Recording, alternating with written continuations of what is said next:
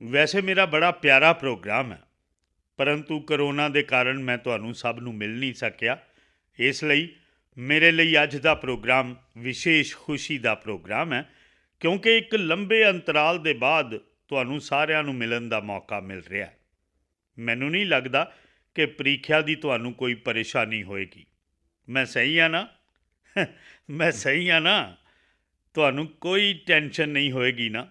ਜੇ ਪਰੇਸ਼ਾਨੀ ਹੋਏਗੀ ਤਾਂ ਤੁਹਾਡੇ ਮਾਤਾ ਪਿਤਾ ਨੂੰ ਹੋਏਗੀ ਕਿ ਇਹ ਕੀ ਕਰੇਗਾ।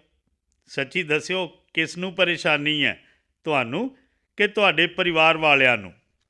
ਜਿਨ੍ਹਾਂ ਨੂੰ ਖੁਦ ਨੂੰ ਟੈਨਸ਼ਨ ਹੈ ਉਹ ਆਪਣੇ ਹੱਥ ਖੜ੍ਹੇ ਕਰਨ। ਅੱਛਾ, ਅਜੇ ਵੀ ਲੋਕ ਨੇ। ਅੱਛਾ, ਅਤੇ ਜਿਨ੍ਹਾਂ ਦਾ ਪੱਕਾ ਯਕੀਨ ਹੈ ਕਿ ਮੰਮੀ ਪਾਪਾ ਨੂੰ ਪਰੇਸ਼ਾਨੀ ਹੈ, ਉਹ ਕੌਣ ਕੌਣ ਨੇ? ਜ਼ਿਆਦਾ ਲੋਕ ਉਹੀ ਨੇ। ਕੱਲ੍ਹ ਵਿਕਰਮੀ ਸੰਮਤ ਨਵਾਂ ਸਾਲ ਸ਼ੁਰੂ ਹੋ ਰਿਹਾ, ਅਤੇ ਵੈਸੇ ਵੀ ਇਹ ਸਾਰਾ ਮਹੀਨਾ ਸਾਡੇ ਦੇਸ਼ ਦੇ ਅਨੇਕਾਂ ਤਿਉਹਾਰਾਂ ਨਾਲ ਭਰਿਆ ਰਹਿੰਦਾ ਹੈ। ਮੇਰੀ ਆਉਣ ਵਾਲੇ ਸਾਰੇ ਤਿਉਹਾਰਾਂ ਲਈ ਤੁਹਾਨੂੰ ਸਾਰਿਆਂ ਨੂੰ ਬਹੁਤ ਬਹੁਤ ਸ਼ੁਭਕਾਮਨਾਵਾਂ। ਪਰੰਤੂ ਤਿਉਹਾਰਾਂ ਦੇ ਵਿੱਚ ਇਮਤਿਹਾਨ ਵੀ ਹੁੰਦੇ ਨੇ, ਅਤੇ ਇਸ ਲਈ ਤੁਸੀਂ ਤਿਉਹਾਰਾਂ ਦਾ ਮਜ਼ਾ ਨਹੀਂ ਲੈ ਪਾਉਂਦੇ ਹੋ। ਪਰ ਜੇਕਰ ਇਮਤਿਹਾਨ ਨੂੰ ਹੀ ਤਿਉਹਾਰ ਬਣਾ ਦਿੱਤਾ ਜਾਏ ਤਾਂ ਫਿਰ ਤਿਉਹਾਰ 'ਚ ਕਈ ਰੰਗ ਭਰ ਜਾਂਦੇ ਨੇ। ਅਤੇ ਇਸ ਲਈ ਅੱਜ ਦਾ ਸਾਡਾ ਇਹ ਪ੍ਰੋਗਰਾਮ, ਅਸੀਂ ਆਪਣੇ ਇਮਤਿਹਾਨ 'ਚ ਤਿਉਹਾਰ ਦਾ ਮਾਹੌਲ ਕਿਸ ਤਰ੍ਹਾਂ ਬਣਾਈਏ, ਉਹਨੂੰ ਰੰਗਾਂ ਨਾਲ ਕਿਸ ਤਰ੍ਹਾਂ ਭਰੀਏ, ਉਮੰਗ ਉਤਸ਼ਾਹ ਨਾਲ ਅਸੀਂ ਇਮਤਿਹਾਨ ਲਈ ਕਿਵੇਂ ਜਾਈਏ, ਇਹਨਾਂ ਗੱਲਾਂ ਨੂੰ ਲੈ ਕੇ ਹੀ ਅਸੀਂ ਚਰਚਾ ਕਰਾਂਗੇ। ਕਈ ਸਾਥੀਆਂ ਨੇ ਬਹੁਤ ਸਾਰੇ ਸਵਾਲ ਮੈਨੂੰ ਭੇਜੇ ਵੀ ਨੇ। ਕੁਝ ਲੋਕਾਂ ਨੇ ਮੈਨੂੰ ਆਡੀਓ ਮੈਸੇਜ ਵੀ ਭੇਜਿਆ, ਕੁਝ ਲੋਕਾਂ ਨੇ ਵੀਡੀਓ ਮੈਸੇਜ ਭੇਜਿਆ। ਮੀਡੀਆ ਦੇ ਸਾਥੀਆਂ ਨੇ ਵੀ ਜਗ੍ਹਾ ਜਗ੍ਹਾ 'ਤੇ ਵਿਦਿਆਰਥੀਆਂ ਨਾਲ ਗੱਲਾਂ ਕਰਕੇ ਕਈ ਸਵਾਲ ਕੱਢੇ ਨੇ। ਪਰੰਤੂ ਸਮੇਂ ਦੀ ਹੱਦ 'ਚ ਜਿੰਨਾ ਕਰ ਸਕਦਾ ਉਹਨਾਂ ਜ਼ਰੂਰ ਕਰਾਂਗੇ। ਪਰ ਮੈਂ ਇਸ ਵਾਰ ਇੱਕ ਨਵਾਂ ਪ੍ਰਯੋਗ ਕਰਨ ਵਾਲਾ, ਕਿਉਂਕਿ ਪਿਛਲੇ 5 ਵਾਰ ਦਾ ਤਜਰਬਾ ਹੈ ਕਿ ਬਾਅਦ 'ਚ ਕੁਝ ਲੋਕਾਂ ਦੀ ਸ਼ਿਕਾਇਤ ਰਹਿੰਦੀ ਹੈ ਕਿ ਮੇਰੀ ਗੱਲ ਰਹਿ ਗਈ, ਮੇਰੀ ਗੱਲ ਨਹੀਂ ਆਈ, ਵਗੈਰਾ ਵਗੈਰਾ। ਤਾਂ ਮੈਂ ਇੱਕ ਕੰਮ ਕਰਾਂਗਾ ਇਸ ਵਾਰ ਕਿ ਅੱਜ ਜਿੰਨਾ ਹੋ ਸਕਦਾ ਸਮੇਂ ਦੀ ਹੱਦ 'ਚ ਅਸੀਂ ਗੱਲਾਂ ਕਰਾਂਗੇ, ਪਰ ਬਾਅਦ 'ਚ ਤੁਹਾਡੇ ਜੋ ਸਵਾਲ ਨੇ ਉਹਨੂੰ ਮੈਂ ਵਕਤ ਮਿਲਿਆ ਤਾਂ ਵੀਡੀਓ ਦੇ ਮਾਧਿਅਮ ਨਾਲ, ਕਦੀ ਬਾਹਰ ਜਾਣ ਵੇਲੇ ਮੇਰੇ ਕੋਲ ਮੌਕਾ ਹੋਇਆ ਅਤੇ ਆਡੀਓ ਦੇ ਮਾਧਿਅਮ ਨਾਲ, ਜਾਂ ਫਿਰ ਲਿਖਤੀ ਰੂਪ 'ਚ ਮੈਂ ਨਮੋ ਐਪ ਉੱਤੇ ਸਾਰੀ ਚਰਚਾ ਨੂੰ ਫਿਰ ਤੋਂ ਇੱਕ ਵਾਰ ਤੁਹਾਡੇ ਸਾਹਮਣੇ, ਜੋ ਚੀਜ਼ਾਂ ਇੱਥੇ ਰਹਿ ਜਾਣਗੀਆਂ ਉਹਨਾਂ ਨੂੰ ਰੱਖਾਂਗਾ, ਤਾਂ ਕਿ ਤੁਸੀਂ ਨਮੋ ਐਪ 'ਤੇ ਜਾ ਕੇ, ਅਤੇ ਉਹਦੇ 'ਚ ਵੀ ਹੁਣ ਇੱਕ ਨਵਾਂ ਪ੍ਰਯੋਗ ਕੀਤਾ, ਮਾਈਕਰੋ ਸਾਈਟ ਬਣਾਈ ਹੈ, ਅਤੇ ਉੱਥੇ ਜਾ ਕੇ ਤੁਸੀਂ ਇਹਦਾ ਲਾਹਾ ਲੈ ਸਕਦੇ ਹੋ। ਤਾਂ ਆਓ ਅਸੀਂ ਪ੍ਰੋਗਰਾਮ ਸ਼ੁਰੂ ਕਰਦੇ ਹਾਂ। ਸਭ ਤੋਂ ਪਹਿਲਾਂ ਕੌਣ ਨੇ? ਧੰਨਵਾਦ ਮਾਣਯੋਗ ਪ੍ਰਧਾਨ ਮੰਤਰੀ ਜੀ। ਆਪ ਜੀ ਦਾ ਪ੍ਰੇਰਣਾ ਤੇ ਗਿਆਨ ਭਰਿਆ ਸੰਬੋਧਨ ਹਮੇਸ਼ਾ ਸਾਨੂੰ ਸਕਾਰਾਤਮਕ ਊਰਜਾ ਤੇ ਵਿਸ਼ਵਾਸ ਨਾਲ ਭਰ ਦਿੰਦਾ ਹੈ। ਆਪ ਜੀ ਦੇ ਗਹਿਰੇ ਤਜਰਬੇ ਤੇ ਗਿਆਨ ਭਰਪੂਰ ਰਾਹ ਦਸੇਰੇ ਦੀ ਅਸੀਂ ਬੜੀ ਬੇਸਬਰੀ ਨਾਲ ਉਡੀਕ ਕਰ ਰਹੇ ਹਾਂ। ਸਤਿਕਾਰਯੋਗ, ਆਪ ਜੀ ਦੇ ਆਸ਼ੀਰਵਾਦ ਤੇ ਆਗਿਆ ਨਾਲ ਅਸੀਂ ਇਸ ਪ੍ਰੋਗਰਾਮ ਦਾ ਸ਼ੁਭ ਆਰੰਭ ਕਰਨਾ ਚਾਹੁੰਦੇ ਹਾਂ। ਧੰਨਵਾਦ ਮਾਣਯੋਗ ਪ੍ਰਧਾਨ ਮੰਤਰੀ ਜੀ। ਮਾਣਯੋਗ ਪ੍ਰਧਾਨ ਮੰਤਰੀ ਜੀ, ਭਾਰਤ ਦੀ ਰਾਜਧਾਨੀ ਇਤਿਹਾਸਿਕ ਨਗਰੀ ਦਿੱਲੀ ਦੇ ਵਿਵੇਕਾਨੰਦ ਸਕੂਲ ਦੀ ਜਮਾਤ 12ਵੀਂ ਦੀ ਵਿਦਿਆਰਥਣ ਖੁਸ਼ੀ ਜੈਨ ਆਪ ਜੀ ਤੋਂ ਸਵਾਲ ਪੁੱਛਣਾ ਚਾਹੁੰਦੀ ਹੈ। ਖੁਸ਼ੀ, ਕਿਰਪਾ ਕਰਕੇ ਆਪਣਾ ਸਵਾਲ ਪੁੱਛੋ। ਇਹ ਚੰਗੀ ਗੱਲ ਹੈ ਕਿ ਖੁਸ਼ੀ ਨਾਲ ਸ਼ੁਰੂਆਤ ਹੋ ਰਹੀ ਹੈ ਅਤੇ ਅਸੀਂ ਵੀ ਚਾਹੁੰਦੇ ਹਾਂ ਕਿ ਪ੍ਰੀਖਿਆ ਪੂਰੀ ਹੋਣ ਤੱਕ ਖੁਸ਼ੀ ਹੀ ਖੁਸ਼ੀ ਰਹੇ। ਮਾਨਯੋਗ ਪ੍ਰਧਾਨ ਮੰਤਰੀ ਜੀ, ਨਮਸਕਾਰ। ਮੇਰਾ ਨਾਂ ਖੁਸ਼ੀ ਜੈਨ ਹੈ। ਮੈਂ ਜਮਾਤ 12ਵੀਂ ਵਿਵੇਕਾਨੰਦ ਸਕੂਲ ਆਨੰਦ ਵਿਹਾਰ ਦਿੱਲੀ ਦੀ ਵਿਦਿਆਰਥਣ ਹਾਂ। ਮਾਨਯੋਗ, ਮੇਰਾ ਸਵਾਲ ਹੈ, ਜਦੋਂ ਅਸੀਂ ਘਬਰਾਏ ਹੋਏ ਹੁੰਦੇ ਹਾਂ ਤਾਂ ਪ੍ਰੀਖਿਆ ਵੇਲੇ ਅਸੀਂ ਤਿਆਰੀ ਕਿਵੇਂ ਕਰੀਏ? ਧੰਨਵਾਦ ਖੁਸ਼ੀ। ਮਾਣਯੋਗ, ਸਾਹਿਤਿਕ ਪਰੰਪਰਾ ਦੇ ਪਰਿਪੇਖ 'ਚ ਬੇਹੱਦ ਅਮੀਰ ਪ੍ਰਦੇਸ਼ ਛੱਤੀਸਗੜ੍ਹ ਦੇ ਬਿਲਾਸਪੁਰ ਦੇ ਜਮਾਤ 12ਵੀਂ ਦੇ ਵਿਦਿਆਰਥੀ ਸ਼੍ਰੀਧਰ ਸ਼ਰਮਾ ਕੁਝ ਇਹੋ ਜਿਹੀ ਸਮੱਸਿਆ ਨਾਲ ਜੂਝ ਰਹੇ ਨੇ। ਉਹ ਆਪ ਜੀ ਦੇ ਸਾਹਮਣੇ ਆਪਣੀ ਗੱਲ ਰੱਖਣ ਦੇ ਲਈ ਬੇਚੈਨ ਹੈ। ਸ਼੍ਰੀਧਰ, ਕਿਰਪਾ ਕਰਕੇ ਆਪਣਾ ਸਵਾਲ ਪੁੱਛੋ। ਨਮਸਕਾਰ ਮਾਨਯੋਗ ਪ੍ਰਧਾਨ ਮੰਤਰੀ ਜੀ, ਮੈਂ ਸ਼੍ਰੀਧਰ ਸ਼ਰਮਾ ਦੱਖਣ ਪੂਰਬ ਮੱਧ ਰੇਲਵੇ ਉੱਚਤਰ ਮਾਧਿਮਿਕ ਸਕੂਲ ਨੰਬਰ 1 ਬਿਲਾਸਪੁਰ ਛੱਤੀਸਗੜ੍ਹ ਦੀ ਜਮਾਤ 12ਵੀਂ ਆਰਟਸ ਦਾ ਵਿਦਿਆਰਥੀ ਹਾਂ। ਮਾਨਯੋਗ, ਮੇਰੇ ਸਵਾਲ ਕੁਝ ਇਸ ਤਰ੍ਹਾਂ ਨੇ। ਮੈਂ ਪ੍ਰੀਖਿਆ ਸੰਬੰਧੀ ਤਣਾਅ ਨਾਲ ਕਿਸ ਤਰ੍ਹਾਂ ਨਜਿੱਠਾਂ? ਜੇ ਮੇਰੇ ਨੰਬਰ ਚੰਗੇ ਨਹੀਂ ਆਏ ਤਾਂ ਕੀ ਹੋਵੇਗਾ? ਜੇਕਰ ਮੈਨੂੰ ਇੱਛਕ ਅੰਕ ਪ੍ਰਾਪਤ ਨਹੀਂ ਹੁੰਦੇ ਤਾਂ ਕੀ ਹੋਵੇਗਾ? ਤੇ ਅਖੀਰ, ਜੇ ਮੇਰੇ ਗ੍ਰੇਡ ਚੰਗੇ ਨਹੀਂ ਆਏ ਤਾਂ ਮੈਂ ਆਪਣੇ ਪਰਿਵਾਰ ਦੀ ਨਿਰਾਸ਼ਾ ਨਾਲ ਕਿਵੇਂ ਨਜਿੱਠਾਂ? ਧੰਨਵਾਦ ਸ਼੍ਰੀਧਰ। ਉਹ ਧਰਤੀ ਜਿੱਥੋਂ ਸਾਬਰਮਤੀ ਸੰਤ ਮਹਾਤਮਾ ਗਾਂਧੀ ਜੀ ਨੇ ਸੱਤਿਆਗ੍ਰਹਿ ਅੰਦੋਲਨ ਸ਼ੁਰੂ ਕੀਤਾ, ਮੈਂ ਸੱਦਾ ਦੇਣਾ ਚਾਹੁੰਦੀ ਹਾਂ। ਕੇਨੀ ਪਟੇਲ ਜਮਾਤ 10ਵੀਂ ਵਡੋਦਰਾ ਦੀ ਵਿਦਿਆਰਥਣ ਨੂੰ ਜੋ ਆਪਣੇ ਦਰਪੇਸ਼ ਸਮਾਜਿਕ ਚੁਣੌਤੀਆਂ ਤੇ ਆਪ ਜੀ ਤੋਂ ਸਿੱਖਿਆ ਲੈਣਾ ਚਾਹੁੰਦੀ ਹੈ। ਕੇਨੀ, ਕਿਰਪਾ ਕਰਕੇ ਆਪਣਾ ਸਵਾਲ ਪੁੱਛੋ। शुभ इच्छावां मानयोग प्रधानमंत्री जी, मेरा नाम केनी पटेल है। मैं रिहास हाई स्कूल वडोदरा गुजरात ਦੀ 10ਵੀਂ ਜਮਾਤ ਦੀ ਵਿਦਿਆਰਥਣ ਹਾਂ। ਮੇਰਾ ਸਵਾਲ ਹੈ ਕਿ ਤਣਾਅ ਮੁਕਤ ਹੋ ਕੇ ਪੂਰੇ ਸਿਲੇਬਸ ਦੀ ਤਿਆਰੀ ਤੇ ਦੁਹਰਾਈ ਕਿਸ ਤਰ੍ਹਾਂ ਕੀਤੀ ਜਾਵੇ ਤੇ ਨਾਲ ਹੀ ਚੰਗਾ ਨਤੀਜਾ ਤੇ ਨੰਬਰ ਆਉਣ, ਤੇ ਇਸ ਦੇ ਨਾਲ ਹੀ ਇਮਤਿਹਾਨਾਂ 'ਚ ਪੂਰੀ ਨੀਂਦ ਤੇ ਆਰਾਮ ਕਿਸ ਤਰ੍ਹਾਂ ਕੀਤਾ ਜਾਵੇ। ਧੰਨਵਾਦ ਸ਼੍ਰੀਮਾਨ ਜੀ। ਧੰਨਵਾਦ ਕੇਨੀ। ਮਾਣਯੋਗ ਪ੍ਰਧਾਨ ਮੰਤਰੀ ਜੀ, ਖੁਸ਼ੀ ਸ਼੍ਰੀਧਰ ਸ਼ਰਮਾ ਤੇ ਕੇਨੀ ਪਟੇਲ ਇਮਤਿਹਾਨਾਂ ਕਾਰਨ ਤਣਾਅ ਨਾਲ ਪਰੇਸ਼ਾਨ ਨੇ। ਇਨ੍ਹਾਂ ਵਾਂਗ ਹੀ ਦੇਸ਼ ਭਰ ਤੋਂ ਅਨੇਕਾਂ ਵਿਦਿਆਰਥੀਆਂ ਨੇ ਇਮਤਿਹਾਨ ਨਾਲ ਤਣਾਅ ਸੰਬੰਧੀ ਸਵਾਲ ਪੁੱਛੇ ਨੇ। ਪ੍ਰੀਖਿਆ ਦੇ ਤਣਾਅ ਨਾਲ ਲਗਭਗ ਸਾਰੇ ਵਿਦਿਆਰਥੀ ਪ੍ਰਭਾਵਿਤ ਹੁੰਦੇ ਨੇ ਤੇ ਤੁਹਾਡੇ ਮਾਰਗਦਰਸ਼ਨ ਦੇ ਇੱਛੁਕ ਨੇ। ਮਾਣਯੋਗ ਪ੍ਰਧਾਨ ਮੰਤਰੀ ਜੀ, ਇੱਕ ਵਾਰੀ 'ਚ ਤੁਸੀਂ ਲੋਕਾਂ ਨੇ ਇੰਨੇ ਸਵਾਲ ਪੁੱਛ ਲਏ ਕਿ ਇਦਾਂ ਲੱਗ ਰਿਹਾ ਕਿ ਮੈਨੂੰ ਹੀ ਡਰ 'ਚੋਂ ਲੰਘਣਾ ਪਏਗਾ। ਦੇਖੋ, ਤੁਹਾਡੇ ਮਨ 'ਚ ਡਰ ਕਿਉਂ ਹੁੰਦਾ? ਇਹ ਸਵਾਲ ਮੇਰੇ ਮਨ 'ਚ ਹੈ ਕਿ ਤੁਸੀਂ ਪਹਿਲੀ ਵਾਰੀ ਇਮਤਿਹਾਨ ਦੇਣ ਜਾ ਰਹੇ ਹੋ। ਤੁਹਾਡੇ 'ਚੋਂ ਕੋਈ ਨਹੀਂ ਹੈ ਜਿਹੜਾ ਪਹਿਲੀ ਵਾਰੀ ਇਮਤਿਹਾਨ ਦੇਣ ਜਾ ਰਿਹਾ।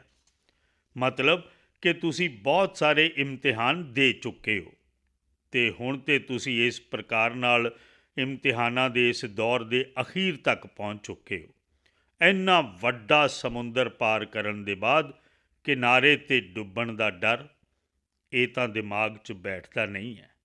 ਤਾਂ ਪਹਿਲੀ ਗੱਲ ਹੈ ਕਿ ਤੁਸੀਂ ਮਨ ਵਿੱਚ ਇੱਕ ਵਾਰ ਤੈਅ ਕਰ ਲਓ ਕਿ ਇਮਤਿਹਾਨ ਜ਼ਿੰਦਗੀ ਦਾ ਇੱਕ ਸਹਿਜ ਹਿੱਸਾ ਹੈ।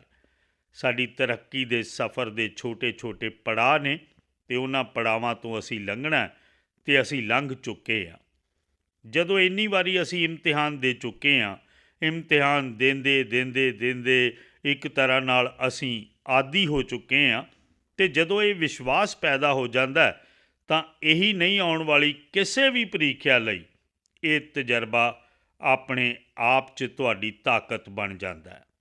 ਇਸ ਲਈ ਆਪਣੇ ਤਜਰਬਿਆਂ ਨੂੰ, ਜਿਹੜੀ ਪ੍ਰੀਖਿਆ 'ਚੋਂ ਤੁਸੀਂ ਲੰਘੇ ਹੋ, ਉਹਨੂੰ ਤੁਸੀਂ ਕਦੇ ਵੀ ਛੋਟਾ ਨਾ ਮੰਨੋ। ਦੂਜਾ, ਇਹ ਤੁਹਾਡੇ ਦਿਲ 'ਚ ਜਿਹੜਾ ਡਰ ਹੁੰਦਾ ਕਿ ਇਹ ਤਾਂ ਨਹੀਂ ਹੈ ਕਿ ਤਿਆਰੀ 'ਚ ਘਾਟ ਹੈ। ਕਹਿਣ ਨੂੰ ਤਾਂ ਅਸੀਂ ਕੁਝ ਵੀ ਕਹਿੰਦੇ ਹੋਵਾਂਗੇ ਪਰ ਮਨ 'ਚ ਰਹਿੰਦਾ। ਮੇਰਾ ਤੁਹਾਨੂੰ ਸੁਝਾਅ ਹੈ, ਹੁਣ ਇਮਤਿਹਾਨਾਂ 'ਚ ਵਕਤ ਤਾਂ ਜ਼ਿਆਦਾ ਹੈ ਨਹੀਂ, ਇਸ ਨੂੰ ਬੋਝ ਬਣਾ ਕੇ ਜੀਣਾ ਜਾਂ ਫਿਰ ਜੋ ਕੀਤਾ ਉਹਦੇ 'ਚ ਵਿਸ਼ਵਾਸ ਭਰ ਕੇ ਅੱਗੇ ਵਧਣਾ। ਹੋ ਸਕਦਾ ਕਿ ਇੱਕ ਦੋ ਚੀਜ਼ਾਂ ਰਹਿ ਗਈਆਂ ਹੋਣ, ਇੱਕ ਅੱਧੀ ਚੀਜ਼ 'ਚ ਥੋੜ੍ਹੀ ਜਿਹੀ ਮਿਹਨਤ ਚਾਹੀਦੀ, ਉਹ ਨਹੀਂ ਹੋਈ ਹੋਏਗੀ, ਉਹਦੇ 'ਚ ਕੀ ਹੈ।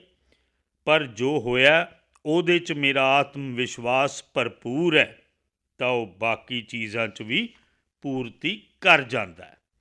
ਅਤੇ ਇਸ ਲਈ ਮੇਰੀ ਤੁਹਾਨੂੰ ਸਾਰਿਆਂ ਨੂੰ ਸਲਾਹ ਹੈ ਕਿ ਤੁਸੀਂ ਇਸ ਤਣਾਅ 'ਚ ਨਾ ਰਹੋ। ਡਰ ਪੈਦਾ ਹੋਵੇ, ਇਹੋ ਜਿਹੇ ਵਾਤਾਵਰਣ ਨੂੰ ਬਣਨ ਹੀ ਨਾ ਦਿਓ। ਜਿੰਨੀ ਸਹਿਜਤਾ ਤੁਹਾਡੇ ਆਮ ਦਿਨਾਂ 'ਚ ਹੁੰਦੀ ਹੈ, ਓਨੀ ਹੀ ਸਹਿਜਤਾ ਤੁਸੀਂ ਆਪਣੇ ਇਮਤਿਹਾਨ ਵਾਲੇ ਦਿਨਾਂ 'ਚ ਵੀ ਰੱਖੋ। ਜ਼ਿਆਦਾ ਘੱਟ ਵੱਧ, ਜੋੜਨਾ ਤੋੜਨਾ, ਉਹ ਤੁਹਾਡੇ ਸੁਭਾਅ 'ਚ ਵਖਰੇਵਾਂ ਪੈਦਾ ਕਰੇਗਾ। ਉਹ ਇਹ ਕਰਦਾ ਤਾਂ ਚਲੋ ਮੈਂ ਵੀ ਇਹ ਕਰਾਂਗਾ, ਮੇਰਾ ਇੱਕ ਦੋਸਤ ਇਸ ਤਰ੍ਹਾਂ ਕਰਦਾ ਤਾਂ ਉਹਦੇ ਚੰਗੇ ਨੰਬਰ ਆਉਂਦੇ ਨੇ, ਮੈਂ ਵੀ ਉਹ ਕਰਾਂ। ਤੁਸੀਂ ਉਹ ਕੁਝ ਨਾ ਕਰੋ ਜੋ ਤੁਸੀਂ ਸੁਣਿਆ, ਤੁਸੀਂ ਉਹੀ ਕਰੋ ਜੋ ਇੰਨੇ ਵਕਤ ਤੋਂ ਤੁਸੀਂ ਕਰਦੇ ਆ ਰਹੇ ਹੋ ਅਤੇ ਉਹਦੇ 'ਚ ਤੁਸੀਂ ਵਿਸ਼ਵਾਸ ਭਰੋ। ਮੈਨੂੰ ਪੂਰਾ ਯਕੀਨ ਹੈ ਤੁਹਾਡੇ 'ਤੇ ਕਿ ਤੁਸੀਂ ਬਹੁਤ ਸਰਲਤਾ, ਉਮੰਗ ਅਤੇ ਉਤਸ਼ਾਹ ਨਾਲ ਇੱਕ ਤਿਉਹਾਰ ਦੇ ਮਾਹੌਲ 'ਚ ਇਮਤਿਹਾਨ ਦਿਓਗੇ ਅਤੇ ਸਫਲ ਹੋ ਕੇ ਰਹੋਗੇ। ਧੰਨਵਾਦ ਮਾਣਯੋਗ ਪ੍ਰਧਾਨ ਮੰਤਰੀ ਜੀ, ਸਾਨੂੰ ਸਿੱਖਿਆ ਦੇਣ ਦੇ ਲਈ, ਇਮਤਿਹਾਨ ਤੋਂ ਸਿਵਾਏ ਆਪਣੇ ਆਪ 'ਚ ਯਕੀਨ ਪੈਦਾ ਕਰਨ ਦੇ ਲਈ। ਮਾਣਯੋਗ ਪ੍ਰਧਾਨ ਮੰਤਰੀ ਜੀ, ਅਗਲਾ ਪ੍ਰਸ਼ਨ ਮੈਸੂਰ, ਕਰਨਾਟਕ ਤੋਂ ਆਇਆ ਹੈ, ਜੋ ਆਪਣੇ ਵਿਰਾਸਤੀ ਸਥਲਾਂ ਅਤੇ ਨੈਸ਼ਨਲ ਪਾਰਕ ਦੇ ਲਈ ਜਾਣਿਆ ਜਾਂਦਾ ਹੈ। ਤਰੁਣ MB ਜਿਹੜਾ 11ਵੀਂ ਜਮਾਤ ਦਾ ਵਿਦਿਆਰਥੀ ਹੈ ਤੇ ਆਪਣੀ ਸਮੱਸਿਆ ਦਾ ਹੱਲ ਚਾਹੁੰਦਾ ਹੈ। ਤਰੁਣ, ਤੁਸੀਂ ਆਪਣਾ ਸਵਾਲ ਪੁੱਛੋ। ਗੁੱਡ ਮਾਰਨਿੰਗ ਸਰ, ਮੈਂ ਤਰੁਣ MB ਜਮਾਤ 11ਵੀਂ ਅਰੁੰਦਯ ਵਿਦਿਆਲਿਆ ਮੈਸੂਰ ਕਰਨਾਟਕਾ ਦਾ ਵਿਦਿਆਰਥੀ ਹਾਂ। ਮੈਂ ਬਹੁਤ-ਬਹੁਤ ਧੰਨਵਾਦ ਪ੍ਰਗਟ ਕਰਦਾ ਹਾਂ ਕਿ ਮੈਨੂੰ ਅੱਜ ਪ੍ਰੀਖਿਆ ਪੇ ਚਰਚਾ ਦੇ 5ਵੇਂ ਐਡੀਸ਼ਨ 2022 'ਚ ਪ੍ਰਤੀਭਾਗੀ ਬਣਨ ਦਾ ਮੌਕਾ ਮਿਲਿਆ ਹੈ। ਮੇਰਾ ਮਾਨਯੋਗ ਪ੍ਰਧਾਨ ਮੰਤਰੀ ਜੀ ਸ਼੍ਰੀ ਨਰਿੰਦਰ ਮੋਦੀ ਜੀ ਨੂੰ ਸਵਾਲ ਹੈ ਕਿ ਅਸੀਂ ਕਿਸ ਤਰ੍ਹਾਂ ਪੜ੍ਹਾਈ 'ਚ ਆਪਣਾ ਧਿਆਨ ਕੇਂਦਰਿਤ ਕਰੀਏ, ਕਿਉਂਕਿ YouTube, WhatsApp ਤੇ ਹੋਰ ਸੋਸ਼ਲ ਮੀਡੀਆ ਪੜ੍ਹਾਈ ਤੋਂ ਧਿਆਨ ਭਟਕਾਉਂਦੇ ਨੇ। ਆਨਲਾਈਨ ਪੜ੍ਹਾਈ ਕਰਦਿਆਂ ਵੀ ਇਸ ਸਭ ਨਾਲ ਬਹੁਤ ਮੁਸ਼ਕਿਲ ਹੁੰਦੀ ਹੈ। ਸ਼੍ਰੀਮਾਨ ਜੀ, ਕੀ ਇਸ ਦਾ ਕੋਈ ਹੱਲ ਹੈ? ਧੰਨਵਾਦ। ਧੰਨਵਾਦ ਤਰੁਣ। ਮਾਣਯੋਗ ਪ੍ਰਧਾਨ ਮੰਤਰੀ ਜੀ, ਸ਼ਾਹਿਦ ਅਲੀ 10ਵੀਂ ਜਮਾਤ ਦਾ ਵਿਦਿਆਰਥੀ ਹੈ ਜੋ silver oak school Delhi cantonment board ਵਿੱਚ ਪੜ੍ਹਦਾ ਹੈ। ਆਪਣਾ ਸਵਾਲ ਪੁੱਛਣ ਦੇ ਲਈ ਬੇਚੈਨ ਹੈ ਜੋ ਇਸੇ ਸਮੱਸਿਆ ਦੇ ਨਾਲ ਮਿਲਦਾ ਜੁਲਦਾ ਹੈ। ਸ਼ਾਹਿਦ, ਕਿਰਪਾ ਕਰਕੇ ਤੁਸੀਂ ਆਪਣਾ ਸਵਾਲ ਪੁੱਛੋ। ਨਮਸਕਾਰ ਸ਼੍ਰੀਮਾਨ ਜੀ। ਮਾਨਯੋਗ ਪ੍ਰਧਾਨ ਮੰਤਰੀ ਜੀ, ਮੈਂ Shahid Ali silver oak school Delhi cantonment board 'ਚ 10ਵੀਂ ਜਮਾਤ ਦਾ ਵਿਦਿਆਰਥੀ ਹਾਂ। ਪਿਛਲੇ 2 ਸਾਲਾਂ ਤੋਂ ਅਸੀਂ ਆਪਣੀ ਪੜ੍ਹਾਈ ਆਨਲਾਈਨ ਤਰੀਕੇ ਨਾਲ ਕਰ ਰਹੇ ਹਾਂ। ਇੰਟਰਨੈਟ ਦੇ ਇਸਤੇਮਾਲ ਨਾਲ ਸਾਡੇ ਵਿੱਚੋਂ ਬਹੁਤ ਸਾਰੇ ਬੱਚਿਆਂ ਨੂੰ ਸੋਸ਼ਲ ਮੀਡੀਆ ਤੇ ਆਨਲਾਈਨ ਗੇਮਿੰਗ ਦੀ ਐਡਿਕਸ਼ਨ ਹੋ ਗਈ ਏ। ਇਸ ਸਥਿਤੀ 'ਚੋਂ ਬਾਹਰ ਨਿਕਲਣ ਲਈ ਕੀ ਕਰੀਏ? ਕਿਰਪਾ ਕਰਕੇ ਸਾਡਾ ਮਾਰਗਦਰਸ਼ਨ ਕਰੋ। ਧੰਨਵਾਦ ਸ਼ਾਹਿਦ। ਮਾਣਯੋਗ ਸ਼੍ਰੀਮਾਨ ਜੀ, ਕੀਰਤਨਾ ਨਾਇਰ ਜਮਾਤ 10ਵੀਂ ਦੀ ਵਿਦਿਆਰਥਣ ਜੋ ਤ੍ਰਿਵੰਤਨਾਪੁਰਮ ਕੇਰਲਾ ਤੋਂ ਹੈ, ਇਸੇ ਸਮੱਸਿਆ ਨਾਲ ਪੀੜਤ ਹੈ ਤੇ ਤੁਹਾਡੇ ਤੋਂ ਮਾਰਗਦਰਸ਼ਨ ਦੀ ਉਮੀਦ ਕਰਦੀ ਹੈ। ਕੀਰਤਨਾ ਹੁਣੇ ਤੁਹਾਡੇ ਤੋਂ ਆਪਣਾ ਸਵਾਲ ਪੁੱਛੇਗੀ। ਕੀਰਤਨਾ, ਕਿਰਪਾ ਕਰਕੇ ਆਪਣਾ ਸਵਾਲ ਪੁੱਛੋ। ਹਾਏ, ਮੈਂ ਕੀਰਤਨਾ 10ਵੀਂ ਜਮਾਤ ਦੀ ਵਿਦਿਆਰਥਣ ਕ੍ਰਿਸੈਂਟ ਸਕੂਲ ਤਿਰੂਵਨੰਤਪੁਰਮ ਕੇਰਲਾ 'ਚ ਪੜ੍ਹਦੀ ਹਾਂ। ਜਿਵੇਂ ਕਿ ਅਸੀਂ ਸਾਰੇ ਜਾਣਦੇ ਹੀ ਹਾਂ ਕਿ ਮਹਾਮਾਰੀ ਕਾਰਨ ਸਾਡੀ ਪੜ੍ਹਾਈ ਆਨਲਾਈਨ ਹੋ ਗਈ। ਇਸ ਨਾਲ ਮੋਬਾਈਲ, ਸੋਸ਼ਲ ਮੀਡੀਆ ਵਰਗੀਆਂ ਬਹੁਤ ਸਾਰੀਆਂ ਚੀਜ਼ਾਂ ਨੇ ਘਰ 'ਚ ਸਾਡਾ ਧਿਆਨ ਭੰਗ ਕੀਤਾ। ਸ਼੍ਰੀਮਾਨ ਜੀ, ਮੇਰਾ ਆਪ ਜੀ ਨੂੰ ਇਹ ਸਵਾਲ ਹੈ ਕਿ ਅਸੀਂ ਆਨਲਾਈਨ ਕਲਾਸ ਵਿੱਚ ਕਿਸ ਤਰ੍ਹਾਂ ਨਾਲ ਬਿਹਤਰ ਸਿੱਖ ਸਕਦੇ ਹਾਂ। ਧੰਨਵਾਦ ਕੀਰਤਨਾ। ਮਾਣਯੋਗ ਸ਼੍ਰੀਮਾਨ ਜੀ, ਆਨਲਾਈਨ ਪੜ੍ਹਾਈ ਇੱਕ ਚੁਣੌਤੀ ਹੈ, ਨਾ ਸਿਰਫ ਵਿਦਿਆਰਥੀਆਂ ਲਈ ਬਲਕਿ ਅਧਿਆਪਕਾਂ ਲਈ ਵੀ। ਸ਼੍ਰੀ ਚੰਦਰ ਚੂੜੇਸ਼ਵਰਨ ਹਾਂ ਸ਼੍ਰੀ ਚੰਦਰ ਚੂੜੇਸ਼ਵਰਨ M ਕ੍ਰਿਸ਼ਨਾਗਿਰੀ ਦੇ ਇੱਕ ਅਧਿਆਪਕ ਆਪ ਜੀ ਤੋਂ ਦਿਸ਼ਾ ਤੇ ਮਾਰਗਦਰਸ਼ਨ ਲੈਣਾ ਚਾਹੁੰਦੇ ਨੇ। ਸ਼੍ਰੀਮਾਨ ਜੀ, ਕਿਰਪਾ ਕਰਕੇ ਆਪਣਾ ਸਵਾਲ ਪੁੱਛੋ। ਨਮਸਤੇ ਮਾਨਯੋਗ ਪ੍ਰਧਾਨ ਮੰਤਰੀ ਜੀ, ਮੈਂ ਦੀ ਅਸ਼ੋਕ ਲੇਲੈਂਡ ਸਕੂਲ ਵਸੂ, ਤਾਮਿਲਨਾਡੂ ਤੋਂ ਚੰਦਰ ਚੂਡੇਸ਼ਵਰਨ ਹਾਂ। ਮੇਰਾ ਸਵਾਲ ਇਹ ਹੈ ਕਿ ਇੱਕ ਅਧਿਆਪਕ ਦੇ ਤੌਰ ਤੇ ਆਨਲਾਈਨ ਸਿੱਖਣਾ ਤੇ ਸਿਖਾਉਣਾ ਇੱਕ ਚੁਣੌਤੀ ਹੈ। ਇਸ ਨੂੰ ਕਿਸ ਤਰੀਕੇ ਨਾਲ ਵਧੀਆ ਕੀਤਾ ਜਾ ਸਕਦਾ ਹੈ? ਧੰਨਵਾਦ ਸ਼੍ਰੀਮਾਨ ਜੀ। ਧੰਨਵਾਦ ਸ਼੍ਰੀਮਾਨ ਜੀ।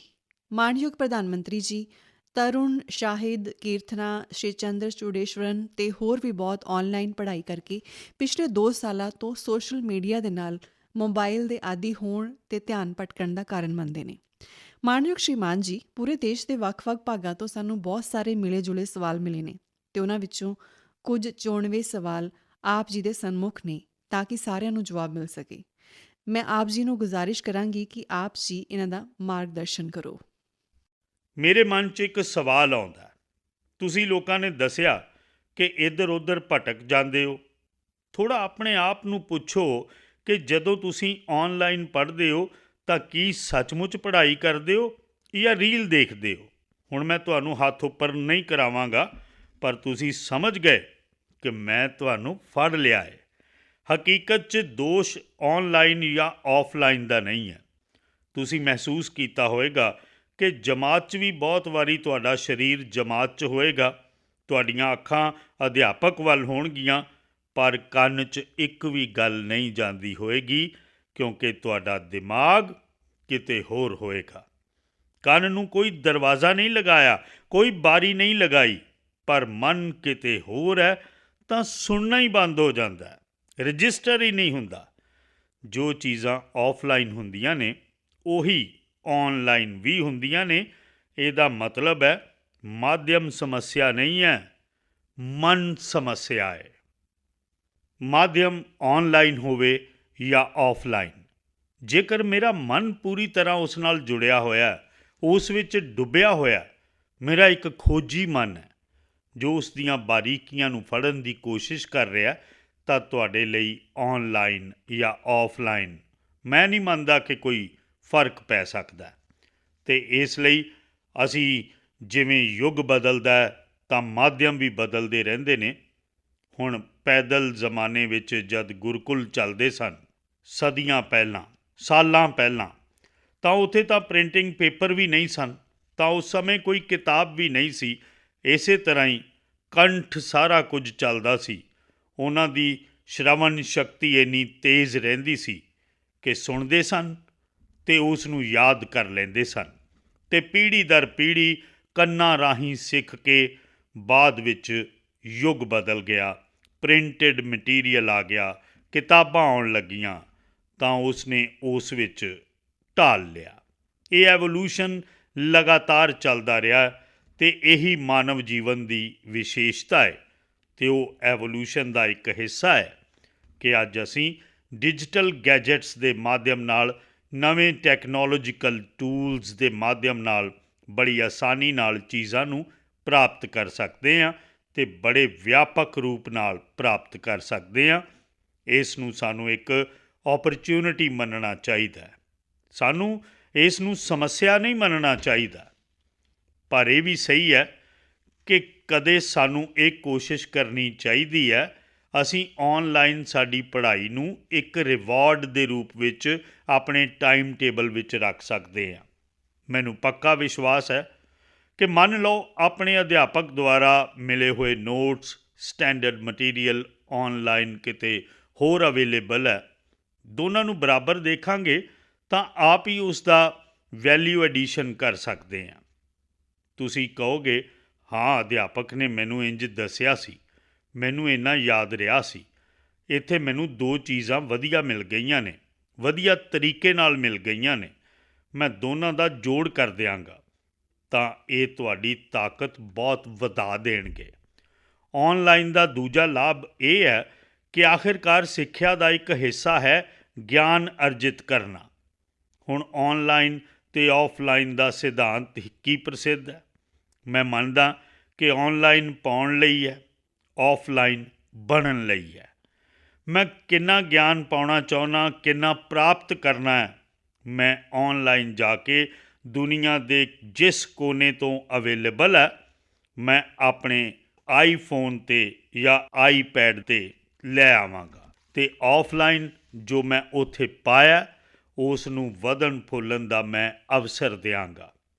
ਮੈਂ ਆਫਲਾਈਨ, ਮੰਨ ਲਓ ਇੱਥੇ ਮੈਨੂੰ ਸਾਊਥ ਇੰਡੀਆ ਦੇ ਸਾਥੀਆਂ ਨੇ ਪੁੱਛਿਆ, ਅਧਿਆਪਕ ਨੇ ਪੁੱਛਿਆ, ਤਾਂ ਮੈਂ ਕਹਾਂਗਾ ਕਿ ਮਾਂ ਔਨਲਾਈਨ ਡੋਸਾ ਕਿਵੇਂ ਬਣਦਾ, ਕਿਹੜੇ ਇਨਗ੍ਰੇਡੀਐਂਟਸ ਹੁੰਦੇ ਨੇ।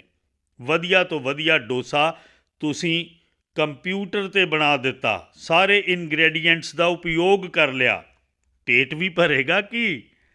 ਪਰ ਉਹ ਗਿਆਨ ਜੇਕਰ ਤੁਸੀਂ ਕੋਸ਼ਿਸ਼ ਕੀਤੀ, ਡੋਸਾ ਬਣਾ ਦਿੱਤਾ, ਪੇਟ ਭਰੇਗਾ ਕਿ ਨਹੀਂ? ਭਰੇਗਾ। ਤਾਂ ਔਨਲਾਈਨ ਨੂੰ ਤੁਸੀਂ ਆਪਣਾ ਆਧਾਰ ਮਜ਼ਬੂਤ ਕਰਨ ਲਈ ਉਪਯੋਗ ਕਰੋ, ਆਫਲਾਈਨ ਵਿੱਚ ਜਾ ਕੇ ਉਸ ਨੂੰ ਜੀਵਨ ਵਿੱਚ ਸਾਕਾਰ ਕਰਨਾ ਹੈ। ਸਿੱਖਿਆ ਦਾ ਵੀ ਅਜਿਹਾ ਹੀ ਹੈ। ਤੁਹਾਡੀ ਜੋ ਕਿਤਾਬ ਹੈ, ਉਹ ਤੁਹਾਡੀ ਜੋ ਅਧਿਆਪਕ ਹੈ, ਉਹ ਤੁਹਾਡਾ ਜੋ ਸਰਾਊਂਡਿੰਗ ਹੈ, ਉਹ ਬਹੁਤ ਸੀਮਿਤ ਸਾਧਨ ਸਨ ਗਿਆਨ ਪ੍ਰਾਪਤ ਕਰਨ ਦੇ, ਅੱਜ ਅਸੀਮਿਤ ਸਾਧਨ ਨੇ। ਇਸ ਲਈ ਤੁਸੀਂ ਆਪਣੇ ਆਪ ਨੂੰ ਕਿੰਨਾ ਵਿਆਪਕ ਕਰ ਸਕਦੇ ਹੋ, ਖੁਦ ਦਾ ਵਿਸਥਾਰ ਕਿੰਨਾ ਕਰ ਸਕਦੇ ਹੋ, ਓਨੀਆਂ ਹੀ ਚੀਜ਼ਾਂ ਤੁਸੀਂ ਅਡੋਪਟ ਕਰਦੇ ਜਾਓਗੇ। ਅਤੇ ਇਸ ਲਈ ਔਨਲਾਈਨ ਨੂੰ ਇੱਕ ਅਵਤਾਰ ਸਮਝੋ। ਪਰ ਜੇਕਰ ਇੱਧਰ ਉੱਧਰ ਭਟਕਦੇ ਹੋਏ ਕੰਮ ਕਰਦੇ ਹੋ ਤਾਂ ਟੂਲ ਵੀ ਅਵੇਲੇਬਲ ਨੇ। ਤੁਸੀਂ ਦੇਖਿਆ ਹੋਵੇਗਾ ਕਿ ਤੁਹਾਡੇ ਗੈਜਟ ਵਿੱਚ ਟੂਲ ਹੈ ਜੋ ਤੁਹਾਨੂੰ ਇੰਸਟਰਕਸ਼ਨਸ ਦਿੰਦੇ ਨੇ, ਵਾਰਨਿੰਗ ਦਿੰਦੇ ਨੇ, ਇਹ ਕਰੋ, ਇਹ ਨਾ ਕਰੋ, ਹੁਣ ਰੁਕ ਜਾਓ ਥੋੜ੍ਹੀ ਦੇਰ, ਆਰਾਮ ਕਰੋ। ਹੁਣ 15 ਮਿੰਟ ਬਾਅਦ ਆਉਣਾ, ਉਹ 15 ਮਿੰਟ ਬਾਅਦ ਆਉਣਗੇ। ਤੁਸੀਂ ਇਸ ਟੂਲ ਦਾ ਇਸਤੇਮਾਲ ਕਰਕੇ ਆਪਣੇ ਆਪ ਨੂੰ ਡਿਸਿਪਲਿਨ ਵਿੱਚ ਲਿਆ ਸਕਦੇ ਹੋ। ਅਤੇ ਮੈਂ ਦੇਖਿਆ ਕਿ ਬਹੁਤ ਸਾਰੇ ਬੱਚੇ ਹੁੰਦੇ ਨੇ ਜੋ ਔਨਲਾਈਨ ਇਹਨਾਂ ਟੂਲਸ ਦਾ ਮੈਕਸਿਮਮ ਇਸਤੇਮਾਲ ਕਰਦੇ ਨੇ ਤੇ ਆਪਣੇ ਆਪ ਨੂੰ ਰਿਸਟ੍ਰਿਕਟ ਕਰਦੇ ਨੇ। ਦੂਸਰਾ, ਜੀਵਨ ਵਿੱਚ ਖੁਦ ਨਾਲ ਵੀ ਜੁੜਨਾ ਓਨਾ ਹੀ ਮਹੱਤਵਪੂਰਨ ਹੈ ਜਿੰਨਾ ਆਈਪੈਡ ਦੇ ਅੰਦਰ ਆਨੰਦ ਆਉਂਦਾ ਹੈ, ਮੋਬਾਈਲ ਫੋਨ ਦੇ ਅੰਦਰ ਆਨੰਦ ਆਉਂਦਾ ਹੈ। ਉਸ ਤੋਂ ਹਜ਼ਾਰਾਂ ਗੁਣਾ ਆਨੰਦ ਆਪਣੇ ਅੰਦਰ ਵੜਨ ਦਾ ਵੀ ਹੁੰਦਾ ਹੈ। ਦਿਨ ਭਰ ਵਿੱਚ ਕੁਝ ਪਲ ਅਜਿਹੇ ਕੱਢੋ ਜਦੋਂ ਤੁਸੀਂ ਔਨਲਾਈਨ ਵੀ ਨਹੀਂ ਹੋਵੋਗੇ ਅਤੇ ਆਫਲਾਈਨ ਵੀ ਨਹੀਂ ਹੋਵੋਗੇ, ਇਨਰ ਲਾਈਨ ਹੋਵੋਗੇ।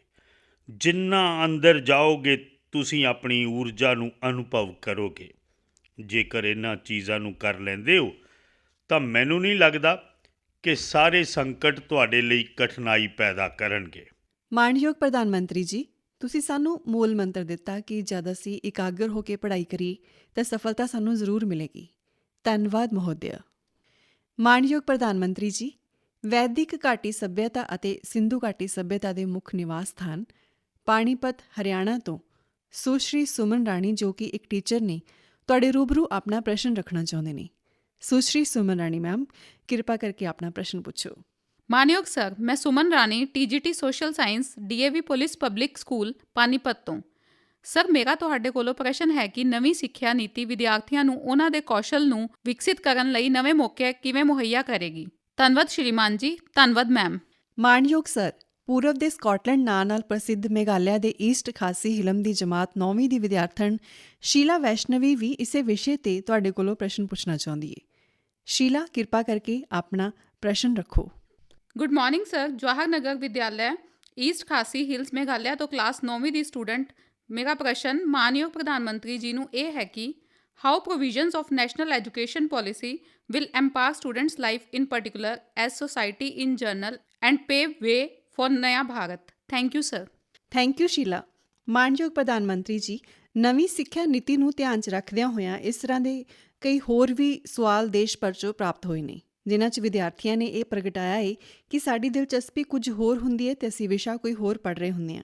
ਅਜਿਹੀ ਸਥਿਤੀ ਵਿੱਚ ਕੀ ਕਰੀਏ? ਕਿਰਪਾ ਮਾਰਗਦਰਸ਼ਨ ਕਰਨ ਦੀ ਕਿਰਪਾਲਤਾ ਕਰੋ। ਬੜਾ ਗੰਭੀਰ ਕਿਸਮ ਦਾ ਸਵਾਲ ਪੁੱਛਿਆ ਅਤੇ ਇੰਨੇ ਘੱਟ ਸਮੇਂ 'ਚ ਇਸ ਦਾ ਵਿਸਥਾਰ ਨਾਲ ਜਵਾਬ ਦੇਣਾ ਵੀ ਮੁਸ਼ਕਿਲ ਹੈ। ਪਹਿਲੀ ਗੱਲ ਤਾਂ ਇਹ ਹੈ ਕਿ ਇਹ ਨਿਊ ਐਜੂਕੇਸ਼ਨ ਪਾਲਿਸੀ ਦੀ ਬਜਾਏ ਅਸੀਂ ਇਹ ਕਹੀਏ ਕਿ ਇਹ ਨੈਸ਼ਨਲ ਐਜੂਕੇਸ਼ਨ ਪਾਲਿਸੀ ਹੈ, NEP।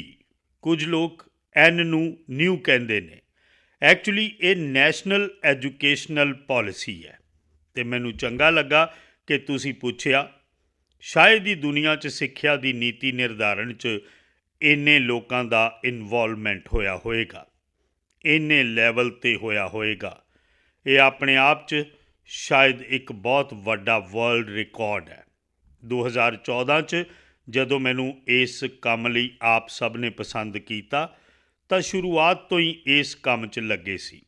ਤਕਰੀਬਨ 6-7 ਸਾਲ ਤੱਕ ਬਹੁਤ ਬ੍ਰੇਨਸਟੋਰਮਿੰਗ ਹੋਇਆ, ਹਰ ਪੈਮਾਨੇ 'ਤੇ ਹੋਇਆ। ਪਿੰਡ ਦੇ ਅਧਿਆਪਕਾਂ ਦੇ ਦਰਮਿਆਨ ਹੋਇਆ, ਪਿੰਡ ਦੇ ਸਟੂਡੈਂਟਸ ਦੇ ਦਰਮਿਆਨ ਹੋਇਆ, ਸ਼ਹਿਰ ਦੇ ਟੀਚਰਸ ਦੇ ਵਿੱਚ ਹੋਇਆ, ਸ਼ਹਿਰ ਦੇ ਸਟੂਡੈਂਟਸ ਦੇ ਵਿੱਚ ਹੋਇਆ। ਬॉयਜ਼ ਸਟੂਡੈਂਟ ਨੇ ਕਿਹਾ, ਗਰਲ ਸਟੂਡੈਂਟਸ ਨੇ ਕਿਹਾ, ਦੂਰ ਦੁਰਾਡੇ ਪਹਾੜਾਂ 'ਚ, ਜੰਗਲਾਂ 'ਚ, ਯਾਨੀ ਇੱਕ ਤਰ੍ਹਾਂ ਨਾਲ ਹਿੰਦੁਸਤਾਨ ਦੇ ਹਰ ਕੋਨੇ 'ਚ ਸਾਲਾਂ ਤੱਕ ਇਸ ਵਿਸ਼ੇ ਉੱਤੇ ਬ੍ਰੇਨਸਟੋਰਮਿੰਗ ਹੋਇਆ। ਉਸ ਸਭ ਦੇ ਖਾਕੇ ਤਿਆਰ ਕੀਤੇ ਗਏ ਅਤੇ ਦੇਸ਼ ਦੇ ਬਹੁਤ ਹੀ ਅੱਛੇ ਵਿਦਵਾਨ ਅਤੇ ਉਹ ਵੀ ਅੱਜ ਦੇ ਯੁੱਗ ਨੂੰ ਧਿਆਨ 'ਚ ਰੱਖਦੇ ਹੋਏ ਜੋ ਲੋਕ ਸਾਇੰਸ ਅਤੇ ਟੈਕਨੋਲੋਜੀ ਨਾਲ ਜੁੜੇ ਹੋਏ ਸਨ, ਇਸ ਤਰ੍ਹਾਂ ਦੇ ਲੋਕਾਂ ਦੀ ਨੁਮਾਇੰਦਗੀ 'ਚ ਇਸ ਦੀਆਂ ਵਿਸ਼ਵ ਚਰਚਾਵਾਂ ਹੋਈਆਂ। ਉਸ 'ਚੋਂ ਗ੍ਰਾਫ ਤਿਆਰ ਹੋਇਆ। ਉਸ ਗ੍ਰਾਫ ਨੂੰ ਫਿਰ ਲੋਕਾਂ 'ਚ ਭੇਜਿਆ ਗਿਆ ਅਤੇ 15-20 ਲੱਖ ਇਨਪੁਟਸ ਆਏ। ਯਾਨੀ ਇੰਨਾ ਵੱਡਾ ਐਕਸਰਸਾਈਜ਼, ਇੰਨਾ ਵਿਆਪਕ ਐਕਸਰਸਾਈਜ਼। ਉਸ ਤੋਂ ਬਾਅਦ ਐਜੂਕੇਸ਼ਨ ਪਾਲਿਸੀ ਆਈ ਹੈ ਅਤੇ ਇਸ ਐਜੂਕੇਸ਼ਨ ਪਾਲਿਸੀ ਨੂੰ ਮੈਂ ਵੇਖਿਆ ਕਿ ਪੋਲੀਟੀਕਲ ਪਾਰਟੀ, ਸਰਕਾਰ ਕੁਝ ਵੀ ਕਰੇ ਤਾਂ ਕਿਤੇ ਨਾ ਕਿਤੇ ਤੋਂ ਕੁਝ ਨਾ ਕੁਝ ਤਾਂ ਵਿਰੋਧ ਦਾ ਸੁਰ ਹਰ ਕੋਈ ਮੌਕਾ ਲੱਭਦਾ ਹੀ ਰਹਿੰਦਾ। ਪਰ ਮੇਰੇ ਲਈ ਇਹ ਖੁਸ਼ੀ ਦੀ ਗੱਲ ਹੈ ਕਿ ਨੈਸ਼ਨਲ ਐਜੂਕੇਸ਼ਨ ਪਾਲਿਸੀ ਦਾ ਹਿੰਦੁਸਤਾਨ ਦੇ ਹਰ ਤਬਕੇ 'ਚ ਪੁਰਜੋਸ਼ ਸਵਾਗਤ ਹੋਇਆ ਅਤੇ ਇਸ ਲਈ ਇਸ ਕੰਮ ਨੂੰ ਕਰਨ ਵਾਲੇ ਸਭ ਵਧਾਈ ਦੇ ਪਾਤਰ ਨੇ। ਲੱਖਾਂ ਲੋਕ ਨੇ ਜਿਨ੍ਹਾਂ ਨੇ ਇਸ ਨੂੰ ਬਣਾਇਆ। ਇਹ ਸਰਕਾਰ ਨੇ ਨਹੀਂ ਬਣਾਇਆ, ਦੇਸ਼ ਦੇ ਨਾਗਰਿਕਾਂ ਨੇ ਬਣਾਇਆ, ਦੇਸ਼ ਦੇ ਵਿਦਿਆਰਥੀਆਂ ਨੇ ਬਣਾਇਆ, ਦੇਸ਼ ਦੇ ਟੀਚਰਸ ਨੇ ਬਣਾਇਆ ਅਤੇ ਦੇਸ਼ ਦੇ ਭਵਿੱਖ ਲਈ ਬਣਾਇਆ।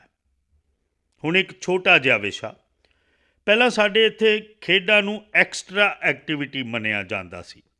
ਤੁਹਾਡੇ 'ਚੋਂ ਜਿਹੜੇ 5ਵੀਂ 6ਵੀਂ 7ਵੀਂ 'ਚ ਪੜ੍ਹੇ ਨੇ ਉਹਨਾਂ ਨੂੰ ਪਤਾ ਹੋਣਾ, ਹੁਣ ਇਸ ਨੈਸ਼ਨਲ ਐਜੂਕੇਸ਼ਨ ਪੋਲਿਸੀ 'ਚ ਉਹ ਸਿੱਖਿਆ ਦਾ ਹਿੱਸਾ ਬਣਾ ਦਿੱਤਾ ਗਿਆ। ਯਾਨੀ ਖੇਡਣ ਲਈ ਬਹੁਤ ਜ਼ਰੂਰੀ ਹੈ। ਬਿਨਾਂ ਖੇਡੇ ਕੋਈ ਖੇਡ ਨਹੀਂ ਸਕਦਾ।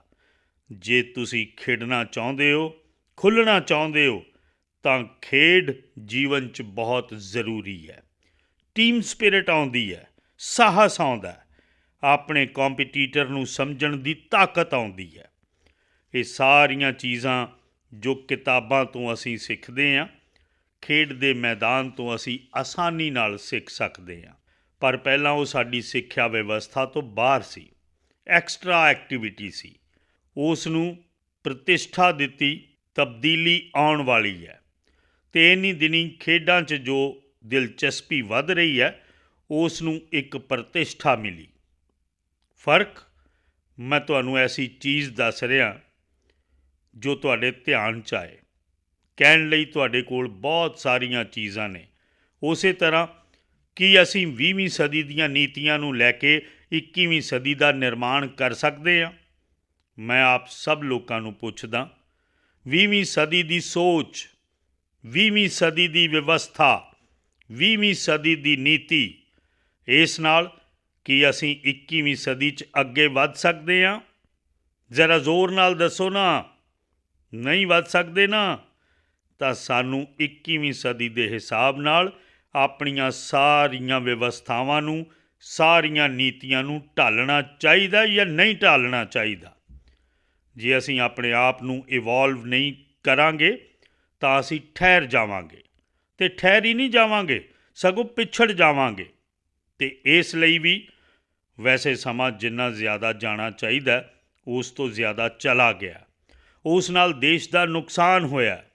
ਪਰ ਹੁਣ ਜਦੋਂ ਅਸੀਂ ਪਹੁੰਚ ਚੁੱਕੇ ਹਾਂ, ਹੁਣ ਜਿਵੇਂ ਅੱਜ ਅਸੀਂ ਵੇਖਦੇ ਹਾਂ ਕਿ ਕਦੇ ਮਾਂ-ਬਾਪ ਦੀ ਇੱਛਾ ਦੇ ਕਾਰਨ, ਰਿਸੋਰਸਿਸ ਦੇ ਕਾਰਨ, ਵਿਵਸਥਾ ਦੇ ਕਾਰਨ ਅਸੀਂ ਆਪਣੀ ਇੱਛਾ ਦੀ ਸਿੱਖਿਆ ਲਈ ਅੱਗੇ ਨਹੀਂ ਵੱਧ ਪਾਉਂਦੇ ਅਤੇ ਸਭ ਪ੍ਰਤਿਸ਼ਠਾ ਦੇ ਕਾਰਨ ਅਤੇ ਪ੍ਰੈਸ਼ਰ ਦੇ ਕਾਰਨ ਇੱਕ ਢਰਰੇ 'ਤੇ ਚਲੇ ਗਏ ਕਿ ਡਾਕਟਰ ਬਣਨਾ।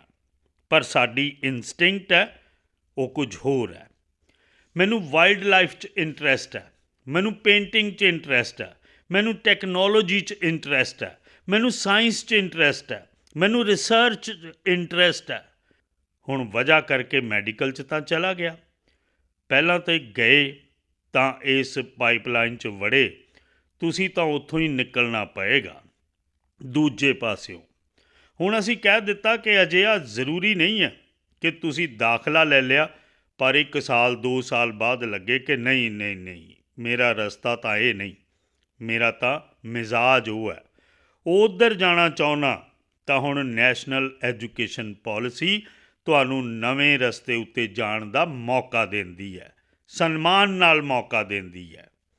ਅੱਜ ਅਸੀਂ ਜਾਣਦੇ ਹਾਂ ਕਿ ਪੂਰੀ ਦੁਨੀਆ 'ਚ ਸਕਿੱਲ ਦਾ ਮਹੱਤਵ ਬਹੁਤ ਵੱਧ ਗਿਆ। ਸਿਰਫ ਸਿੱਖਿਆ, ਸਿਰਫ ਗਿਆਨ ਦਾ ਭੰਡਾਰ ਇਹ ਐਨਫ ਨਹੀਂ ਹੈ। ਹੁਨਰ ਵੀ ਹੋਣਾ ਚਾਹੀਦਾ, ਸਕਿੱਲ ਹੋਣੀ ਚਾਹੀਦੀ ਹੈ। ਹੁਣ ਅਸੀਂ ਇਸ ਨੂੰ ਸਿਲੇਬਸ ਦਾ ਹਿੱਸਾ ਬਣਾਇਆ ਤਾਂ ਕਿ ਉਸ ਨੂੰ ਉਸ ਦੇ ਪੂਰਨ ਵਿਕਾਸ ਲਈ ਉਸ ਨੂੰ ਮੌਕਾ ਮਿਲ ਜਾਏ। ਖੁਸ਼ੀ ਹੋਈ। ਮੈਂ ਹੁਣ ਇੱਕ ਪ੍ਰਦਰਸ਼ਨੀ ਵੇਖ ਕੇ ਆਇਆ। ਨੈਸ਼ਨਲ ਐਜੂਕੇਸ਼ਨ ਪੋਲਿਸੀ ਦਾ ਕੀ ਰਿਫਲੈਕਸ਼ਨ ਹੁੰਦਾ, ਉਸ ਪ੍ਰਦਰਸ਼ਨੀ ਦੇ ਛੋਟੇ ਜਿਹੇ ਰੂਪ 'ਚ ਅੱਜ ਸਿੱਖਿਆ ਵਿਭਾਗ ਨੇ ਰੱਖਿਆ ਸੀ। ਮੈਂ ਸਿੱਖਿਆ ਵਿਭਾਗ ਨੂੰ ਵਧਾਈ ਦਿੰਦਾ। ਯਾਨੀ ਬਹੁਤ ਹੀ ਪ੍ਰਭਾਵੀ ਸੀ, ਆਨੰਦ ਆਉਂਦਾ ਸੀ। 8ਵੀਂ 10ਵੀਂ ਦੇ ਬੱਚੇ 3D ਪ੍ਰਿੰਟਰਸ ਬਣਾ ਰਹੇ ਨੇ। ਆਨੰਦ ਆਉਂਦਾ ਕਿ ਸਾਡੇ 8ਵੀਂ 10ਵੀਂ ਕਲਾਸ ਦੇ ਬੱਚੇ ਵੈਦਿਕ ਮੈਥਸ ਦੇ ਐਪ ਚਲਾ ਰਹੇ ਨੇ ਅਤੇ ਦੁਨੀਆ ਭਰ ਦੇ ਲੋਕ ਉਹਨਾਂ ਕੋਲੋਂ ਸਿੱਖ ਰਹੇ ਨੇ। ਨੰਦਿਤਾ ਅਤੇ ਨਿਵੇਦਿਤਾ 2 ਭੈਣਾਂ ਮੈਨੂੰ ਮਿਲੀਆਂ। ਮੈਂ ਬਹੁਤ ਹੀ ਸਰਪ੍ਰਾਈਜ਼ਡ ਸੀ। ਸਾਡੇ ਇੱਥੇ ਇਹਨਾਂ ਚੀਜ਼ਾਂ ਨੂੰ ਬੁਰਾ ਮੰਨਣ ਵਾਲਾ ਇੱਕ ਵਰਗ ਹੁੰਦਾ, ਪਰ ਉਹਨਾਂ ਨੇ ਦੁਨੀਆ ਭਰ 'ਚ ਆਪਣੇ ਸਟੂਡੈਂਟਸ ਲੱਭ ਲਏ ਨੇ। ਉਹ ਖੁਦ ਸਟੂਡੈਂਟਸ ਨੇ ਪਰ ਗੁਰੂ ਬਣ ਗਏ। ਹੁਣ ਵੇਖੋ, ਉਹਨਾਂ ਨੇ ਟੈਕਨੋਲੋਜੀ ਦਾ ਭਰਪੂਰ ਉਪਯੋਗ ਕੀਤਾ ਹੈ। ਟੈਕਨੋਲੋਜੀ ਤੋਂ ਉਹ ਡਰੇ ਨਹੀਂ, ਟੈਕਨੋਲੋਜੀ ਦਾ ਉਪਯੋਗ ਕੀਤਾ ਹੈ। ਉਸੇ ਤਰ੍ਹਾਂ ਮੈਂ ਵੇਖਿਆ ਕੁਝ ਸਕਲਪਚਰਸ ਬਣਾਏ ਹੋਏ ਨੇ, ਕੁਝ ਪੇਂਟਿੰਗਸ ਬਣਾਈਆਂ ਹੋਈਆਂ ਨੇ, ਅਤੇ ਇੰਨਾ ਹੀ ਨਹੀਂ, ਉਹਨਾਂ 'ਚ ਵਿਜ਼ਨ ਸੀ। ਐਵੇਂ ਹੀ ਕਰਨ ਲਈ ਨਹੀਂ ਕੀਤਾ ਗਿਆ ਸੀ, ਮੈਂ ਉਸ ਵਿਜ਼ਨ ਨੂੰ ਮਹਿਸੂਸ ਕਰ ਪਾ ਰਿਹਾ ਸੀ। ਇਸ ਦਾ ਮਤਲਬ ਹੋਇਆ ਕਿ ਨੈਸ਼ਨਲ ਐਜੂਕੇਸ਼ਨ ਪਾਲਿਸੀ ਵਿਅਕਤਿਤਵ ਦੇ ਵਿਕਾਸ ਲਈ ਬਹੁਤ ਸਾਰੇ ਮੌਕੇ ਦੇ ਰਹੀ ਹੈ। ਅਤੇ ਆਖਿਰ 'ਚ ਮੈਂ ਕਹਾਂਗਾ ਕਿ ਅਸੀਂ ਜਿੰਨੀ ਬਾਰੀਕੀ ਨਾਲ ਨੈਸ਼ਨਲ ਐਜੂਕੇਸ਼ਨ ਪਾਲਿਸੀ ਨੂੰ ਸਮਝਾਂਗੇ ਅਤੇ ਪ੍ਰੈਕਟੀਕਲ ਰੂਪ 'ਚ ਉਸ ਨੂੰ ਧਰਤੀ 'ਤੇ ਉਤਾਰਾਂਗੇ, ਤੁਸੀਂ ਵੇਖਣਾ ਮਲਟੀਪਲ ਬੈਨੀਫਿਟਸ ਤੁਹਾਡੇ ਸਾਹਮਣੇ ਆਉਣਗੇ। ਮੇਰੇ ਦੇਸ਼ ਭਰ ਦੇ ਟੀਚਰਸ ਨੂੰ, ਦੇਸ਼ ਭਰ ਦੇ ਸਿੱਖਿਆ ਵਿਦਵਾਨਾਂ ਨੂੰ, ਦੇਸ਼ ਭਰ ਦੇ ਸਕੂਲਾਂ ਨੂੰ ਮੇਰਾ ਅਨੁਰੋਧ ਹੈ ਕਿ ਤੁਸੀਂ ਇਸ ਦੀਆਂ ਬਾਰੀਕੀਆਂ ਨੂੰ ਜ਼ਮੀਨ ਉੱਤੇ ਉਤਾਰਨ ਦੇ ਨਵੇਂ-ਨਵੇਂ ਤਰੀਕੇ ਡਿਵੈਲਪ ਕਰੋ, ਅਤੇ ਜਿੰਨੇ ਜ਼ਿਆਦਾ ਤਰੀਕੇ ਹੋਣਗੇ ਓਨੇ ਜ਼ਿਆਦਾ ਮੌਕੇ ਮਿਲਣਗੇ। ਮੇਰੀਆਂ ਸ਼ੁਭ ਕਾਮਨਾਵਾਂ ਨੇ।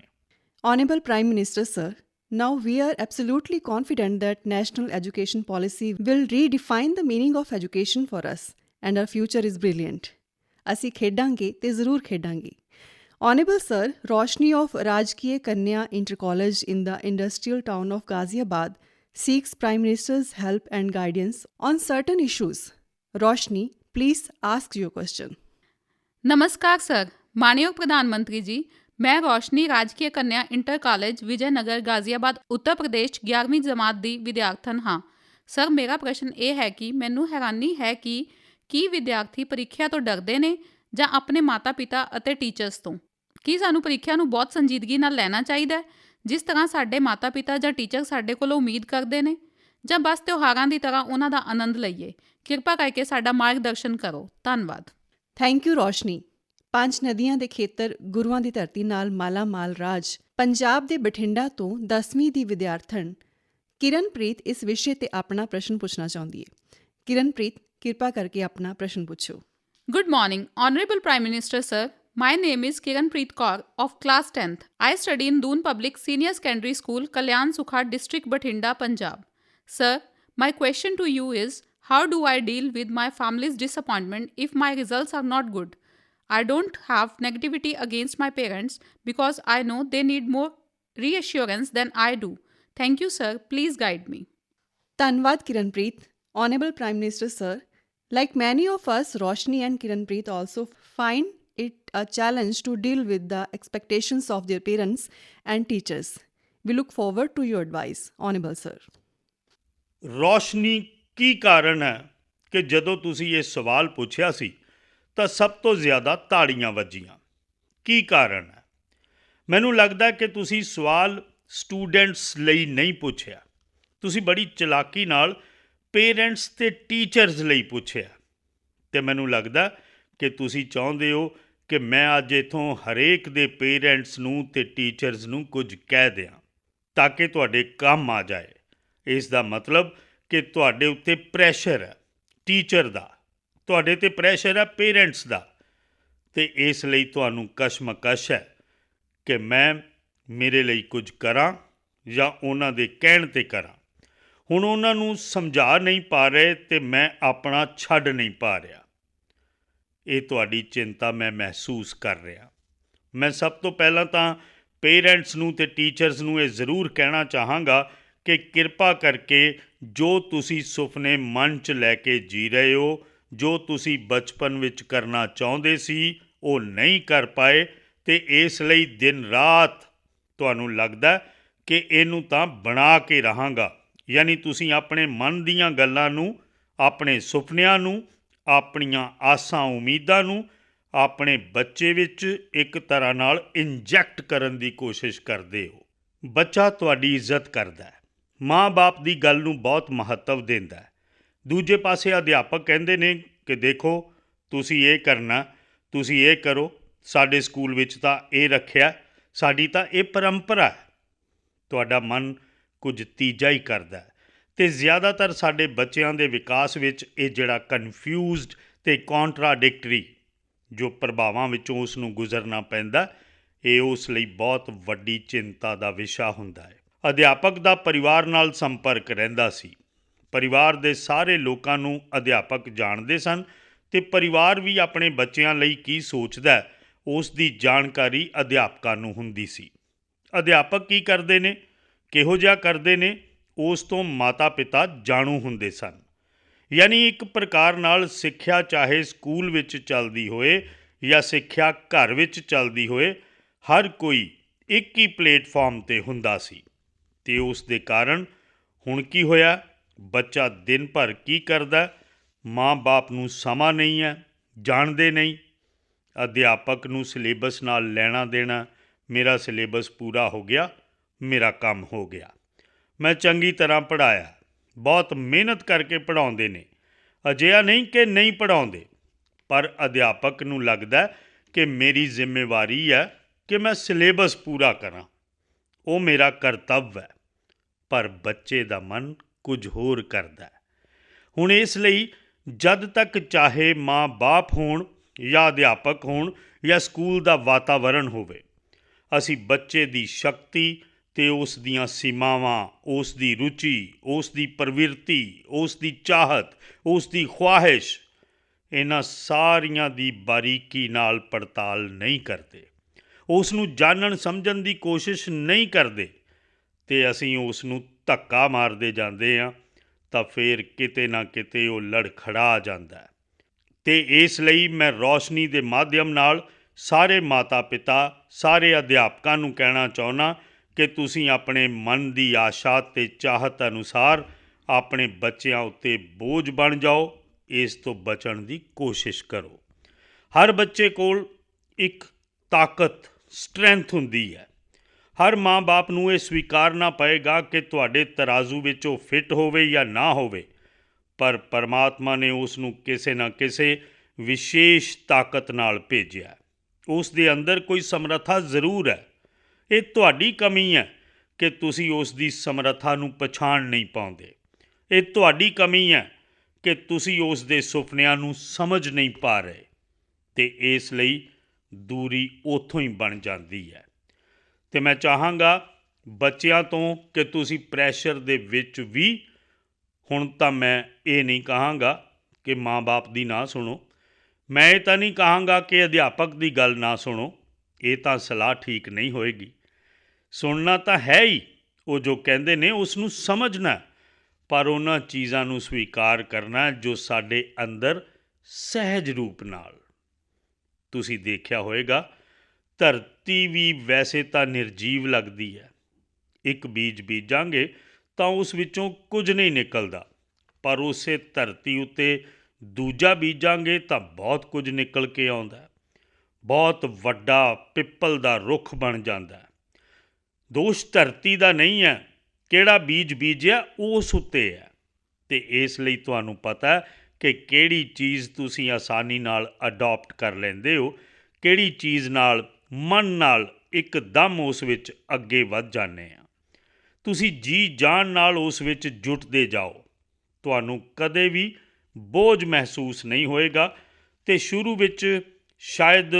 ਵਿੱਚ ਰੁਕਾਵਟ ਆਏਗੀ, ਪਰ ਬਾਅਦ ਵਿੱਚ ਪਰਿਵਾਰ ਮਾਣ ਕਰੇਗਾ। ਹਾਂ, ਅਸੀਂ ਤਾਂ ਸੋਚਦੇ ਸੀ ਇਸ ਨੇ ਬਹੁਤ ਵਧੀਆ ਕੀਤਾ, ਅੱਜ ਤਾਂ ਸਾਡਾ ਨਾਮ ਰੌਸ਼ਨ ਹੋ ਗਿਆ। 4 ਲੋਕਾਂ ਵਿੱਚ ਬੈਠਦੇ ਹਾਂ ਤਾਂ ਤਾਰੀਫ ਹੁੰਦੀ ਹੈ।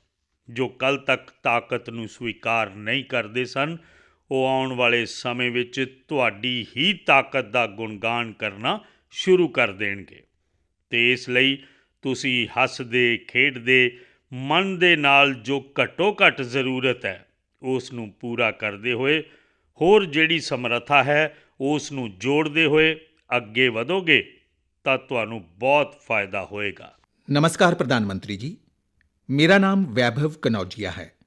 ਮੈਂ ਜਮਾਤ 10ਵੀਂ ਦਾ ਵਿਦਿਆਰਥੀ ਹਾਂ। ਮੈਂ ਕੇਂਦਰੀ ਵਿਦਿਆਲਿਆ ਜਨਕਪੁਰੀ ਵਿੱਚ ਪੜ੍ਹਦਾ ਹਾਂ। ਮਹੋਦੈ, ਮੇਰਾ ਤੁਹਾਨੂੰ ਇਹ ਸਵਾਲ ਹੈ ਕਿ ਅਸੀਂ ਆਪਣੇ ਆਪ ਨੂੰ ਕਿਵੇਂ ਆਸ਼ਾਵਾਦੀ ਤੇ ਸਫਲ ਕਰ ਸਕਦੇ ਹਾਂ ਜਦੋਂ ਕਿ ਸਾਡੇ ਕੋਲ ਬਹੁਤ ਕੁਝ ਬਚਿਆ ਰਹਿ ਜਾਂਦਾ ਹੈ। ਧੰਨਵਾਦ ਸ਼੍ਰੀਮਾਨ ਜੀ। ਧੰਨਵਾਦ ਵੈਭਵ। ਮਾਨਯੋਗ ਪ੍ਰਧਾਨ ਮੰਤਰੀ ਜੀ, ਅਸੀਂ ਬੱਚੇ ਹੀ ਨਹੀਂ, ਸਾਡੇ ਮਾਤਾ-ਪਿਤਾ ਵੀ ਤੁਹਾਡੇ ਤੋਂ ਆਪਣੀਆਂ ਸਮੱਸਿਆਵਾਂ ਦਾ ਹੱਲ ਚਾਹੁੰਦੇ ਹਨ। ਸੁਜੀਤ ਕੁਮਾਰ ਪ੍ਰਧਾਨ ਜੀ, ਜੋ ਝਾਰਸੂਗੁੜਾ, ਉੜੀਸਾ ਤੋਂ ਇੱਕ ਮਾਤਾ-ਪਿਤਾ ਹਨ, ਤੁਹਾਡੇ ਤੋਂ ਇਸੇ ਵਿਸ਼ੇ ਤੇ ਮਾਰਗਦਰਸ਼ਨ ਚਾਹੁੰਦੇ ਹਨ। ਸ਼੍ਰੀਮਾਨ ਸੁਜੀਤ ਪ੍ਰਧਾਨ ਜੀ, ਕਿਰਪਾ ਕਰਕੇ ਆਪਣਾ ਪ੍ਰਸ਼ਨ ਪੁੱਛੋ। ਮਾਨਯੋਗ ਪ੍ਰਧਾਨ ਮੰਤਰੀ ਜੀ, ਨਮਸਕਾਰ। ਮੇਰਾ ਨਾਮ ਸੁਰਜੀਤ ਕੁਮਾਰ ਪ੍ਰਧਾਨ ਹੈ। ਮੇਰਾ ਪ੍ਰਸ਼ਨ ਹੈ, ਪਾਠ ਪ੍ਰਗਤੀ ਲਈ ਬੱਚਿਆਂ ਨੂੰ ਕਿਵੇਂ ਪ੍ਰੇਰਿਤ ਕਰੀਏ? ਧੰਨਵਾਦ। ਨਮਸਕਾਰ ਪ੍ਰਧਾਨ ਮੰਤਰੀ ਮਹੋਦय, ਮੇਰਾ ਨਾਮ ਕੋਮਲ ਸ਼ਰਮਾ ਹੈ। ਮੈਂ ਰਾਜ ਦੇ ਬਾਲਿਕਾ ਅਤੇ ਅਧਿਆਪਕ ਵਿਦਿਆਲਿਆ ਬਗਰੂ, ਜੈਪੁਰ ਜਮਾਤ 12ਵੀਂ ਦੀ ਵਿਦਿਆਰਥਣ ਹਾਂ। ਮੇਰਾ ਪ੍ਰਸ਼ਨ ਤੁਹਾਡੇ ਲਈ ਇਹ ਸੀ ਕਿ ਮੇਰੇ ਇੱਕ ਸਹਿਪਾਠੀ ਦਾ ਇੱਕ ਪੇਪਰ ਵਧੀਆ ਨਹੀਂ ਗਿਆ ਤਾਂ ਮੈਂ ਉਸ ਨੂੰ ਦਿਲਾਸਾ ਕਿਵੇਂ ਦੇਵਾਂ? ਧੰਨਵਾਦ। ਨਮਸਤੇ ਸ਼੍ਰੀਮਾਨ ਜੀ। MES Indian school Doha Qatar ਵੱਲੋਂ ਸ਼ੁਭਕਾਮਨਾਵਾਂ। ਮੇਰਾ ਨਾਮ ਇਰਾਨ ਇਪਾਨ ਹੈ।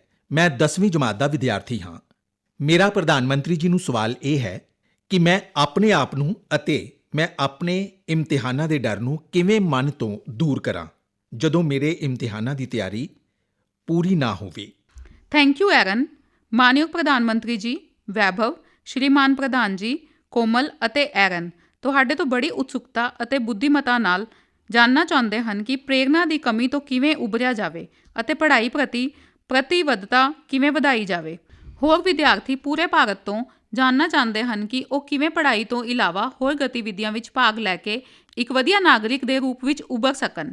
ਕਿਰਪਾ ਕਰਕੇ ਸਾਨੂੰ ਸਾਰਿਆਂ ਨੂੰ ਗਾਈਡ ਕਰੋ। ਕੋਈ ਇਹ ਸੋਚਦਾ ਹੋਵੇ ਕਿ ਪ੍ਰੇਰਣਾ ਦਾ ਕੋਈ ਇੰਜੈਕਸ਼ਨ ਮਿਲਦਾ ਅਤੇ ਅਸੀਂ ਉਹ ਟੀਕਾ ਲਗਵਾ ਲਈਏ ਤਾਂ ਫਿਰ ਪ੍ਰੇਰਣਾ ਦੀ ਗਰੰਟੀ ਮਿਲ ਜਾਂਦੀ ਹੈ।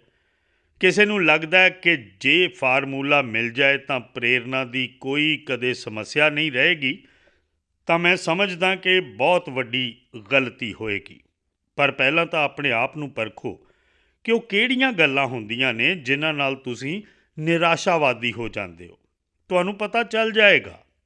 ਤੁਸੀਂ ਦਿਨ ਭਰ ਦੇਖੋਗੇ, ਹਫ਼ਤੇ ਭਰ ਦੇਖੋਗੇ, ਮਹੀਨੇ ਭਰ ਦੇਖੋਗੇ ਤਾਂ ਤੁਸੀਂ ਫੜ ਸਕੋਗੇ ਕਿ ਹਾਂ, ਜਦ ਅਜਿਹਾ ਹੁੰਦਾ ਤਾਂ ਮੈਨੂੰ ਲੱਗਦਾ ਕਿ ਮੈਂ ਕੁਝ ਨਹੀਂ ਕਰ ਸਕਦਾ, ਇਹ ਮੇਰੇ ਲਈ ਔਖਾ ਹੈ।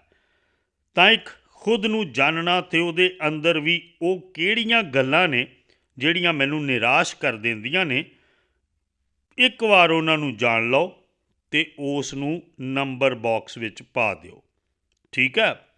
ਫਿਰ ਤੁਸੀਂ ਕੋਸ਼ਿਸ਼ ਕਰੋ ਕਿ ਉਹ ਕਿਹੜੀਆਂ ਚੀਜ਼ਾਂ ਨੇ ਜੋ ਸਹਿਜ ਰੂਪ ਨਾਲ ਪ੍ਰੇਰਣਾ ਦਿੰਦੀਆਂ ਨੇ।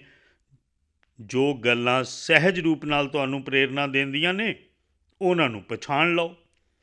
ਮੰਨ ਲਓ ਤੁਸੀਂ ਕੋਈ ਬਹੁਤ ਵਧੀਆ ਗੀਤ ਸੁਣਿਆ, ਸਿਰਫ ਉਸ ਦਾ ਸੰਗੀਤ ਹੀ ਨਹੀਂ, ਉਸ ਦੇ ਸ਼ਬਦਾਂ ਅੰਦਰ ਕੁਝ ਚੀਜ਼ਾਂ ਅਜਿਹੀਆਂ ਨੇ ਕਿ ਤੁਹਾਨੂੰ ਲੱਗਦਾ ਕਿ ਸੋਚਣ ਦਾ ਤਰੀਕਾ ਇਹ ਵੀ ਹੋ ਸਕਦਾ, ਤਾਂ ਤੁਸੀਂ ਦੇਖਿਆ ਹੋਵੇਗਾ ਕਿ ਤੁਸੀਂ ਅਚਾਨਕ ਨਵੇਂ ਸਿਰੇ ਤੋਂ ਸੋਚਣਾ ਸ਼ੁਰੂ ਕਰ ਦਿੰਦੇ ਹੋ। ਕਿਸੇ ਨੇ ਤੁਹਾਨੂੰ ਦੱਸਿਆ ਸੀ? ਨਹੀਂ ਦੱਸਿਆ ਸੀ, ਪਰ ਤੁਸੀਂ ਆਪਣੇ ਆਪ ਨੂੰ ਤਿਆਰ ਕੀਤਾ ਸੀ ਕਿ ਉਹ ਕਿਹੜੀਆਂ ਚੀਜ਼ਾਂ ਨੇ ਜੋ ਪ੍ਰੇਰਨਾ ਦਿੰਦੀਆਂ ਨੇ। ਤੁਸੀਂ ਉਹਨਾਂ ਨੂੰ ਫੜ ਲਿਆ ਤਾਂ ਤੁਹਾਡਾ ਮਨ ਕਰੇਗਾ ਕਿ ਹਾਂ, ਇਹ ਮੇਰੇ ਲਈ ਬਹੁਤ ਕੰਮ ਦੀ ਚੀਜ਼ ਹੈ। ਇਸ ਲਈ ਮੈਂ ਚਾਹਾਂਗਾ ਕਿ ਤੁਸੀਂ ਆਪਣੇ ਵਿਸ਼ੇ ਉੱਤੇ ਕਿਸੇ ਹੋਰ ਦੀ ਮਦਦ ਦੇ ਚੱਕਰ ਵਿੱਚ ਨਾ ਫਸੋ। ਬਾਰ-ਬਾਰ ਕਿਸੇ ਨੂੰ ਜਾ ਕੇ ਇਹ ਨਾ ਆਖੋ ਕਿ ਮੇਰਾ ਮੂਡ ਨਹੀਂ ਹੈ, ਮੈਨੂੰ ਮਜ਼ਾ ਨਹੀਂ ਆਉਂਦਾ। ਫਿਰ ਤੁਹਾਡੇ ਅੰਦਰ ਅਜਿਹੀ ਸਥਿਤੀ ਪੈਦਾ ਹੋਏਗੀ ਕਿ ਤੁਸੀਂ ਹਰ ਵਾਰ ਹਮਦਰਦੀ ਚਾਹੋਗੇ। ਫਿਰ ਤੁਹਾਡਾ ਮਨ ਕਰੇਗਾ ਕਿ ਮੰਮੀ ਮੇਰੇ ਕੋਲ ਬੈਠੇ, ਜ਼ਰਾ ਮੈਨੂੰ ਲਾਡ ਕਰੇ, ਜ਼ਰਾ ਉਤਸ਼ਾਹਿਤ ਕਰੇ, ਮੇਰਾ ਲਾਡ ਪਿਆਰ ਕਰੇ। ਇੱਕ ਕਮਜ਼ੋਰੀ ਹੌਲੀ-ਹੌਲੀ ਪੈਦਾ ਹੋ ਜਾਏਗੀ। ਕੁਝ ਪਲ ਤਾਂ ਚੰਗੇ ਨਿਕਲ ਜਾਣਗੇ ਅਤੇ ਇਸ ਲਈ ਉਹਨਾਂ ਚੀਜ਼ਾਂ ਦੇ ਵਿਸ਼ੇ ਵਿੱਚ ਹਮਦਰਦੀ ਲੈਣ ਦੀ ਕੋਸ਼ਿਸ਼ ਨਾ ਕਰੋ, ਕਦੇ ਵੀ ਨਾ ਕਰੋ। ਜੇ ਜੀਵਨ ਵਿੱਚ ਮੁਸੀਬਤਾਂ ਆਈਆਂ, ਨਿਰਾਸ਼ਾ ਆਈ, ਮੈਂ ਉਸ ਨੂੰ ਆਪ ਜੀਆਂਗਾ, ਮੈਂ ਉਸ ਨਾਲ ਜੰਮ ਕੇ ਜੰਗ ਕਰਾਂਗਾ ਅਤੇ ਮੇਰੀ ਹੀ ਨਿਰਾਸ਼ਾ, ਉਦਾਸੀਨਤਾ ਨੂੰ ਮੈਂ ਹੀ ਖਤਮ ਕਰ ਦਿਆਂਗਾ, ਮੈਂ ਉਸ ਨੂੰ ਕਬਰ ਵਿੱਚ ਗੱਡ ਦਿਆਂਗਾ। ਇਹ ਵਿਸ਼ਵਾਸ ਪੈਦਾ ਕਰਨਾ ਹੈ। ਦੂਸਰਾ, ਅਸੀਂ ਕਿਹੜੀਆਂ ਚੀਜ਼ਾਂ ਨੂੰ ਅਨੁਭਵ ਕਰਦੇ ਹਾਂ। ਕਦੇ-ਕਦੇ ਕੁਝ ਚੀਜ਼ਾਂ ਨੂੰ ਅਨੁਭਵ ਕਰਨ ਨਾਲ ਵੀ ਸਾਨੂੰ ਬਹੁਤ ਪ੍ਰੇਰਣਾ ਮਿਲਦੀ ਹੈ। ਮੰਨ ਲਓ ਤੁਹਾਡੇ ਹੀ ਘਰ ਵਿੱਚ ਇੱਕ 3 ਸਾਲ ਦਾ ਬੱਚਾ, 2 ਸਾਲ ਦਾ ਬੱਚਾ, ਉਸ ਨੂੰ ਕੁਝ ਚਾਹੀਦਾ ਪਰ ਉਸ ਦੇ ਲਈ ਬਹੁਤ ਮੁਸ਼ਕਿਲ ਹੈ ਤੁਸੀਂ ਦੂਰ ਤੋਂ ਦੇਖਦੇ ਰਹੋ ਕਿ ਉਹ ਗਿਰ ਜਾਏਗਾ, ਪਹੁੰਚ ਨਹੀਂ ਸਕੇਗਾ, ਥੱਕ ਜਾਏਗਾ, ਤਾਂ ਥੋੜ੍ਹੀ ਦੇਰ ਚਲਾ ਜਾਏਗਾ, ਫਿਰ ਆਏਗਾ, ਫਿਰ ਕੋਸ਼ਿਸ਼ ਕਰੇਗਾ। ਮਤਲਬ ਉਹ ਤੁਹਾਨੂੰ ਸਿਖਾ ਰਿਹਾ ਕਿ ਠੀਕ ਹੈ, ਮੇਰੇ ਲਈ ਮੁਸ਼ਕਿਲ ਹੈ, ਪਰ ਮੈਂ ਆਪਣੀ ਕੋਸ਼ਿਸ਼ ਨਹੀਂ ਛੱਡਾਂਗਾ। ਇਹ ਪ੍ਰੇਰਨਾ 2 ਸਾਲ ਦੇ ਬੱਚੇ ਨੂੰ ਕੋਈ ਪ੍ਰਧਾਨ ਮੰਤਰੀ ਗਿਆ ਸੀ ਕਹਿਣ ਲਈ ਕੀ? ਕਿਸੇ ਪ੍ਰਧਾਨ ਮੰਤਰੀ ਨੇ ਸਮਝਾਇਆ ਸੀ ਕੀ? ਅਰੇ ਖੜੇ ਹੋ ਜਾਓ, ਭੱਜੋ ਬੇਟੇ, ਅਜਿਹਾ ਕਿਸੇ ਨੇ ਕਿਹਾ ਸੀ ਕੀ? ਜੀ ਨਹੀਂ। ਈਸ਼ਵਰ ਨੇ ਇੱਕ ਵਿਰਾਸਤੀ ਕੁਆਲਿਟੀ ਸਾਡੇ ਸਾਰਿਆਂ ਵਿੱਚ ਰੱਖੀ ਹੋਈ ਹੈ, ਜੋ ਸਾਨੂੰ ਕੁਝ ਨਾ ਕੁਝ ਕਰਨ ਲਈ ਉਹ ਚਾਲਕ ਤਾਕਤ ਬਣਦੀ ਹੈ। ਛੋਟੇ ਬਾਲਕ ਵਿੱਚ ਵੀ ਹੁੰਦਾ। ਅਸੀਂ ਕਦੇ ਇਹਨਾਂ ਚੀਜ਼ਾਂ ਨੂੰ ਅਨੁਭਵ ਕੀਤਾ। ਤੁਸੀਂ ਦੇਖਿਆ ਹੋਵੇਗਾ ਕਿ ਕੋਈ ਦਿਵਿਆਂਗ ਆਪਣੀ ਕੁਝ ਗਤੀਵਿਧੀ ਕਰਦਾ, ਉਸਨੇ ਆਪਣੇ ਤਰੀਕੇ ਲੱਭ ਲਏ ਨੇ, ਬਹੁਤ ਵਧੀਆ ਕਰਦਾ, ਪਰ ਅਸੀਂ ਕੁਝ ਮਿੰਟਾਂ ਲਈ ਨਿਰੀਖਣ ਕੀਤਾ ਕਿ ਦੇਖੋ ਭਾਈ, ਈਸ਼ਵਰ ਨੇ ਉਸ ਦੇ ਸਰੀਰ ਵਿੱਚ ਇੰਨੀਆਂ ਕਮੀਆਂ ਦਿੱਤੀਆਂ ਨੇ, ਪਰ ਉਸਨੇ ਹਾਰ ਨਹੀਂ ਮੰਨੀ ਹੈ।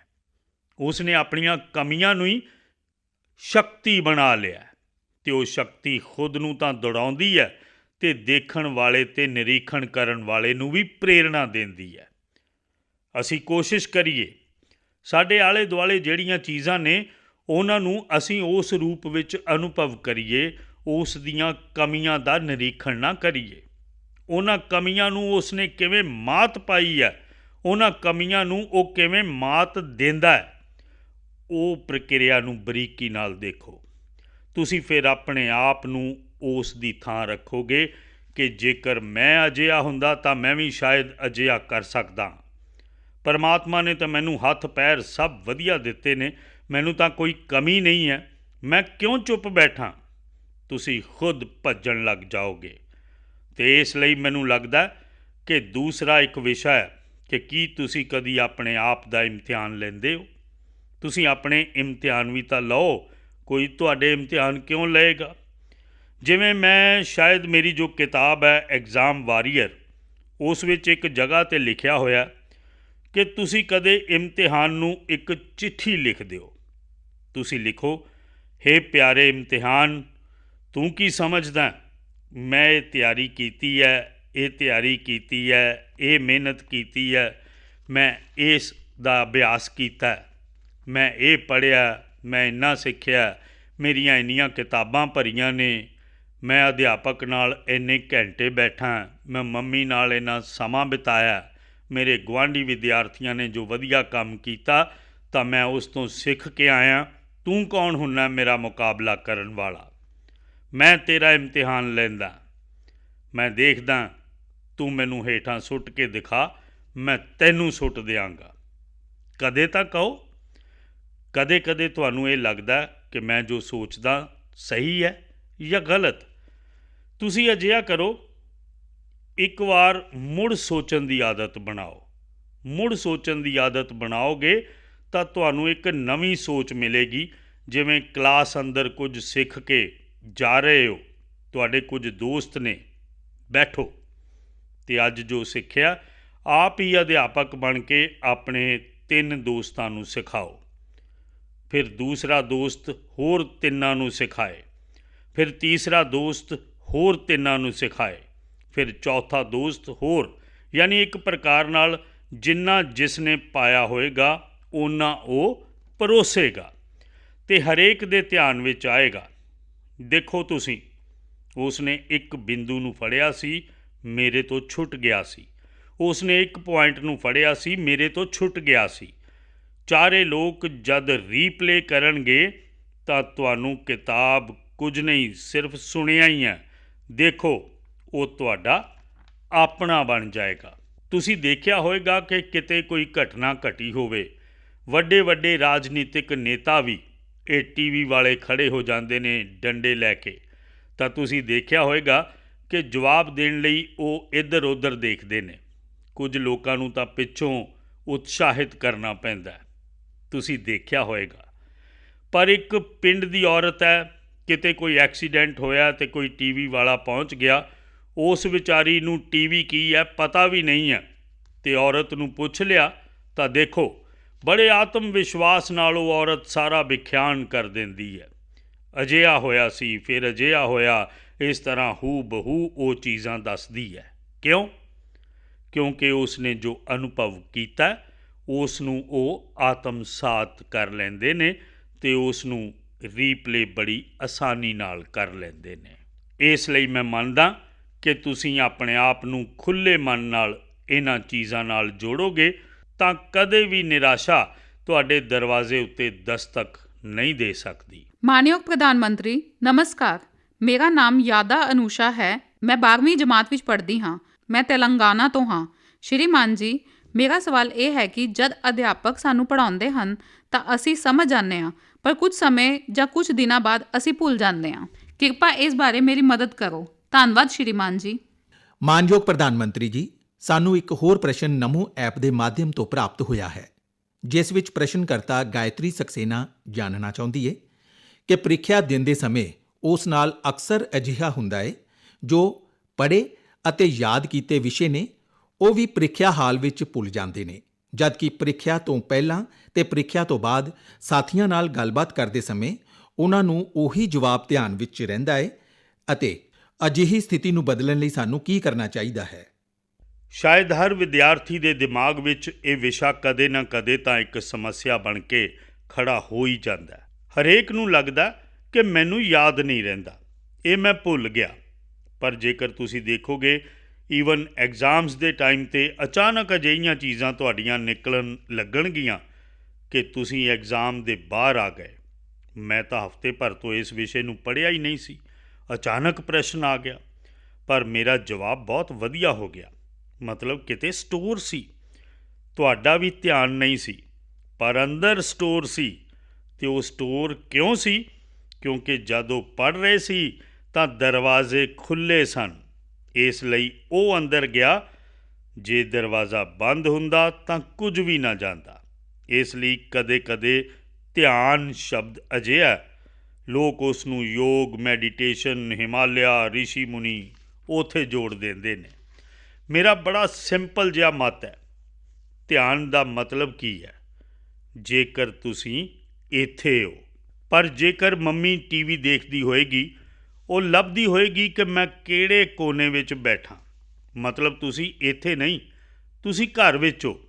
ਤੁਹਾਡੇ ਦਿਮਾਗ ਵਿੱਚ ਇਹੀ ਹੈ ਕਿ ਮੰਮੀ ਟੀਵੀ ਦੇਖਦੀ ਹੋਏਗੀ ਕਿ ਨਹੀਂ, ਮੈਂ ਇੱਥੇ ਬੈਠਾ, ਉਹਨਾਂ ਨੂੰ ਨਜ਼ਰ ਆਇਆ ਹੋਏਗਾ ਕਿ ਨਹੀਂ। ਤੁਹਾਡਾ ਧਿਆਨ ਇੱਥੇ ਹੋਣਾ ਚਾਹੀਦਾ ਸੀ, ਪਰ ਤੁਹਾਡਾ ਧਿਆਨ ਉੱਥੇ ਹੈ। ਮਤਲਬ ਤੁਸੀਂ ਬੇਧਿਆਨ ਹੋ। ਜੇਕਰ ਤੁਸੀਂ ਇੱਥੇ ਹੋ ਤਾਂ ਤੁਸੀਂ ਧਿਆਨ ਵਿੱਚ ਹੋ, ਤੁਸੀਂ ਉੱਥੇ ਹੋ ਤਾਂ ਬੇਧਿਆਨ ਹੋ। ਅਤੇ ਇਸ ਲਈ ਧਿਆਨ ਨੂੰ ਇੰਨੀ ਸਰਲਤਾ ਨਾਲ ਜੀਵਨ ਵਿੱਚ ਸਵੀਕਾਰ ਕਰੋ। ਤੁਸੀਂ ਇੰਨੀ ਸਰਲਤਾ ਨਾਲ, ਇਹ ਕੋਈ ਬਹੁਤ ਵੱਡਾ ਸਾਇੰਸ ਹੈ ਅਤੇ ਕੋਈ ਬਹੁਤ ਵੱਡਾ ਨੱਕ ਫੜ ਕੇ ਹਿਮਾਲਿਆ ਵਿੱਚ ਜਾ ਕੇ ਬੈਠਣਾ ਪੈਂਦਾ, ਅਜਿਹਾ ਨਹੀਂ ਹੈ ਜੀ। ਬਹੁਤ ਸਰਲ ਹੈ।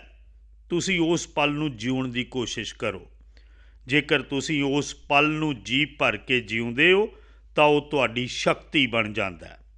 ਬਹੁਤ ਸਾਰੇ ਲੋਕ ਤੁਸੀਂ ਦੇਖੇ ਹੋਣਗੇ, ਸਵੇਰੇ ਚਾਹ ਪੀਂਦੇ ਰਹਿੰਦੇ ਹੋਣਗੇ, ਅਖਬਾਰ ਪੜ੍ਹਦੇ ਹੋਣਗੇ, ਪਰਿਵਾਰ ਦੇ ਲੋਕ ਕਹਿੰਦੇ ਹੋਣਗੇ ਚਲੋ ਜਲਦੀ ਨਹਾਉਣ ਲਈ ਚੱਲੋ, ਨਹੀਂ ਮੈਂ ਅਖਬਾਰ ਪੜ੍ਹਨਾ। ਫਿਰ ਕਹਿੰਦੇ ਹੋਣਗੇ ਨਾਸ਼ਤਾ ਗਰਮ ਹੈ, ਠੰਡਾ ਹੋ ਜਾਏਗਾ, ਫਿਰ ਵੀ ਕਹਿਣਗੇ ਮੈਂ ਅਖਬਾਰ ਪੜ੍ਹਨਾ। ਤਾਂ ਹੀ ਉਹਨਾਂ ਮਾਤਾਵਾਂ ਨੂੰ ਮੈਂ ਕਹਿੰਦਾ ਜੋ ਘਰ ਵਿੱਚ ਅਜਿਹੀ ਪਰੇਸ਼ਾਨੀ ਕਰਦੇ ਨੇ, ਉਹਨਾਂ ਨੂੰ ਜ਼ਰਾ ਸ਼ਾਮ ਨੂੰ ਪੁੱਛੋ ਕਿ ਅੱਜ ਅਖਬਾਰ ਵਿੱਚ ਕੀ ਪੜ੍ਹਿਆ ਸੀ। ਮੈਂ 99% ਲੋਕ ਦੱਸਦਾ, ਉਹ ਨਹੀਂ ਦੱਸ ਸਕਣਗੇ ਕਿ ਅੱਜ ਦੇ ਅਖਬਾਰ ਦੀ ਹੈਡਲਾਈਨ ਕੀ ਸੀ। ਕਿਉਂ? ਉਹ ਨਾ ਜਾਗਰਿਤ ਹੈ ਅਤੇ ਨਾ ਉਹ ਉਸ ਪਲ ਨੂੰ ਜੀ ਰਿਹਾ ਹੈ। ਉਹ ਆਦਤਨ ਪੜ੍ਹ ਅਖਬਾਰ ਰਿਹਾ, ਅੱਖਾਂ ਦੇਖ ਰਹੀਆਂ ਨੇ, ਚੀਜ਼ਾਂ ਪੜ੍ਹੀਆਂ ਜਾ ਰਹੀਆਂ, ਕੁਝ ਵੀ ਰਜਿਸਟਰ ਨਹੀਂ ਹੋ ਪਾ ਰਿਹਾ। ਅਤੇ ਜੇਕਰ ਰਜਿਸਟਰ ਨਹੀਂ ਹੋ ਰਿਹਾ ਤਾਂ ਉਹ ਮੈਮਰੀ ਚਿਪ ਵਿੱਚ ਜਾਂਦਾ ਹੀ ਨਹੀਂ ਹੈ। ਇਸ ਲਈ ਤੁਹਾਡੇ ਵਾਸਤੇ ਪਹਿਲੀ ਜ਼ਰੂਰਤ ਇਹ ਹੈ ਕਿ ਤੁਸੀਂ ਜੋ ਵੀ ਕਰੋ ਉਸ ਨੂੰ, ਉਸ ਵਰਤਮਾਨ ਨੂੰ, ਅਤੇ ਮੇਰਾ ਅਜੇ ਵੀ ਮਤ ਹੈ ਕਿ ਪਰਮਾਤਮਾ ਦੀ ਇਸ ਸ੍ਰਿਸ਼ਟੀ ਨੂੰ ਸਭ ਤੋਂ ਵੱਡੀ ਜੇਕਰ ਕੋਈ ਸੌਗਾਤ ਹੈ, ਜੇ ਮੈਨੂੰ ਕੋਈ ਪੁੱਛੇਗਾ ਤਾਂ ਮੈਂ ਕਹਾਂਗਾ ਉਹ ਸੌਗਾਤ ਵਰਤਮਾਨ ਹੈ। ਜੋ ਇਸ ਵਰਤਮਾਨ ਨੂੰ ਜਾਣ ਲੈਂਦਾ ਹੈ, ਜੋ ਇਸ ਵਰਤਮਾਨ ਨੂੰ ਜੀ ਲੈਂਦਾ ਹੈ, ਜੋ ਵਰਤਮਾਨ ਨੂੰ ਆਪਣੇ ਅੰਦਰ ਉਤਾਰ ਲੈਂਦਾ ਹੈ, ਉਸ ਲਈ ਭਵਿੱਖ ਕਦੇ ਵੀ ਪ੍ਰਸ਼ਨ ਚਿੰਨ੍ਹ ਨਹੀਂ ਹੁੰਦਾ। ਅਤੇ ਯਾਦਾਸ਼ਤ ਦਾ ਵੀ ਇਹ ਕਾਰਨ ਹੈ ਕਿ ਅਸੀਂ ਉਸ ਪਲ ਨੂੰ ਨਹੀਂ ਜਿਉਂਦੇ ਅਤੇ ਉਸ ਕਾਰਨ ਉਸ ਨੂੰ ਗਵਾ ਦਿੰਦੇ ਹਾਂ। ਦੂਸਰਾ, ਮੈਮਰੀ ਦਾ ਜੀਵਨ ਨਾਲ ਸੰਬੰਧ ਹੁੰਦਾ। ਸਿਰਫ ਇਮਤਿਹਾਨ ਨੇ ਇਹ ਸੋਚੋਗੇ ਤਾਂ ਫਿਰ ਤਾਂ ਉਸ ਦੀ ਤੁਸੀਂ ਕੀਮਤ ਹੀ ਨਹੀਂ ਸਮਝ ਸਕਦੇ, ਉਸ ਦਾ ਮੁੱਲ ਨਹੀਂ ਜਾਣ ਸਕਦੇ। ਜੇਕਰ ਮੰਨ ਲਈਏ ਤੁਹਾਡੇ ਕਿਸੇ ਦੋਸਤ ਦਾ ਜਨਮ ਦਿਨ ਯਾਦ ਰਿਹਾ ਅਤੇ ਤੁਸੀਂ ਜਨਮ ਦਿਨ 'ਤੇ ਉਸ ਨੂੰ ਫੋਨ ਕੀਤਾ, ਤੁਹਾਡੀ ਤਾਂ ਉਹ ਮੈਮਰੀ ਸੀ ਜਿਸ ਕਾਰਨ ਜਨਮ ਦਿਨ ਯਾਦ ਰਿਹਾ, ਪਰ ਉਹ ਮੈਮਰੀ ਤੁਹਾਡੇ ਜੀਵਨ ਦੇ ਵਿਸਥਾਰ ਦਾ ਕਾਰਨ ਬਣ ਜਾਂਦਾ ਜਦ ਉਸ ਦੋਸਤ ਨੂੰ ਟੈਲੀਫੋਨ ਜਾਂਦਾ। ਅਰੇ ਵਾਹ, ਉਸ ਨੂੰ ਅੱਜ ਮੇਰਾ ਜਨਮ ਦਿਨ ਯਾਦ ਸੀ, ਮਤਲਬ ਮੇਰੇ ਜੀਵਨ ਦੀ ਅਹਿਮੀਅਤ ਉਸ ਦੇ ਜੀਵਨ ਵਿੱਚ ਹੈ। ਉਹ ਜੀਵਨ ਭਰ ਤੁਹਾਡਾ ਬਣ ਜਾਂਦਾ ਹੈ। ਕਾਰਨ ਕੀ ਸੀ? ਉਹ ਇੱਕ ਮੈਮਰੀ ਜੀਵਨ ਦੇ ਵਿਸਥਾਰ ਦਾ ਬਹੁਤ ਵੱਡਾ ਕੈਟਲਿਕ ਏਜੰਟ ਹੈ ਅਤੇ ਇਸ ਲਈ ਅਸੀਂ ਸਾਡੀ ਯਾਦਾਸ਼ਤ ਨੂੰ ਸਿਰਫ ਪ੍ਰੀਖਿਆ ਤੱਕ, ਸਵਾਲ ਜਵਾਬ ਤੱਕ ਸੀਮਤ ਨਾ ਕਰੀਏ। ਤੁਸੀਂ ਉਸ ਦਾ ਵਿਸਥਾਰ ਕਰਦੇ ਜਾਓ। ਜਿੰਨਾ ਵਿਸਥਾਰ ਕਰੋਗੇ, ਚੀਜ਼ਾਂ ਆਪਣੇ ਆਪ ਜੁੜਦੀਆਂ ਜਾਣਗੀਆਂ।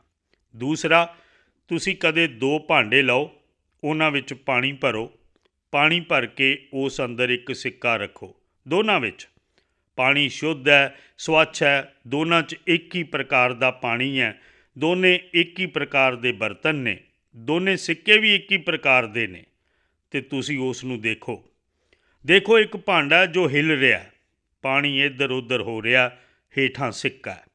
ਦੂਸਰਾ ਸਥਿਰ ਹੈ। ਤੁਸੀਂ ਦੇਖੋਗੇ ਕਿ ਸਥਿਰ ਪਾਣੀ ਵਾਲਾ ਜਿਹੜਾ ਸਿੱਕਾ ਹੈ ਉਹ ਤੁਹਾਨੂੰ ਪਰਫੈਕਟ ਸਾਫ਼ ਦਿਖਦਾ।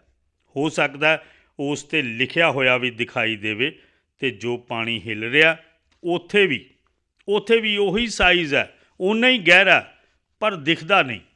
ਕਿਉਂ? ਪਾਣੀ ਹਿੱਲ ਰਿਹਾ, ਭਾਂਡਾ ਹਿੱਲ ਰਿਹਾ। ਜੇਕਰ ਮਨ ਵੀ ਇਸੇ ਤਰ੍ਹਾਂ ਡੋਲਦਾ ਰਹੇ ਅਤੇ ਅਸੀਂ ਸੋਚੀਏ ਉਸ ਵਿੱਚ ਸਿੱਕਾ ਦਿਖਾਈ ਦੇਵੇਗਾ। ਤੁਸੀਂ ਦੇਖਿਆ ਹੋਵੇਗਾ ਕਿ ਇਮਤਿਹਾਨ ਵਿੱਚ ਤੁਹਾਡੀ ਸਮੱਸਿਆ ਇਹ ਹੁੰਦੀ ਹੈ ਕਿ ਇਹ ਨਾਲ ਵਾਲਾ ਤਾਂ ਉੱਪਰ ਦੇਖਦਾ ਹੀ ਨਹੀਂ, ਲਿਖਦਾ ਹੀ ਜਾ ਰਿਹਾ, ਮੈਂ ਪਿੱਛੇ ਰਹਿ ਜਾਵਾਂਗਾ। ਦਿਮਾਗ ਉਸ ਵਿੱਚ ਲੱਗਿਆ ਰਹਿੰਦਾ। ਤੁਹਾਡਾ ਦਿਮਾਗ ਇੰਨਾ ਹਿਲਜੁਲ ਕਰਦਾ ਕਿ ਜੋ ਅੰਦਰ ਮੈਮਰੀ ਵਾਲਾ ਸਿੱਕਾ ਹੈ ਨਾ, ਉਹ ਦਿਖਦਾ ਹੀ ਨਹੀਂ ਹੈ। ਇੱਕ ਵਾਰ ਮਨ ਨੂੰ ਸਥਿਰ ਕਰ ਲਓ। ਮਨ ਨੂੰ ਸਥਿਰ ਕਰਨ ਦੀ ਦਿੱਕਤ ਹੈ ਤਾਂ ਡੀਪ ਬਰੀਦਿੰਗ, ਲੰਮੇ ਸਾਹ ਲੈ ਲਵੋ, 3-4 ਵਾਰ ਗਹਿਰੀ ਸਾਹ ਲਓ। ਇੱਕਦਮ ਸੀਨਾ ਤਾਣ ਕੇ, ਅੱਖਾਂ ਬੰਦ ਕਰਕੇ ਕੁਝ ਪਲ ਬੈਠੋ। ਮਨ ਸਥਿਰ ਹੁੰਦੇ ਹੀ ਉਹ ਸਿੱਕਾ ਜਿਵੇਂ ਦਿਖਣ ਲੱਗਦਾ। ਤੁਹਾਡੀ ਮੈਮਰੀ ਅੰਦਰ ਪਈ ਹੋਈ ਚੀਜ਼ ਵੀ ਉਸੇ ਤਰ੍ਹਾਂ ਹੀ ਉੱਭਰ ਕੇ ਆਉਣੀ ਸ਼ੁਰੂ ਹੋ ਜਾਂਦੀ ਹੈ। ਅਤੇ ਇਸ ਲਈ ਪਰਮਾਤਮਾ ਨੇ ਜਿਸ ਦੀ ਮੈਮਰੀ ਜ਼ਿਆਦਾ ਹੈ, ਉਸ ਨੂੰ ਕੋਈ ਵਾਧੂ ਐਨਰਜੀ ਦਿੱਤੀ ਹੈ, ਅਜਿਹਾ ਨਹੀਂ ਹੈ। ਸਾਨੂੰ ਸਾਰਿਆਂ ਨੂੰ ਪਰਮਾਤਮਾ ਨੇ ਇਸ ਪ੍ਰੋਡਕਟ ਨੂੰ ਬਹੁਤ ਧਿਆਨ ਨਾਲ ਬਣਾਇਆ ਹੋਇਆ। ਅਸੀਂ ਕਿਸ ਨੂੰ ਵਧਾਉਂਦੇ ਜਾਂ ਘਟਾਉਂਦੇ ਹਾਂ, ਇਸ ਉੱਤੇ ਨਿਰਭਰ ਕਰਦਾ। ਤੁਸੀਂ ਇਸ ਨੂੰ ਬਹੁਤ ਆਸਾਨੀ ਨਾਲ ਕਰ ਸਕਦੇ ਹੋ। ਤੁਹਾਡੇ ਵਿੱਚੋਂ ਜਿਹੜੇ ਲੋਕ ਪੁਰਾਣੇ ਗ੍ਰੰਥਾਂ ਨੂੰ ਜਾਣਦੇ ਹੋਣਗੇ, ਕੁਝ ਤਾਂ YouTube 'ਤੇ ਵੀ ਚੀਜ਼ਾਂ ਉਪਲਬਧ ਹੁੰਦੀਆਂ ਨੇ। ਕੁਝ ਸ਼ਤਾਬਦਾਨੀ ਲੋਕ ਹੁੰਦੇ ਨੇ, ਉਹਨਾਂ ਨੂੰ ਇੱਕ ਸਾਹ ਨਾਲ 100 ਚੀਜ਼ਾਂ ਯਾਦ ਹੁੰਦੀਆਂ ਨੇ। ਸਾਡੇ ਦੇਸ਼ਾਂ ਵਿੱਚ ਇਹਨਾਂ ਚੀਜ਼ਾਂ ਦਾ ਬੜਾ ਪ੍ਰਚਲਨ ਹੁੰਦਾ ਸੀ। ਤਾਂ ਅਸੀਂ ਇਸ ਨੂੰ ਟ੍ਰੇਨਡ ਕਰ ਸਕਦੇ ਹਾਂ, ਆਪਣੇ ਮਨ ਨੂੰ ਵੀ ਟ੍ਰੇਨਡ ਕਰ ਸਕਦੇ ਹਾਂ। ਪਰ ਮੈਂ ਅੱਜ ਤੁਸੀਂ ਇਮਤਿਹਾਨਾਂ ਵਿੱਚ ਜਾ ਰਹੇ ਹੋ, ਇਸ ਲਈ ਉਸ ਦਿਸ਼ਾ ਵਿੱਚ ਨਹੀਂ ਲੈ ਕੇ ਜਾਵਾਂਗਾ। ਪਰ ਮੈਂ ਕਹਿੰਦਾ ਕਿ ਮਨ ਸਥਿਰ ਰੱਖੀਏ। ਤੁਹਾਡੇ ਕੋਲ ਪਈਆਂ ਚੀਜ਼ਾਂ ਆਪਣੇ ਆਪ ਆਉਣੀਆਂ ਸ਼ੁਰੂ ਹੋ ਜਾਣਗੀਆਂ। ਤੁਹਾਨੂੰ ਉਹ ਦਿਖਣੀਆਂ ਸ਼ੁਰੂ ਹੋ ਜਾਣਗੀਆਂ, ਤੁਹਾਨੂੰ ਉਹ ਯਾਦ ਆਉਣੀਆਂ ਸ਼ੁਰੂ ਹੋ ਜਾਣਗੀਆਂ। ਉਹੀ ਬਹੁਤ ਵੱਡੀ ਤਾਕਤ ਬਣ ਜਾਏਗਾ। ਮਾਨਯੋਗ ਪ੍ਰਧਾਨ ਮੰਤਰੀ ਜੀ, ਤੁਸੀਂ ਜਿਸ ਪਿਆਰ ਨਾਲ ਸਾਨੂੰ ਇਕਾਗਰਤਾ ਦੀ ਵਿਧੀ ਸਿਖਾਈ ਹੈ, ਨਿਸ਼ਚੈ ਹੀ ਮੇਰੇ ਵਾਂਗ ਸਾਰਿਆਂ ਦਾ ਮਨ ਖਿਲ ਉੱਠਿਆ ਹੈ। ਧੰਨਵਾਦ ਮਹੋਦੈ। ਮਾਨਯੋਗ ਪ੍ਰਧਾਨ ਮੰਤਰੀ ਜੀ, ਖਣਿਜ ਪਦਾਰਥਾਂ ਨਾਲ ਭਰਪੂਰ ਰਾਜ, ਆਕਰਸ਼ਕ ਸੈਲਾਨੀਆਂ ਲਈ ਥਾਵਾਂ। ਰਾਮਗੜ੍ਹ, ਝਾਰਖੰਡ ਤੋਂ ਜਮਾਤ 10ਵੀਂ ਦੀ ਵਿਦਿਆਰਥਣ ਸ਼ਵੇਤਾ ਕੁਮਾਰੀ ਤੁਹਾਡੇ ਤੋਂ ਆਪਣੇ ਸਵਾਲ ਦਾ ਉੱਤਰ ਚਾਹੁੰਦੀ ਹੈ। ਸ਼ਵੇਤਾ, ਕਿਰਪਾ ਕਰਕੇ ਆਪਣਾ ਪ੍ਰਸ਼ਨ ਪੁੱਛੋ। ਮਾਨਯੋਗ ਪ੍ਰਧਾਨ ਮੰਤਰੀ ਜੀ ਨਮਸਕਾਰ। ਮੈਂ ਸ਼ਵੇਤਾ ਕੁਮਾਰੀ ਕੇਂਦਰੀ ਵਿਦਿਆਲਿਆ ਉੱਤਰਾਂਚਲ ਦੀ 10ਵੀਂ ਜਮਾਤ ਦੀ ਵਿਦਿਆਰਥਣ ਹਾਂ। ਮੈਂ ਤੁਹਾਨੂੰ ਇੱਕ ਸਵਾਲ ਪੁੱਛਣਾ ਚਾਹੁੰਦੀ ਹਾਂ। ਮੇਰੇ ਪੜ੍ਹਾਈ ਵਿੱਚ ਇਕਾਗਰਤਾ ਰਾਤ ਦੇ ਸਮੇਂ ਜ਼ਿਆਦਾ ਹੁੰਦੀ ਹੈ, ਪਰ ਸਾਰੇ ਮੈਨੂੰ ਦਿਨ ਵਿੱਚ ਪੜ੍ਹਨ ਲਈ ਕਹਿੰਦੇ ਹਨ। ਮੈਂ ਕੀ ਕਰਾਂ? ਧੰਨਵਾਦ। ਧੰਨਵਾਦ ਸ਼ਵੇਤਾ। ਮਾਨਯੋਗ ਪ੍ਰਧਾਨ ਮੰਤਰੀ ਜੀ, ਨਮੋ ਐਪ ਦੇ ਅਧਿਐਨ ਨਾਲ ਪ੍ਰਾਪਤ ਪ੍ਰਸ਼ਨ ਵਿੱਚ ਰਾਘਵ ਜੋਸ਼ੀ ਦੇ ਸਾਹਮਣੇ ਇੱਕ ਅਜੀਬ ਦੁਵਿਧਾ ਹੈ। ਮਾਂ-ਬਾਪ ਹਮੇਸ਼ਾ ਕਹਿੰਦੇ ਨੇ ਕਿ ਪਹਿਲਾਂ ਪੜ੍ਹਾਈ ਕਰੋ, ਫਿਰ ਖੇਲ-ਕੂਦ ਕਰੋ। ਪਰ ਉਹਨਾਂ ਨੂੰ ਲੱਗਦਾ ਹੈ ਕਿ ਖੇਡਣ ਤੋਂ ਬਾਅਦ ਜੇਕਰ ਪੜ੍ਹਾਈ ਕਰਦੇ ਹਾਂ ਤਾਂ ਉਹਨਾਂ ਨੂੰ ਚੀਜ਼ਾਂ ਬਿਹਤਰ ਸਮਝ ਆਉਂਦੀਆਂ ਨੇ। ਕਿਰਪਾ ਕਰਕੇ ਰਾਘਵ ਤੇ ਸ਼ਵੇਤਾ ਦੇ ਨਾਲ-ਨਾਲ ਉਹਨਾਂ ਵਰਗੇ ਕਈ ਵਿਦਿਆਰਥੀਆਂ ਨੂੰ ਸਮਝਾਓ ਕਿ ਉਹ ਅਜਿਹਾ ਕੀ ਕਰਨ ਕਿ ਉਹਨਾਂ ਦੀ ਇਕਾਗਰਤਾ ਹੋਰ ਵਧੇ। ਸਾਡੇ ਸਾਰਿਆਂ ਦੀ ਦੁਵਿਧਾ ਦਾ ਹੱਲ ਕੱਢਣ ਦੀ ਕਿਰਪਾ ਕਰੋ। ਮਾਨਯੋਗ ਪ੍ਰਧਾਨ ਮੰਤਰੀ ਜੀ। ਇਹ ਗੱਲ ਸਹੀ ਹੈ ਕਿ ਹਰ ਕੋਈ ਚਾਹੁੰਦਾ ਕਿ ਉਸ ਦੇ ਸਮੇਂ ਦਾ ਸਦਉਪਯੋਗ ਹੋਵੇ। ਜਿਸ ਕੰਮ ਲਈ ਸਮਾਂ ਲਾਇਆ ਉਸ ਦਾ ਓਨਾ ਹੀ ਉਸ ਨੂੰ ਲਾਭ ਵੀ ਮਿਲੇ, ਅਤੇ ਇਹ ਚੰਗੀ ਸੋਚ ਹੈ। ਇਹ ਸੋਚ ਜ਼ਰੂਰੀ ਵੀ ਹੈ ਕਿ ਸਾਨੂੰ ਹਮੇਸ਼ਾ ਜਾਗਰਤ ਰੂਪ ਵਿੱਚ ਕੋਸ਼ਿਸ਼ ਕਰਨੀ ਚਾਹੀਦੀ ਹੈ ਕਿ ਕੀ ਮੈਂ ਜਿਹੜਾ ਸਮਾਂ ਲਗਾ ਰਿਹਾ, ਮੈਂ ਜਿਹੜਾ ਸਮਾਂ ਖਪਾ ਰਿਹਾ, ਉਸ ਦਾ ਮੈਨੂੰ ਆਊਟਕਮ ਮਿਲਦਾ ਕਿ ਨਹੀਂ। ਆਊਟਪੁੱਟ ਤਾਂ ਦਿਖੇਗਾ, ਆਊਟਕਮ ਨਹੀਂ ਦਿਖੇਗਾ। ਇਸ ਲਈ ਪਹਿਲਾਂ ਤਾਂ ਖੁਦ ਹੀ ਇਹ ਆਦਤ ਪਾਉਣੀ ਚਾਹੀਦੀ ਹੈ ਕਿ ਮੈਂ ਜਿੰਨਾ ਇਨਵੈਸਟ ਕੀਤਾ ਉਹਨਾਂ ਮੈਨੂੰ ਪ੍ਰਾਪਤ ਹੋਇਆ ਕਿ ਨਹੀਂ, ਅਤੇ ਇਸ ਦਾ ਅਸੀਂ ਹਿਸਾਬ ਕਿਤਾਬ ਲਗਾ ਸਕਦੇ ਹਾਂ। ਇਹ ਆਦਤ ਸਾਨੂੰ ਪਾਉਣੀ ਚਾਹੀਦੀ ਹੈ ਕਿ ਮੈਂ ਅੱਜ ਮੈਥੇਮੈਟਿਕਸ ਪਿੱਛੇ 1 ਘੰਟਾ ਲਗਾ ਦਿੱਤਾ ਤਾਂ ਮੈਂ ਉਸ 1 ਘੰਟੇ ਵਿੱਚ ਜੋ ਕਰਨਾ ਸੀ ਉਹ ਕਰ ਸਕਿਆ ਕਿ ਨਹੀਂ ਕਰ ਸਕਿਆ। ਉਸ ਵਿੱਚੋਂ ਜਿਹੜੇ ਸਵਾਲ ਔਖੇ ਸਨ ਕੀ ਉਹ ਸਰਲ ਹੋ ਗਏ ਨੇ ਕਿ ਨਹੀਂ, ਮਤਲਬ ਮੇਰਾ ਆਊਟਕਮ ਇੰਪਰੂਵ ਹੋ ਰਿਹਾ। ਇਹ ਸਾਨੂੰ ਵਿਸ਼ਲੇਸ਼ਣ ਕਰਨ ਦੀ ਆਦਤ ਹੋਣੀ ਚਾਹੀਦੀ ਹੈ। ਇਹ ਵਿਸ਼ਲੇਸ਼ਣ ਦੀ ਆਦਤ ਬਹੁਤ ਘੱਟ ਹੁੰਦੀ ਹੈ।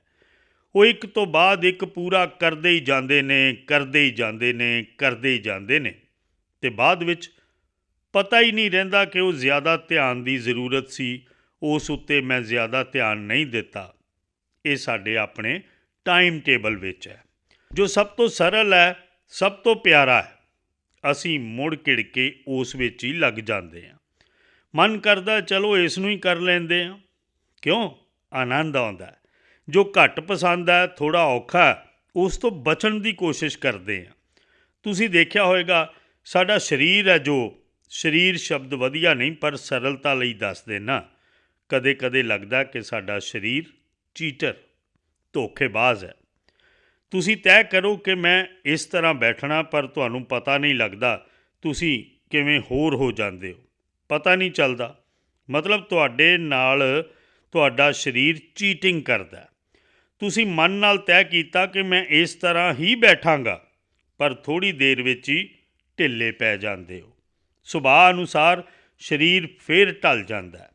ਫਿਰ ਜਾਗਰਤ ਹੋਵੋਗੇ ਤਾਂ ਫਿਰ ਕਰ ਲਓਗੇ, ਫਿਰ ਹੋ ਜਾਏਗਾ। ਮਤਲਬ ਸਰੀਰ ਜਿਵੇਂ ਚੀਟਰ ਹੈ ਨਾ, ਉਸੇ ਤਰ੍ਹਾਂ ਮਨ ਵੀ ਚੀਟਿੰਗ ਕਰਦਾ, ਅਤੇ ਇਸ ਚੀਟਿੰਗ ਤੋਂ ਸਾਨੂੰ ਬਚਣਾ ਚਾਹੀਦਾ। ਸਾਡਾ ਮਨ ਧੋਖੇਬਾਜ਼ ਨਹੀਂ ਬਣਨਾ ਚਾਹੀਦਾ। ਉਹ ਕਿਵੇਂ ਬਣ ਜਾਂਦਾ ਕਿ ਜੋ ਚੀਜ਼ ਮਨ ਨੂੰ ਪਸੰਦ ਆਏ ਅਸੀਂ ਉਸ ਉੱਤੇ ਚਲੇ ਜਾਂਦੇ ਹਾਂ। ਸਾਨੂੰ ਜੋ ਜ਼ਰੂਰੀ ਹੈ, ਮਹਾਤਮਾ ਗਾਂਧੀ ਜੀ ਸਨੇਹ ਅਤੇ ਪਿਆਰ ਦੀ ਗੱਲ ਕਰਦੇ ਸਨ। ਜੋ ਚੀਜ਼ ਜ਼ਰੂਰੀ ਹੈ ਅਤੇ ਜੋ ਚੀਜ਼ ਪਿਆਰੀ ਹੈ, ਵਿਅਕਤੀ ਜ਼ਰੂਰੀ ਦੀ ਬਜਾਏ ਪਿਆਰੀ ਵੱਲ ਚਲਾ ਜਾਂਦਾ ਹੈ। ਜੋ ਜ਼ਰੂਰੀ ਹੈ ਉਸ ਉੱਤੇ ਸਾਨੂੰ ਚਿਪਕ ਕੇ ਰਹਿਣਾ ਚਾਹੀਦਾ। ਇਹ ਬਹੁਤ ਜ਼ਰੂਰੀ ਹੁੰਦਾ। ਅਤੇ ਉਸੇ ਦੀ ਤਰ੍ਹਾਂ ਜੇਕਰ ਮਨ ਚੀਟਿੰਗ ਕਰਦਾ, ਮਨ ਉੱਥੇ ਲੈ ਜਾਂਦਾ, ਤਾਂ ਫਿਰ ਖਿੱਚ ਕੇ ਲੈ ਆਓ, ਤਾਂ ਤੁਹਾਡੀ ਪ੍ਰੋਡਕਟੀਵਿਟੀ ਅਤੇ ਆਊਟਕਮ ਵਧੇਗਾ, ਅਤੇ ਉਸ ਦੇ ਲਈ ਅਭਿਆਸ ਕਰਨਾ ਚਾਹੀਦਾ। ਦੂਸਰਾ, ਇਹ ਜੋ ਸੋਚਣਾ ਕਿ ਮੈਂ ਰਾਤ ਨੂੰ ਪੜ੍ਹਾਂ ਤਾਂ ਚੰਗਾ ਹੁੰਦਾ, ਕੋਈ ਕਹਿੰਦਾ ਮੈਂ ਸਵੇਰੇ ਪੜ੍ਹਾਂ ਤਾਂ ਚੰਗਾ ਹੁੰਦਾ, ਕੋਈ ਕਹੇ ਖਾਣਾ ਖਾ ਕੇ ਪੜ੍ਹਾਂ ਤਾਂ ਚੰਗਾ ਹੁੰਦਾ, ਕੋਈ ਕਹਿੰਦਾ ਭੁੱਖਾ ਰਹਿ ਕੇ ਪੜ੍ਹਾਂ। ਇਹ ਹਰ ਇੱਕ ਦੀ ਆਪਣੀ ਆਪਣੀ ਪ੍ਰਕਿਰਤੀ ਹੁੰਦੀ ਹੈ। ਕਿਹੜੀ ਚੀਜ਼ ਵਿੱਚ ਤੁਸੀਂ ਕੰਫਰਟੇਬਲ ਹੋ। ਐਕਚੁਅਲੀ ਤੁਸੀਂ ਕੰਫਰਟ ਹੋਣੇ ਚਾਹੀਦੇ ਹੋ। ਜੇਕਰ ਤੁਸੀਂ ਸਰਲ ਨਹੀਂ ਹੋ ਉਸ ਵਾਤਾਵਰਣ ਤੋਂ, ਉੱਠਣ ਤੋਂ, ਬੈਠਣ ਤੋਂ, ਤਾਂ ਤੁਸੀਂ ਸ਼ਾਇਦ ਨਹੀਂ ਕਰ ਸਕੋਗੇ। ਕੁਝ ਲੋਕ ਅਜਿਹੇ ਹੁੰਦੇ ਨੇ ਕਿ ਇੱਕ ਹੀ ਪ੍ਰਕਾਰ ਦੀ ਜਗ੍ਹਾ ਹੋਏਗੀ ਤਾਂ ਨੀਂਦ ਆਏਗੀ ਉਸ ਨੂੰ, ਮੈਨੂੰ ਯਾਦ ਹੈ, ਮੈਂ ਬਹੁਤ ਸਾਲ ਪਹਿਲਾਂ ਇੱਕ ਮੂਵੀ ਦੇਖੀ ਸੀ। ਉਸ ਮੂਵੀ ਵਿੱਚ ਇੱਕ ਦ੍ਰਿਸ਼ ਆਉਂਦਾ, ਕੋਈ ਇੱਕ ਵਿਅਕਤੀ ਝੁੱਗੀ ਝੌਂਪੜੀ ਦੇ ਬਾਹਰ ਆਪਣੇ ਦਿਨ ਗੁਜ਼ਾਰਦਾ ਅਤੇ ਫਿਰ ਅਚਾਨਕ ਕੋਈ ਵਧੀਆ ਜਗ੍ਹਾ ਰਹਿਣ ਲਈ ਜਾਂਦਾ। ਉਸ ਦਾ ਨਸੀਬ ਆਉਂਦਾ ਪਰ ਨੀਂਦ ਨਹੀਂ ਆਉਂਦੀ। ਹੁਣ ਨੀਂਦ ਕਿਉਂ ਨਹੀਂ ਆਉਂਦੀ? ਉਹ ਆਪਣਾ ਦਿਮਾਗ ਲਾਉਂਦਾ, ਜਾਂਦਾ ਰੇਲਵੇ ਸਟੇਸ਼ਨ ਉੱਤੇ ਅਤੇ ਰੇਲ ਦੀ ਪਟੜੀ ਦੀ ਜਿਹੜੀ ਆਵਾਜ਼ ਖਟਾ ਖਟ ਦੀ ਆਵਾਜ਼ ਹੁੰਦੀ ਹੈ, ਉਸ ਨੂੰ ਟੇਪ ਕਰਦਾ ਅਤੇ ਘਰ ਜਾ ਕੇ ਟੇਪ ਰਿਕਾਰਡਰ ਸੁਣਦਾ। ਫਿਰ ਨੀਂਦ ਆ ਜਾਂਦੀ ਹੈ। ਉਸ ਦਾ ਉਹ ਕੰਫਰਟ ਹੋ ਜਾਂਦਾ। ਹੁਣ ਹਰੇਕ ਲਈ ਕਹੇ ਕਿ ਕੋਈ ਟ੍ਰੇਨ ਦੀ ਆਵਾਜ਼ ਆਏਗੀ ਤਾਂ ਨੀਂਦ ਆਏਗੀ, ਇਹ ਹਰੇਕ ਲਈ ਜ਼ਰੂਰੀ ਨਹੀਂ ਹੁੰਦਾ, ਪਰ ਉਸ ਲਈ ਉਹ ਕੰਫਰਟ ਲੱਗਦਾ ਸੀ। ਮੈਂ ਸਮਝਦਾ ਕਿ ਸਾਨੂੰ ਵੀ ਪਤਾ ਹੋਣਾ ਚਾਹੀਦਾ ਕਿ ਇਸ ਦਾ ਪ੍ਰੈਸ਼ਰ ਬਿਲਕੁਲ ਨਾ ਰੱਖੋ। ਜਿਸ ਚੀਜ਼ ਵਿੱਚ ਤੁਹਾਨੂੰ ਆਨੰਦ ਆਉਂਦਾ, ਤੁਹਾਨੂੰ ਘੱਟੋ ਘੱਟ ਉਸ ਲਈ ਐਡਜਸਟ ਕਰਨਾ ਪੈਂਦਾ। ਉਹ ਰਸਤਾ ਛੱਡਣ ਦੀ ਜ਼ਰੂਰਤ ਨਹੀਂ ਹੈ, ਪਰ ਉਸ ਕੰਫਰਟ ਅਵਸਥਾ ਵਿੱਚ ਵੀ ਤੁਹਾਡਾ ਕੰਮ ਹੈ ਤੁਹਾਡੀ ਪੜ੍ਹਾਈ, ਤੁਹਾਡਾ ਕੰਮ ਹੈ ਮੈਕਸਿਮਮ ਆਊਟਕਮ। ਉਸ ਤੋਂ ਜ਼ਰਾ ਵੀ ਪਿੱਛੇ ਹਟਣਾ ਨਹੀਂ ਹੈ। ਅਤੇ ਮੈਂ ਦੇਖਿਆ ਕਿ ਲੋਕ ਕਿਵੇਂ ਕੰਮ ਕਰਦੇ ਨੇ। ਕਦੇ ਕਦੇ ਸੁਣਨ ਨੂੰ ਤਾਂ ਚੰਗਾ ਲੱਗਦਾ ਕਿ ਉਹ ਵਿਅਕਤੀ 12 ਘੰਟੇ ਕੰਮ ਕਰਦਾ, 14 ਘੰਟੇ ਕੰਮ ਕਰਦਾ, 18 ਘੰਟੇ ਕੰਮ ਕਰਦਾ। ਸੁਣਨਾ ਵਧੀਆ ਲੱਗਦਾ, ਪਰ ਐਕਚੁਅਲੀ 18 ਘੰਟੇ ਕੰਮ ਕਰਨਾ ਕੀ ਹੁੰਦਾ? ਮੇਰੇ ਜੀਵਨ ਵਿੱਚ ਇੱਕ ਬਹੁਤ ਵੱਡਾ ਲੈਸਨ ਹੈ। ਮੈਂ ਜਦੋਂ ਗੁਜਰਾਤ ਵਿੱਚ ਸੀ ਤਾਂ ਕੇ ਸ਼ਾਸਤਰੀ ਜੀ ਕਰਕੇ ਇੱਕ ਬਹੁਤ ਵੱਡੇ ਵਿਦਵਾਨ ਸਨ। ਆਪ ਤਾਂ 5ਵੀਂ 7ਵੀਂ ਜਮਾਤ ਤੱਕ ਹੀ ਪੜ੍ਹੇ ਸਨ, ਪਰ ਅਨੇਕ ਗ੍ਰੰਥ ਲਿਖੇ ਸਨ ਉਹਨਾਂ ਨੇ, ਦਰਜਨਾਂ ਗ੍ਰੰਥ ਲਿਖੇ ਸਨ, ਪਦਮ ਸਨਮਾਨ ਨਾਲ ਵੀ ਸਨਮਾਨਿਤ ਸਨ। ਉਹ ਜੀਵਿਤ ਰਹੇ ਸਨ 103 ਸਾਲ। ਅਤੇ ਜਦੋਂ ਮੈਂ ਉੱਥੇ ਉਹਨਾਂ ਦੀ ਸ਼ਤਾਬਦੀ ਦਾ ਆਫੀਸ਼ੀਅਲ ਪ੍ਰੋਗਰਾਮ ਸਰਕਾਰ ਦਾ ਕੀਤਾ ਸੀ, ਮੇਰਾ ਉਹਨਾਂ ਨਾਲ ਬੜਾ ਨੇੜਤਾ ਵਾਲਾ ਰਿਸ਼ਤਾ ਰਿਹਾ ਸੀ। ਉਹਨਾਂ ਨਾਲ ਬੜਾ ਪਿਆਰ ਰਹਿੰਦਾ ਸੀ ਮੇਰੇ 'ਤੇ ਉਹਨਾਂ ਦਾ। ਤਾਂ ਮੈਂ ਬਹੁਤ ਸਾਲ ਪਹਿਲਾਂ, ਉਦੋਂ ਮੈਂ ਮੁੱਖ ਮੰਤਰੀ ਵੀ ਨਹੀਂ ਸੀ, ਤਾਂ ਇੱਕ ਅਸੀਂ ਪ੍ਰੋਗਰਾਮ ਬਣਾਇਆ ਕਿ ਉਹਨਾਂ ਨੂੰ ਲੈ ਕੇ ਰਾਜਸਥਾਨ ਦੇ ਤੀਰਥ ਸਥਾਨਾਂ ਦੇ ਦਰਸ਼ਨਾਂ ਲਈ ਲੈ ਕੇ ਜਾਵਾਂਗਾ। ਮੈਂ ਉਹਨਾਂ ਨੂੰ ਨਾਲ ਲੈ ਕੇ ਚੱਲਿਆ। ਅਸੀਂ ਇੱਕ ਵਾਹਨ ਵਿੱਚ ਸਾਂ, ਸਾਰੇ ਹੀ ਲੋਕ। ਮੈਂ ਦੇਖਿਆ ਉਹਨਾਂ ਕੋਲ ਬਹੁਤ ਘੱਟ ਸਮਾਨ ਸੀ, ਪਰ ਉਸ ਵਿੱਚ ਵੀ ਜ਼ਿਆਦਾ ਉਹਨਾਂ ਦੇ ਪੜ੍ਹਨ ਲਿਖਣ ਦੀਆਂ ਚੀਜ਼ਾਂ ਸਨ। ਕਿਤੇ ਰੇਲਵੇ ਦਾ ਕ੍ਰੋਸਿੰਗ ਆਉਂਦਾ ਸੀ ਤਾਂ ਫਾਟਕ ਬੰਦ ਹੋ ਜਾਂਦਾ ਸੀ। ਜਦ ਤੱਕ ਟ੍ਰੇਨ ਪਾਸ ਨਹੀਂ ਹੁੰਦੀ ਸੀ, ਦਰਵਾਜ਼ਾ ਖੁੱਲ੍ਹਦਾ ਨਹੀਂ ਸੀ, ਅੱਗੇ ਵੱਧਦੇ ਨਹੀਂ ਸਾਂ। ਫਿਰ ਅਸੀਂ ਉਸ ਸਮੇਂ ਕੀ ਕਰਦੇ ਹਾਂ ਕਿ ਅਸੀਂ ਜਾਂ ਤਾਂ ਥੋੜ੍ਹਾ ਹੇਠਾਂ ਉਤਰ ਕੇ ਇੱਧਰ ਉੱਧਰ ਟਹਿਲਣਾ ਸ਼ੁਰੂ ਕਰਦੇ ਹਾਂ, ਜਾਂ ਕੋਈ ਸਿੰਘ ਚਨਾ ਵੇਚਦਾ ਹੋਵੇ ਤਾਂ ਲੈ ਕੇ ਖਾਵਾਂਗੇ। ਮੈਂ ਦੇਖਦਾ ਸੀ ਕਿ ਜਿਵੇਂ ਹੀ ਗੱਡੀ ਖੜ੍ਹੀ ਹੁੰਦੀ ਸੀ, ਉਹ ਆਪਣੇ ਥੈਲੇ ਵਿੱਚੋਂ ਕਾਗਜ਼ ਕੱਢਦੇ ਸਨ ਅਤੇ ਇੱਕਦਮ ਲਿਖਣਾ ਸ਼ੁਰੂ ਕਰ ਦਿੰਦੇ ਸਨ। ਤਦ ਤੱਕ ਉਹਨਾਂ ਦੀ ਉਮਰ 80 ਤੱਕ ਪਹੁੰਚ ਗਈ ਹੋਏਗੀ। ਯਾਨੀ ਸਮੇਂ ਦਾ ਕਿਵੇਂ ਸਹੀ ਉਪਯੋਗ ਕਰਨਾ, ਆਊਟਕਮ ਕਿਸ ਨੂੰ ਕਹਿੰਦੇ ਨੇ, ਮੈਂ ਇੰਨੀ ਬਾਰੀਕੀ ਨਾਲ ਉਹਨਾਂ ਨੂੰ ਦੇਖ ਰਿਹਾ ਸੀ। ਅਤੇ ਸ਼ਾਇਦ ਤੀਰਥ ਯਾਤਰਾ ਦੇ ਸਮੇਂ ਵਿੱਚ ਰਿਲੈਕਸ ਰਹਿਣਾ, ਖਾਣਾ ਪੀਣਾ, ਘੁੰਮਣਾ ਦੇਖਣਾ, ਗੱਲਾਂ ਕਰਨਾ, ਨਾਲ ਹੀ ਬਾਜ਼ੂ ਵਿੱਚ ਆਪਣੇ ਕੰਮ ਵੀ ਕਰਦੇ ਰਹਿਣਾ, ਕਿਸੇ ਵੀ ਪਰਿਸਥਿਤੀ ਵਿੱਚ ਕਰਦੇ ਹੀ ਰਹਿਣਾ, ਮੈਂ ਸਮਝਦਾ ਕਿ ਇਹ ਬਹੁਤ ਜ਼ਰੂਰੀ ਹੁੰਦਾ। ਜੀਵਨ ਵਿੱਚ ਇਸ ਤੋਂ ਬਹੁਤ ਕੁਝ ਮਿਲਦਾ ਹੈ। ਮਾਣਯੋਗ ਸ਼੍ਰੀਮਾਨ ਜੀ, ਧੰਨਵਾਦ ਸਾਨੂੰ ਆਤਮ ਵਿਸ਼ਲੇਸ਼ਣ ਰਾਹੀਂ ਸਮਝਾਉਣ ਲਈ ਅਤੇ ਇਹ ਦੱਸਣ ਲਈ ਕਿ ਸਾਨੂੰ ਕੁਝ ਸਿੱਖਣ ਦੇ ਲਈ ਹਮੇਸ਼ਾ ਤਿਆਰ ਰਹਿਣਾ ਅਤੇ ਖੁਸ਼ੀ ਨਾਲ ਸਿੱਖਣਾ ਚਾਹੀਦਾ ਹੈ। ਮਾਣਯੋਗ ਪ੍ਰਧਾਨ ਮੰਤਰੀ ਜੀ, ਇਰਿਕਾ ਜਾਰਜ ਵਿਦਿਆਰਥਣ 9ਵੀਂ ਜਮਾਤ ਦੀ ਜੋ ਸੁੰਦਰ ਹਰੀਆਂ ਭਰੀਆਂ ਵਾਦੀਆਂ ਅਤੇ ਯੂਕਲਿਪਟਿਸ ਜੰਗਲਾਂ ਦੀ ਧਰਤੀ ਉੱਪਰ ਉਦਮਪੁਰ ਕੇਂਦਰੀ ਸ਼ਾਸਿਤ ਪ੍ਰਦੇਸ਼ ਜੰਮੂ ਕਸ਼ਮੀਰ ਦੀ ਧਰਤੀ ਤੋਂ ਤੁਹਾਡਾ ਮਾਰਗਦਰਸ਼ਨ ਚਾਹੁੰਦੀ ਹੈ। ਇਰਿਕਾ, ਕਿਰਪਾ ਕਰਕੇ ਆਪਣਾ ਸਵਾਲ ਪੁੱਛੋ। शुभ इच्छावां सत्कारयोग प्रधानमंत्री जी, मैं एरिका जॉर्ज हाँ, APS ਉਦਮਪੁਰ ਜੰਮੂ ਐਂਡ ਕਸ਼ਮੀਰ 9ਵੀਂ ਜਮਾਤ ਦੀ ਵਿਦਿਆਰਥਣ। ਸ਼੍ਰੀਮਾਨ ਜੀ, ਮੈਂ ਤੁਹਾਡੇ ਤੋਂ ਇਹ ਜਾਣਨ ਦੀ ਇੱਛੁਕ ਹਾਂ ਕਿ ਅੱਜ ਕੱਲ੍ਹ ਹਰ ਪਾਸੇ ਸਾਡੇ ਦੇਸ਼ ਅੰਦਰ ਬਹੁਤ ਸਾਰੇ ਮੁਕਾਬਲੇ ਹਨ, ਖਾਸ ਕਰਕੇ ਸਿੱਖਿਆ ਪ੍ਰਣਾਲੀ ਵਿੱਚ। ਸਿੱਖਿਆ ਪ੍ਰਣਾਲੀ ਵਿੱਚ ਅਜਿਹੇ ਹਾਲਾਤ ਵਿੱਚ ਬਹੁਤ ਸਾਰੇ ਅਜਿਹੇ ਲੋਕ ਹਨ ਜੋ ਬਹੁਤ ਪ੍ਰਤਿਭਾਵਾਨ ਅਤੇ ਗਿਆਨੀ ਹਨ, ਪਰ ਕੁਝ ਕਾਰਨਾਂ ਕਰਕੇ ਉਹਨਾਂ ਆਪਣੇ ਇਮਤਿਹਾਨ ਨਹੀਂ ਦਿੱਤੇ। ਸ਼ਾਇਦ ਉਹਨਾਂ ਨੇ ਸਹੀ ਰਸਤਾ ਨਹੀਂ ਚੁਣਿਆ ਅਤੇ ਸ਼ਾਇਦ ਸਹੀ ਸਲਾਹਕਾਰ ਨਹੀਂ ਸੀ। ਸੋ ਅਜਿਹੇ ਹਾਲਾਤ ਵਿੱਚ ਕੀ ਕੀਤਾ ਜਾਵੇ ਤਾਂ ਕਿ ਅਜਿਹੇ ਲੋਕਾਂ ਦੀ ਪ੍ਰਤਿਭਾ ਵਿਅਰਥ ਨਾ ਜਾ ਸਕੇ ਅਤੇ ਰਾਜ ਉਸ ਦਾ ਸਦਉਪਯੋਗ ਕਰ ਸਕੇ। ਧੰਨਵਾਦ ਸ਼੍ਰੀਮਾਨ ਜੀ। ਵੈਸੇ ਤਾਂ ਅਲੱਗ-ਅਲੱਗ ਤਰ੍ਹਾਂ ਦੇ ਸਵਾਲ ਨੇ। ਇੱਕ ਵਿਸ਼ਾ ਹੈ ਕੰਪੀਟੀਸ਼ਨ ਦਾ ਅਤੇ ਦੂਸਰਾ ਵਿਸ਼ਾ ਹੈ ਕਿ ਇਹ ਐਗਜ਼ਾਮ ਦਿਆਂ ਜਾਂ ਉਹ ਵਾਲਾ ਐਗਜ਼ਾਮ ਦਿਆਂ, ਅਤੇ ਇੱਕੋ ਵੇਲੇ ਦੋ ਐਗਜ਼ਾਮ ਨੇ ਤਾਂ ਕੀ ਕਰਾਂ। ਮੈਂ ਨਹੀਂ ਮੰਨਦਾ ਕਿ ਸਾਨੂੰ ਐਗਜ਼ਾਮ ਲਈ ਪੜ੍ਹਨਾ ਚਾਹੀਦਾ। ਗਲਤੀ ਉੱਥੇ ਹੀ ਹੋ ਜਾਂਦੀ ਹੈ। ਮੈਂ ਇਸ ਐਗਜ਼ਾਮ ਲਈ ਪੜ੍ਹਾਂਗਾ, ਫਿਰ ਮੈਂ ਉਸ ਐਗਜ਼ਾਮ ਲਈ ਪੜ੍ਹਾਂਗਾ। ਇਸ ਦਾ ਮਤਲਬ ਇਹ ਹੋਇਆ ਕਿ ਤੁਸੀਂ ਪੜ੍ਹ ਨਹੀਂ ਰਹੇ ਹੋ, ਤੁਸੀਂ ਉਹਨਾਂ ਜੜੀ ਬੂਟੀਆਂ ਨੂੰ ਲੱਭ ਰਹੇ ਹੋ ਜੋ ਤੁਹਾਡਾ ਕੰਮ ਆਸਾਨ ਕਰ ਦੇਣ। ਅਤੇ ਇਸੇ ਕਾਰਨ ਸਾਡੇ ਲਈ ਅਲੱਗ-ਅਲੱਗ ਐਗਜ਼ਾਮਸ ਅਲੱਗ ਲੱਗਦੇ ਨੇ, ਮੁਸ਼ਕਿਲ ਲੱਗਦੇ ਨੇ। ਹਕੀਕਤ ਇਹ ਹੈ ਕਿ ਜੋ ਵੀ ਅਸੀਂ ਪੜ੍ਹ ਰਹੇ ਹਾਂ ਉਸ ਨੂੰ ਪੂਰੀ ਤਰ੍ਹਾਂ ਅਸੀਂ ਆਤਮਸਾਤ ਕਰਾਂਗੇ। ਫਿਰ ਭਾਵੇਂ ਬੋਰਡ ਐਗਜ਼ਾਮ ਹੈ ਜਾਂ ਐਂਟਰੈਂਸ ਐਗਜ਼ਾਮ ਹੈ ਜਾਂ ਜੋਬ ਲਈ ਇੰਟਰਵਿਊ ਜਾਂ ਐਗਜ਼ਾਮ ਹੈ, ਕਿਤੇ ਵੀ ਹੋ ਸਕਦਾ ਐਗਜ਼ਾਮ। ਜੇ ਤੁਸੀਂ ਆਪਣੀ ਸਿੱਖਿਆ ਦਾ ਪੂਰੀ ਤਰ੍ਹਾਂ ਉਪਯੋਗ ਕੀਤਾ, ਉਸ ਨੂੰ ਆਤਮਸਾਤ ਕੀਤਾ, ਤਾਂ ਤੁਹਾਨੂੰ ਐਗਜ਼ਾਮ ਦਾ ਰੂਪ ਕੀ ਹੈ ਉਹ ਰੁਕਾਵਟ ਨਹੀਂ ਬਣਦਾ। ਅਤੇ ਇਸ ਲਈ ਆਪਣੇ ਆਪ ਨੂੰ ਐਗਜ਼ਾਮ ਲਈ ਤਿਆਰ ਕਰਨ 'ਚ ਦਿਮਾਗ ਖਪਾਉਣ ਦੀ ਬਜਾਏ ਆਪਣੇ ਆਪ ਨੂੰ ਕਾਬਿਲ ਸਿੱਖਿਅਤ ਵਿਅਕਤੀ ਬਣਾਉਣ ਲਈ, ਵਿਸ਼ੇ ਦਾ ਮਾਸਟਰ ਬਣਨ ਲਈ ਅਸੀਂ ਮਿਹਨਤ ਕਰੀਏ। ਫਿਰ ਨਤੀਜਾ ਜੋ ਮਿਲੇਗਾ ਸੋ ਮਿਲੇਗਾ। ਜਿੱਥੇ ਪਹਿਲਾ ਆਏਗਾ ਉਸ ਦਾ ਮੁਕਾਬਲਾ ਕਰਾਂਗੇ, ਦੂਸਰਾ ਆਏਗਾ ਉਸ ਦਾ ਮੁਕਾਬਲਾ ਕਰਾਂਗੇ। ਤੁਸੀਂ ਖਿਡਾਰੀ ਵੇਖਿਆ ਹੋਵੇਗਾ, ਉਹ ਖਿਡਾਰੀ ਖੇਡ 'ਚ ਮਾਹਿਰ ਹੁੰਦਾ। ਕਿਸ ਲੈਵਲ ਦੀ ਗੇਮ ਖੇਡਣੀ ਹੈ ਉਸ ਦੇ ਲਈ ਨਹੀਂ ਕਰਦਾ ਉਹ ਮਿਹਨਤ। ਫਿਰ ਉਹ ਤਹਿਸੀਲ 'ਚ ਖੇਡੇਗਾ, ਉੱਥੇ ਆਪਣਾ ਕਰਤੱਵ ਦਿਖਾਏਗਾ। ਡਿਸਟ੍ਰਿਕਟ 'ਚ ਖੇਡੇਗਾ, ਉੱਥੇ ਕਰਤੱਵ ਦਿਖਾਏਗਾ। ਨੈਸ਼ਨਲ ਖੇਡੇਗਾ, ਉੱਥੇ ਕਰਤੱਵ ਦਿਖਾਏਗਾ। ਇੰਟਰਨੈਸ਼ਨਲ ਖੇਡੇਗਾ, ਉੱਥੇ ਕਰਤੱਵ ਦਿਖਾਏਗਾ ਅਤੇ ਖੁਦ ਵੀ ਇਵੋਲਵ ਹੁੰਦਾ ਜਾਏਗਾ। ਇਸੇ ਲਈ ਮੈਂ ਮੰਨਦਾ ਕਿ ਅਸੀਂ ਫਲਾਣੇ ਐਗਜ਼ਾਮ ਲਈ ਇਹ ਜੜੀ ਬੂਟੀ, ਉਸ ਐਗਜ਼ਾਮ ਲਈ ਇਹ ਜੜੀ ਬੂਟੀ, ਉਸ ਚੱਕਰ 'ਚੋਂ ਨਿਕਲ ਕੇ ਮੇਰੇ ਕੋਲ ਇਹ ਇਨਪੁਟ ਹੈ, ਮੈਂ ਲੈ ਕੇ ਜਾ ਰਿਹਾ। ਜੇ ਮੈਂ ਉੱਥੋਂ ਨਿਕਲਿਆ ਤਾਂ ਠੀਕ ਹੈ, ਨਹੀਂ ਨਿਕਲਿਆ ਤਾਂ ਮੈਂ ਕੋਈ ਹੋਰ ਰਸਤਾ ਲੱਭ ਲਾਂਗਾ।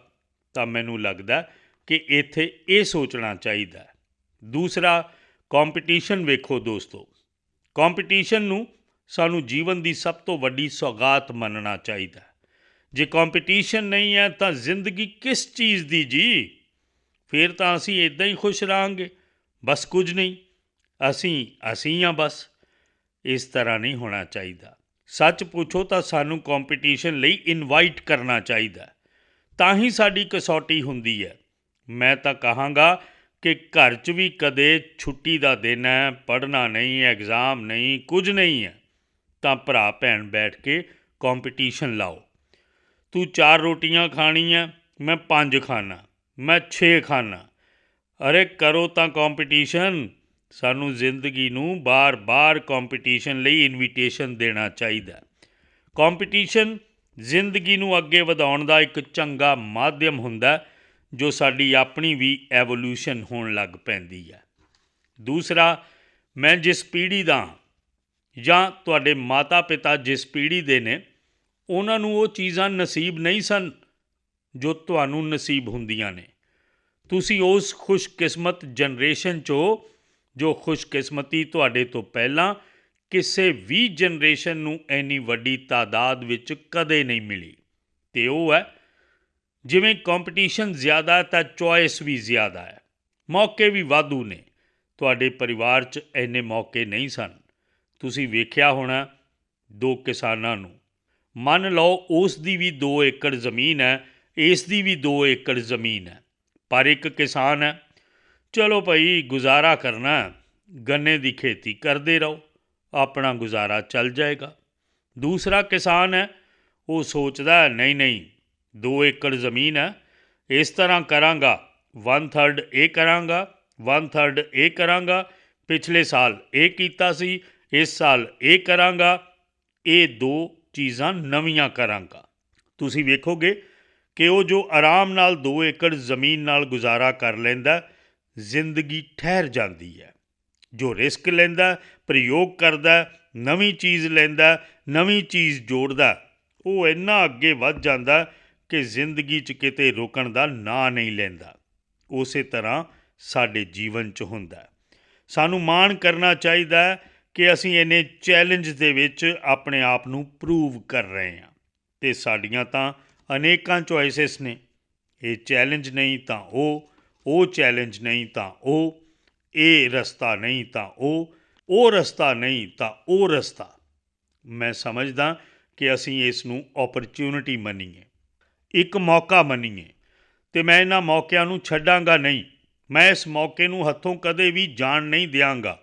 ਇਹ ਭਾਵਨਾ ਜੇ ਪੈਦਾ ਕਰਾਂਗੇ ਤਾਂ ਮੈਨੂੰ ਪੱਕਾ ਵਿਸ਼ਵਾਸ ਹੈ ਕਿ ਕੰਪੀਟੀਸ਼ਨ ਤੁਹਾਡੇ ਲਈ ਇਸ ਯੁੱਗ ਦੀ ਸਭ ਤੋਂ ਵੱਡੀ ਸੌਗਾਤ ਹੈ।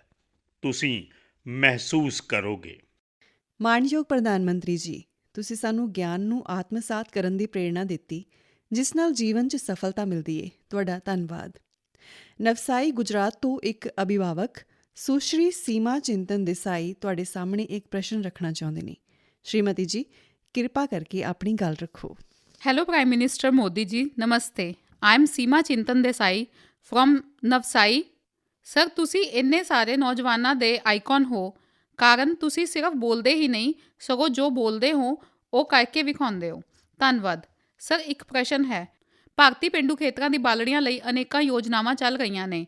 ਇਹਨਾਂ ਦੀ ਉન્નਤੀ ਲਈ ਸਾਡਾ ਸਮਾਜ ਕੀ ਯੋਗਦਾਨ ਦੇ ਸਕਦਾ ਹੈ? ਕਿਰਪਾ ਕਰਕੇ ਮਾਰਗਦਰਸ਼ਨ ਕਰੋ। ਧੰਨਵਾਦ। ਧੰਨਵਾਦ ਸ਼੍ਰੀਮਤੀ ਜੀ। ਮਾਣਯੋਗ ਸਰ, ਸੀਮਾ ਚਿੰਤਨ ਦੇਸਾਈ ਜੀ ਪੇਂਡੂ ਇਲਾਕੇ ਦੀਆਂ ਲੜਕੀਆਂ ਦੀ ਸਿੱਖਿਆ ਨੂੰ ਲੈ ਕੇ ਫਿਕਰਮੰਦ ਨੇ ਅਤੇ ਸ਼੍ਰੀਮਾਨ ਕੋਲੋਂ ਜਾਣਨਾ ਚਾਹੁੰਦੇ ਨੇ ਕਿ ਇਸ ਦਿਸ਼ਾ 'ਚ ਤੁਹਾਡੇ ਕੀ ਵਿਚਾਰ ਨੇ। ਮਾਣਯੋਗ ਪ੍ਰਧਾਨ ਮੰਤਰੀ ਜੀ, ਵੈਸੇ ਮੈਂ ਸਮਝਦਾ ਕਿ ਹਾਲਾਤ ਕਾਫੀ ਬਦਲੇ ਨੇ। ਪਹਿਲਾਂ ਦੇ ਸਮੇਂ 'ਚ ਜਦੋਂ ਸਿੱਖਿਆ ਦੀ ਗੱਲ ਆਉਂਦੀ ਸੀ ਤਾਂ ਮਾਂ-ਬਾਪ ਨੂੰ ਲੱਗਦਾ ਸੀ ਕਿ ਬੇਟੇ ਨੂੰ ਪੜ੍ਹਾਉਣਾ ਚਾਹੀਦਾ। ਆਪਣੇ ਲਿਮਿਟਿਡ ਸੰਸਾਧਨਾਂ ਨਾਲ ਵੀ ਉਹਨਾਂ ਨੂੰ ਲੱਗਦਾ ਸੀ ਕਿ ਇਹੋ ਜਿਹੀ ਹਾਲਤ ਹੈ ਤਾਂ ਚਲੋ ਬੱਚਾ ਪੜ੍ਹੇਗਾ ਤਾਂ ਕਮਾਏਗਾ। ਕਦੇ-ਕਦੇ ਕੁਝ ਮਾਂ-ਬਾਪ ਇਹ ਵੀ ਕਹਿ ਦਿੰਦੇ ਸਨ ਕਿ ਬੇਟੀ ਨੂੰ ਪੜ੍ਹਾ ਕੇ ਕੀ ਕਰਨਾ, ਉਹਦੇ ਕੋਲੋਂ ਨੌਕਰੀ ਥੋੜ੍ਹੀ ਕਰਾਉਣੀ ਹੈ, ਉਹ ਤਾਂ ਆਪਣੇ ਸਹੁਰੇ ਘਰ ਜਾਏਗੀ, ਆਪਣੀ ਜ਼ਿੰਦਗੀ ਦਾ ਗੁਜ਼ਾਰਾ ਕਰ ਲਏਗੀ। ਇਹ ਮਾਨਸਿਕਤਾ ਦਾ ਇੱਕ ਅੰਗ ਸੀ। ਹੋ ਸਕਦਾ ਹੈ ਅੱਜ ਵੀ ਕੁਝ ਪਿੰਡਾਂ 'ਚ ਕਈ ਥਾਵਾਂ 'ਤੇ ਇਸ ਤਰ੍ਹਾਂ ਦੀ ਮਾਨਸਿਕਤਾ ਬਚੀ ਹੋਵੇ, ਪਰ ਅੱਜ ਹਾਲਾਤ ਬਦਲੇ ਨੇ ਅਤੇ ਸਮਾਜ ਬੇਟੀਆਂ ਦੀ ਸਮਰੱਥਾ ਨੂੰ ਜਾਣਨ 'ਚ ਜੇ ਪਿੱਛੇ ਰਹਿ ਗਿਆ ਤਾਂ ਉਹ ਸਮਾਜ ਕਦੇ ਅੱਗੇ ਨਹੀਂ ਵੱਧ ਸਕਦਾ। ਕਦੇ-ਕਦੇ ਤਾਂ ਤੁਸੀਂ ਇਸ ਤਰ੍ਹਾਂ ਦੇ ਪਰਿਵਾਰ ਵੇਖੇ ਹੋਣਗੇ ਜਿੱਥੇ ਕਹਿੰਦੇ ਹੋਣਗੇ ਭਈ ਬੇਟਾ ਤਾਂ ਹੋਣਾ ਹੀ ਚਾਹੀਦਾ ਤਾਂ ਕਿ ਬੁਢਾਪੇ 'ਚ ਕੰਮ ਆਏਗਾ। ਬੇਟੀ ਦਾ ਕੀ ਹੈ, ਉਹ ਤਾਂ ਸਹੁਰੇ ਚਲੀ ਜਾਏਗੀ, ਉਹ ਕਿਸ ਕੰਮ ਦੀ। ਐਸੀ ਵੀ ਇੱਕ ਸੋਚ ਸਾਡੇ ਸਮਾਜ 'ਚ ਹੈ। ਪਰ ਕਦੇ ਤਾਂ ਸੀ, ਪਰ ਇਤਿਹਾਸ ਮਹਿਸੂਸ ਕਰਦਾ ਅਤੇ ਮੈਂ ਇਹਨਾਂ ਚੀਜ਼ਾਂ ਨੂੰ ਬੜੀ ਬਰੀਕੀ ਨਾਲ ਵੇਖਦਾ। ਮੈਂ ਅਜਿਹੀਆਂ ਕਈ ਬੇਟੀਆਂ ਵੇਖੀਆਂ ਨੇ ਜਿਨ੍ਹਾਂ ਨੇ ਮਾਂ-ਬਾਪ ਦੀ ਇਕਲੌਤੀ ਬੇਟੀ ਦੇ ਨਾਤੇ ਮਾਂ-ਬਾਪ ਦੇ ਸੁੱਖ ਅਤੇ ਉਹਨਾਂ ਦੇ ਬੁਢਾਪੇ ਲਈ ਆਪ ਵਿਆਹ ਨਹੀਂ ਕਰਾਇਆ ਅਤੇ ਮਾਂ-ਬਾਪ ਦੀ ਸੇਵਾ 'ਚ ਜ਼ਿੰਦਗੀ ਖਪਾ ਦਿੱਤੀ। ਅਤੇ ਜੋ ਬੇਟਾ ਨਹੀਂ ਕਰ ਸਕਦਾ ਉਹ ਬੇਟੀਆਂ ਨੇ ਕੀਤਾ। ਅਤੇ ਮੈਂ ਐਸੇ ਵੀ ਪਰਿਵਾਰ ਵੇਖੇ ਨੇ ਕਿ ਘਰ 'ਚ 4 ਪੁੱਤਰ ਨੇ, 4 ਪੁੱਤਰਾਂ ਦੇ 4 ਬੰਗਲੇ ਨੇ, ਸੁੱਖ ਚੈਨ ਦੀ ਜ਼ਿੰਦਗੀ ਹੈ, ਦੁੱਖ ਕਦੇ ਵੇਖਿਆ ਨਹੀਂ ਹੈ, ਪਰ ਮਾਂ-ਬਾਪ ਬਿਰਧ ਆਸ਼ਰਮ 'ਚ ਜ਼ਿੰਦਗੀ ਗੁਜ਼ਾਰ ਰਹੇ ਨੇ। ਐਸੇ ਬੇਟੇ ਵੀ ਮੈਂ ਵੇਖੇ ਨੇ। ਇਸ ਲਈ ਪਹਿਲੀ ਗੱਲ ਹੈ, ਸਮਾਜ ਦੇ ਅੰਦਰ ਬੇਟੇ ਬੇਟੀ ਇੱਕ ਸਮਾਨ, ਕੋਈ ਭੇਦਭਾਵ ਨਹੀਂ। ਇਹ ਅੱਜ ਦੇ ਯੁੱਗ ਦੀ ਜ਼ਰੂਰਤ ਹੈ ਅਤੇ ਹਰ ਯੁੱਗ ਦੀ ਜ਼ਰੂਰਤ ਹੈ। ਅਤੇ ਭਾਰਤ 'ਚ ਕੁਝ ਵਿਕ੍ਰਿਤੀਆਂ ਆਈਆਂ ਨੇ, ਆਉਣ ਦੇ ਕੁਝ ਕਾਰਨ ਰਹੇ ਹੋਣਗੇ, ਪਰ ਇਹ ਦੇਸ਼ ਗਰਵ ਕਰ ਸਕਦਾ ਹੈ। ਜੇ ਗਵਰਨੈਂਸ ਦੀ ਗੱਲ ਯਾਦ ਕਰੀਏ ਤਾਂ ਕਿਸੇ ਜ਼ਮਾਨੇ 'ਚ ਅਹਿਲਿਆ ਦੇਵੀ ਦਾ ਨਾਂ ਯਾਦ ਆਉਂਦਾ ਸੀ ਇੱਕ ਗਵਰਨੈਂਸ ਦੇ ਰੂਪ 'ਚ। ਕਦੇ ਵੀਰਤਾ ਦੀ ਗੱਲ ਆਏ ਤਾਂ ਝਾਂਸੀ ਦੀ ਰਾਣੀ ਲਕਸ਼ਮੀ ਬਾਈ ਦਾ ਨਾਂ ਆਉਂਦਾ ਵੀਰਤਾ ਲਈ। ਬੇਟੀਆਂ ਹੀ ਤਾਂ ਸੀ, ਯਾਨੀ ਕੋਈ ਯੁੱਗ ਐਸਾ ਨਹੀਂ ਹੋਏਗਾ। ਸਾਡੇ ਇੱਥੇ ਤਾਂ ਵਿਦੂਸ਼ੀ ਗਿਆਨ ਦਾ ਭੰਡਾਰ ਬੇਟੀਆਂ ਨੇ ਕਰਕੇ ਵਿਖਾਇਆ। ਪਹਿਲਾਂ ਤਾਂ ਸਾਡੀ ਆਪਣੀ ਮਾਨਸਿਕਤਾ, ਦੂਸਰਾ ਅੱਜ ਸਥਿਤੀ ਬਦਲੀ ਹੋਈ ਹੈ। ਅੱਜ ਤਾਂ ਤੁਸੀਂ ਵੇਖੋਗੇ ਨਵੇਂ ਜੋ ਬੱਚੇ ਸਕੂਲ ਆਉਂਦੇ ਨੇ ਨਾ, ਮੁੰਡਿਆਂ ਨਾਲੋਂ ਜ਼ਿਆਦਾ ਕੁੜੀਆਂ ਦੀ ਗਿਣਤੀ ਹੁੰਦੀ ਹੈ। ਇਹ ਹਿਸਾਬ ਆ ਰਿਹਾ।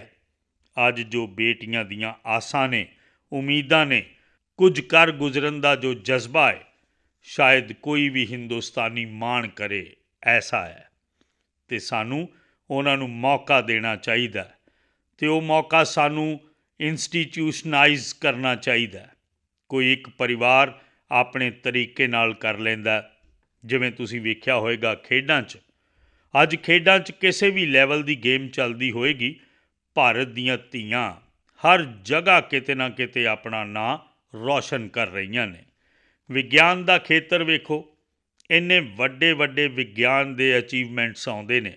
ਧਿਆਨ ਨਾਲ ਵੇਖੀਏ ਤਾਂ ਉਹਨਾਂ 'ਚੋਂ ਅੱਧਿਆਂ ਤੋਂ ਜ਼ਿਆਦਾ 'ਚ ਤਾਂ ਸਾਡੀਆਂ ਧੀਆਂ ਨੇ ਕੁਝ ਨਾ ਕੁਝ ਪਰਾਕਰਮ ਕੀਤਾ ਹੁੰਦਾ ਵਿਗਿਆਨ ਦੇ ਖੇਤਰ 'ਚ। ਤੁਸੀਂ 10ਵੀਂ 12ਵੀਂ ਦੇ ਰਿਜ਼ਲਟ ਵੇਖ ਲਓ, ਮੁੰਡਿਆਂ ਤੋਂ ਜ਼ਿਆਦਾ ਕੁੜੀਆਂ ਜ਼ਿਆਦਾ ਮਾਰਕਸ ਲਿਆਉਂਦੀਆਂ ਨੇ। ਪਾਸ ਹੋਣ ਵਾਲਿਆਂ 'ਚ ਕੁੜੀਆਂ ਦੀ ਗਿਣਤੀ ਜ਼ਿਆਦਾ ਹੁੰਦੀ ਹੈ। ਅਤੇ ਅੱਜ ਹਰ ਪਰਿਵਾਰ ਲਈ ਬੇਟੀ ਇੱਕ ਬਹੁਤ ਵੱਡਾ ਐਸੈਟ ਬਣ ਗਈ ਹੈ, ਪਰਿਵਾਰ ਦੀ ਬਹੁਤ ਵੱਡੀ ਸ਼ਕਤੀ ਬਣ ਗਈ ਹੈ। ਅਤੇ ਇਹ ਬਦਲਾਅ ਚੰਗਾ ਹੈ। ਇਹ ਬਦਲਾਅ ਜਿੰਨਾ ਜ਼ਿਆਦਾ ਹੋਏਗਾ ਓਨਾ ਫਾਇਦਾ ਹੋਏਗਾ। ਹੁਣ ਤੁਸੀਂ ਵੇਖੋ, ਤੁਸੀਂ ਗੁਜਰਾਤ ਤੋਂ ਹੀ ਹੋ ਜਿਨ੍ਹਾਂ ਨੇ ਸਵਾਲ ਪੁੱਛਿਆ। ਗੁਜਰਾਤ 'ਚ ਜਿਸ ਤਰ੍ਹਾਂ ਪੰਚਾਇਤ ਰਾਜ ਹੁੰਦਾ, ਚੰਗੀ ਪੰਚਾਇਤ ਰਾਜ ਵਿਵਸਥਾ ਹੈ, 50% ਇਲੈਕਟਿਡ ਭੈਣਾਂ ਨੇ, ਕਾਨੂੰਨੀ ਵਿਵਸਥਾ ਹੈ 50% ਦੀ। ਪਰ ਐਕਚੁਅਲੀ ਚੋਣਾਂ ਤੋਂ ਬਾਅਦ ਸਥਿਤੀ ਇਹ ਬਣਦੀ ਹੈ ਕਿ ਚੁਣੀਆਂ ਹੋਈਆਂ ਮਹਿਲਾਵਾਂ ਦੀ ਗਿਣਤੀ 53%, 54%, 55% ਤੱਕ ਗਈ ਹੈ। ਉਹ ਆਪਣੀ ਰਿਜ਼ਰਵ ਸੀਟ ਤੋਂ ਤਾਂ ਜਿੱਤਦੀਆਂ ਹੀ ਨੇ, ਨਾਲੇ ਉਹ ਜਨਰਲ ਸੀਟ ਤੋਂ ਵੀ ਜਿੱਤ ਕੇ 55% ਤੱਕ ਅੰਕੜਾ ਕਦੇ ਕਦੇ ਜਾਂਦਾ ਅਤੇ ਪੁਰਸ਼ 45% 'ਤੇ ਆ ਜਾਂਦੇ ਨੇ। ਇਸ ਦਾ ਮਤਲਬ ਸਮਾਜ ਦਾ ਵੀ ਮਾਤਾਵਾਂ ਭੈਣਾਂ 'ਤੇ ਵਿਸ਼ਵਾਸ ਵਧਿਆ ਹੈ।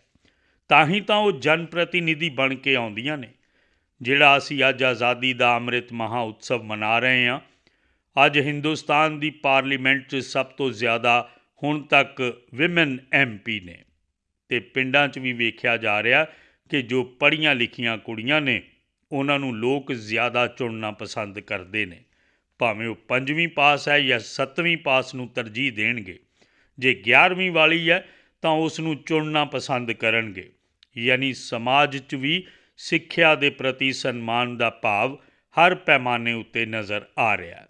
ਅੱਜ ਤੁਸੀਂ ਐਜੂਕੇਸ਼ਨ ਫੀਲਡ ਵੇਖ ਲਓ, ਸ਼ਾਇਦ ਕਦੇ ਨਾ ਕਦੇ ਪੁਰਸ਼ਾਂ ਵੱਲੋਂ ਵੀ ਮੰਗ ਆਉਣ ਦੀ ਸੰਭਾਵਨਾ। ਮੈਂ ਕਿਸੇ ਨੂੰ ਰਸਤਾ ਨਹੀਂ ਵਿਖਾ ਰਿਹਾ ਹਾਂ, ਪੋਲੀਟੀਕਲ ਪਾਰਟੀ ਵਾਲਿਆਂ ਨੂੰ, ਪਰ ਕਦੇ ਕਦੇ ਸੰਭਾਵਨਾ ਕਿ ਪੁਰਸ਼ ਜਲੂਸ ਕੱਢਣਗੇ ਕਿ ਟੀਚਰਸ ਡਿਪਾਰਟਮੈਂਟ 'ਚ ਸਾਡਾ ਇੰਨਾ % ਰਾਖਵਾਂ ਕੀਤਾ ਜਾਏ, ਕਿਉਂਕਿ ਜ਼ਿਆਦਾਤਰ ਟੀਚਰਸ ਸਾਡੀਆਂ ਮਾਤਾਵਾਂ ਭੈਣਾਂ ਨੇ। ਇਸੇ ਤਰ੍ਹਾਂ ਨਰਸਿੰਗ 'ਚ ਜੋ ਸੇਵਾ ਭਾਵ ਮਾਤਰ ਭਾਵ ਹੁੰਦਾ, ਉਹ ਅੱਜ ਨਰਸਿੰਗ ਦੇ ਖੇਤਰ 'ਚ ਭਾਰਤ ਦਾ ਗੌਰਵ ਵਧਾ ਰਿਹਾ ਹੈ। ਭਾਰਤ ਦੀਆਂ ਨਰਸਾਂ ਦੁਨੀਆ 'ਚ ਜਿੱਥੇ ਵੀ ਜਾ ਰਹੀਆਂ ਨੇ, ਭਾਰਤ ਦੀ ਆਨ ਬਾਨ ਸ਼ਾਨ ਵਧਾ ਰਹੀਆਂ ਨੇ।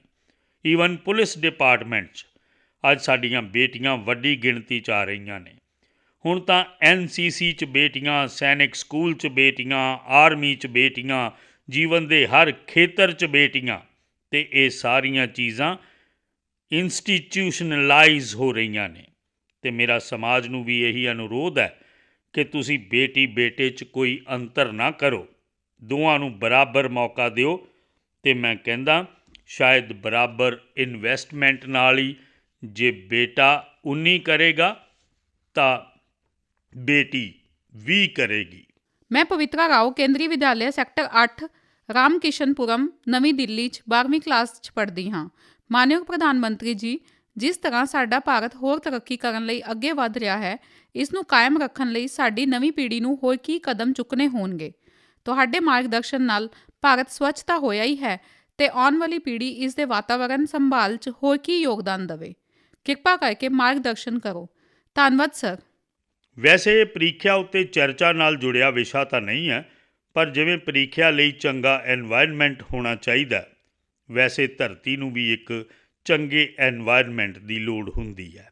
ਅਤੇ ਅਸੀਂ ਤਾਂ ਧਰਤੀ ਨੂੰ ਮਾਂ ਮੰਨਣ ਵਾਲੇ ਲੋਕ ਹਾਂ। ਅੱਜ ਮੈਨੂੰ ਮੌਕਾ ਦਿੱਤਾ ਤਾਂ ਮੈਂ ਸਭ ਤੋਂ ਪਹਿਲਾਂ ਪਬਲਿਕਲੀ ਸਾਡੇ ਦੇਸ਼ ਦੇ ਬੱਚਿਆਂ ਨੂੰ, ਬਾਲ ਬਾਲੜੀਆਂ ਨੂੰ ਦਿਲੋਂ ਧੰਨਵਾਦ ਕਰਨਾ ਚਾਹੁੰਦਾ। ਅਤੇ ਮੈਂ ਮਹਿਸੂਸ ਕਰਦਾ ਕਿ ਮੈਂ ਪ੍ਰਧਾਨ ਮੰਤਰੀ ਬਣਨ ਤੋਂ ਬਾਅਦ ਪਹਿਲੀ ਵਾਰ ਜਦੋਂ 15 ਅਗਸਤ ਵਾਲੇ ਦਿਨ ਲਾਲ ਕਿਲ੍ਹੇ ਤੋਂ ਭਾਸ਼ਣ ਕਰ ਰਿਹਾ ਸੀ ਤਾਂ ਮੇਰੇ ਭਾਸ਼ਣ ਤੋਂ ਬਾਅਦ ਜ਼ਿਆਦਾਤਰ ਲੋਕਾਂ ਨੇ ਸਵਾਲੀਆ ਨਿਸ਼ਾਨ ਲਾ ਦਿੱਤੇ ਸੀ ਕਿ ਠੀਕ ਹੈ, ਮੋਦੀ ਜੀ ਨੇ ਕਹਿ ਤਾਂ ਦਿੱਤਾ, ਪਰ ਕੀ ਹੋ ਵੀ ਸਕਦਾ? ਅਤੇ ਉਸ ਸਮੇਂ ਮੈਂ ਸਵੱਛਤਾ ਦੀ ਗੱਲ ਆਖੀ ਸੀ। ਥੋੜ੍ਹੀ ਇਹ ਵੀ ਹੈਰਾਨੀ ਸੀ ਕਿ ਦੇਸ਼ ਦਾ ਪ੍ਰਧਾਨ ਮੰਤਰੀ, ਇਹ ਤਾਂ ਜਗ੍ਹਾ ਐਸੀ ਹੈ ਕਿ ਇੱਥੇ ਸਪੇਸ ਦੀ ਗੱਲ ਕਰਨੀ ਚਾਹੀਦੀ ਹੈ, ਵਿਦੇਸ਼ ਨੀਤੀ ਦੀ ਗੱਲ ਕਰਨੀ ਚਾਹੀਦੀ ਹੈ, ਸੈਨਿਕ ਸ਼ਕਤੀ ਦੀ ਗੱਲ ਕਰਨੀ ਚਾਹੀਦੀ ਹੈ। ਇਹ ਬੰਦਾ ਕਿੱਦਾਂ ਦਾ ਹੈ? ਸਵੱਛਤਾ ਦੀ ਗੱਲ ਕਰ ਰਿਹਾ। ਕਈਆਂ ਨੂੰ ਹੈਰਾਨੀ ਹੋਈ ਸੀ, ਪਰ ਜੋ ਵੀ ਖਦਸ਼ੇ ਪ੍ਰਗਟਾਏ ਗਏ ਸੀ ਉਹਨਾਂ ਸਭ ਨੂੰ ਗਲਤ ਸਿੱਧ ਕਰਨ ਦਾ ਕੰਮ ਜੇ ਕਿਸੇ ਨੇ ਕੀਤਾ ਹੋਵੇ, ਜਾਂ ਸਵੱਛਤਾ ਦੇ ਮੇਰੀ ਭਾਵਨਾ ਨੂੰ ਚਾਰ ਚੰਨ ਲਾਉਣ ਦਾ ਜੇ ਕਿਸੇ ਨੇ ਕੰਮ ਕੀਤਾ ਹੋਵੇ, ਤਾਂ ਉਹ ਮੇਰੇ ਦੇਸ਼ ਦੇ ਬੱਚੀਆਂ ਨੇ ਕੀਤਾ ਹੈ। ਸਵੱਛਤਾ ਦੀ ਯਾਤਰਾ 'ਚ ਅੱਜ ਅਸੀਂ ਜਿੱਥੇ ਵੀ ਪਹੁੰਚੇ ਹਾਂ, ਜੇ ਉਸ ਦਾ ਸਭ ਤੋਂ ਜ਼ਿਆਦਾ ਕ੍ਰੈਡਿਟ ਮੈਂ ਕਿਸੇ ਨੂੰ ਦਿੰਦਾ ਤਾਂ ਮੇਰੇ ਦੇਸ਼ ਦੇ ਬਾਲੜੀਆਂ ਨੂੰ ਦਿੰਦਾ। ਮੈਂ ਐਸੇ ਸੈਂਕੜੇ ਪ੍ਰਸ਼ਨ ਸੁਣੇ ਨੇ ਜਿੱਥੇ 5-5, 6-6 ਸਾਲ ਦੇ ਬੱਚਿਆਂ ਨੇ ਆਪਣੇ ਦਾਦਾ ਦਾਦੀ, ਨਾਨਾ ਨਾਨੀ ਨੂੰ ਟੋਕਿਆ 10 ਵਾਰ ਕਿ ਇੱਧਰ ਨਾ ਸੁੱਟੋ, ਮੋਦੀ ਜੀ ਨੇ ਮਨ੍ਹਾ ਕੀਤਾ, ਇੱਧਰ ਨਾ ਸੁੱਟੋ, ਮੋਦੀ ਜੀ ਨੂੰ ਚੰਗਾ ਨਹੀਂ ਲੱਗੇਗਾ। ਇਹ ਬਹੁਤ ਵੱਡੀ ਤਾਕਤ ਹੈ ਅਤੇ ਤੁਸੀਂ ਸ਼ਾਇਦ ਉਸੇ ਪੀੜ੍ਹੀ ਦੇ ਹੋਣ ਦੇ ਕਾਰਨ ਤੁਸੀਂ ਵੀ ਉਸੇ ਭਾਵਨਾ ਨਾਲ ਸਵਾਲ ਪੁੱਛਿਆ। ਮੈਂ ਤੁਹਾਡੇ ਸਵਾਲ ਦਾ ਸਵਾਗਤ ਕਰਦਾ। ਇਹ ਗੱਲ ਸਹੀ ਹੈ ਕਿ ਅੱਜ ਪੂਰਾ ਵਿਸ਼ਵ ਗਲੋਬਲ ਵਾਰਮਿੰਗ ਦੇ ਕਾਰਨ, ਐਨਵਾਇਰਨਮੈਂਟ ਦੇ ਕਾਰਨ ਬਹੁਤ ਪਰੇਸ਼ਾਨ ਹੈ ਅਤੇ ਉਸ ਦਾ ਮੂਲ ਕਾਰਨ ਹੈ ਕਿ ਅਸੀਂ ਆਪਣੇ ਸੰਸਾਧਨਾਂ ਦਾ ਮਿਸਯੂਜ਼ ਕੀਤਾ ਹੈ। ਸਾਨੂੰ ਪਰਮਾਤਮਾ ਨੇ ਜੋ ਵਿਵਸਥਾਵਾਂ ਦਿੱਤੀਆਂ ਨੇ ਉਹਨਾਂ ਨੂੰ ਅਸੀਂ ਬਰਬਾਦ ਕਰ ਦਿੱਤਾ ਹੈ। ਹੁਣ ਸਾਡਾ ਜ਼ਿੰਮਾ ਹੈ, ਜੇ ਅੱਜ ਵੀ ਮੈਂ ਪਾਣੀ ਪੀ ਰਿਹਾ, ਜੇ ਮੇਰੇ ਭਾਗ 'ਚ ਪਾਣੀ ਹੈ, ਅੱਜ ਜੇ ਕਿਤੇ ਨਦੀ ਵੇਖ ਪਾ ਰਿਹਾ, ਅੱਜ ਜੇ ਮੈਂ ਕਿਸੇ ਦਰਖਤ ਦੀ ਛਾਂ 'ਚ ਖੜ੍ਹਾਂ, ਤਾਂ ਉਸ 'ਚ ਮੇਰਾ ਕੋਈ ਕੰਟਰੀਬਿਊਸ਼ਨ ਨਹੀਂ ਹੈ। ਇਹ ਮੇਰੇ ਬਜ਼ੁਰਗਾਂ ਨੇ ਮੇਰੇ ਲਈ ਛੱਡਿਆ ਹੋਇਆ। ਜਿਸ ਚੀਜ਼ ਦੀ ਅੱਜ ਮੈਂ ਵਰਤੋਂ ਕਰ ਰਿਹਾ, ਉਹ ਮੇਰੇ ਬਜ਼ੁਰਗਾਂ ਨੇ ਮੇਰੇ ਲਈ ਦਿੱਤਾ। ਕਿ ਮੇਰੇ ਬਾਅਦ ਦੀ ਪੀੜ੍ਹੀ ਨੂੰ ਮੈਨੂੰ ਵੀ ਕੁਝ ਦੇਣਾ ਚਾਹੀਦਾ ਜਾਂ ਨਹੀਂ ਦੇਣਾ ਚਾਹੀਦਾ?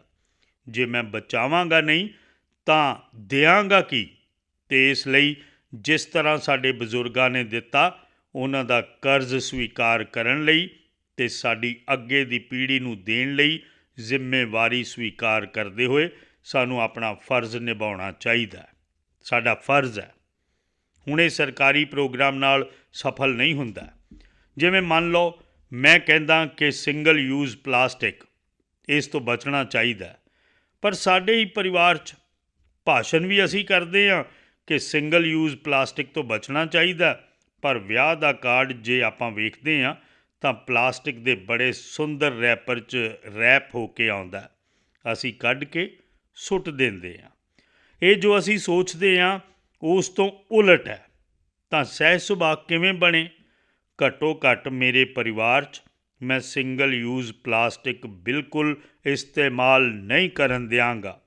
ਤਾਂ ਅਸੀਂ ਐਨਵਾਇਰਨਮੈਂਟ ਸਾਫ਼ ਰੱਖਣ 'ਚ ਕੁਝ ਮਦਦ ਕਰ ਰਹੇ ਹਾਂ। ਅਤੇ ਅਗਰ ਦੇਸ਼ ਦੇ ਸਾਰੇ ਬੱਚੇ ਇਸ ਕੰਮ ਨੂੰ ਕਰਨ ਲੱਗ ਜਾਣ ਤਾਂ ਫਿਰ ਤੁਸੀਂ ਵੇਖਿਆ ਹੋਣਾ, ਮੈਂ ਗੁਜਰਾਤ 'ਚ ਪਸ਼ੂ ਆਰੋਗਯ ਮੇਲੇ ਲਵਾਉਂਦਾ ਹੁੰਦਾ ਸੀ ਅਤੇ ਤੁਹਾਨੂੰ ਹੈਰਾਨੀ ਹੋਏਗੀ, ਮੈਂ ਗੁਜਰਾਤ ਦੇ ਅੰਦਰ ਪਸ਼ੂਆਂ ਦੀ ਡੈਂਚਰ ਟਰੀਟਮੈਂਟ ਕਰਾਉਂਦਾ ਸੀ, ਪਸ਼ੂਆਂ ਦਾ ਮੋਤੀਆਬਿੰਦ ਦਾ ਕੰਮ ਕਰਦਾ ਸੀ ਅਤੇ ਕੁਝ ਪਸ਼ੂਆਂ ਦੇ ਆਪਰੇਸ਼ਨ ਕਰਨੇ ਪੈਂਦੇ ਸਨ।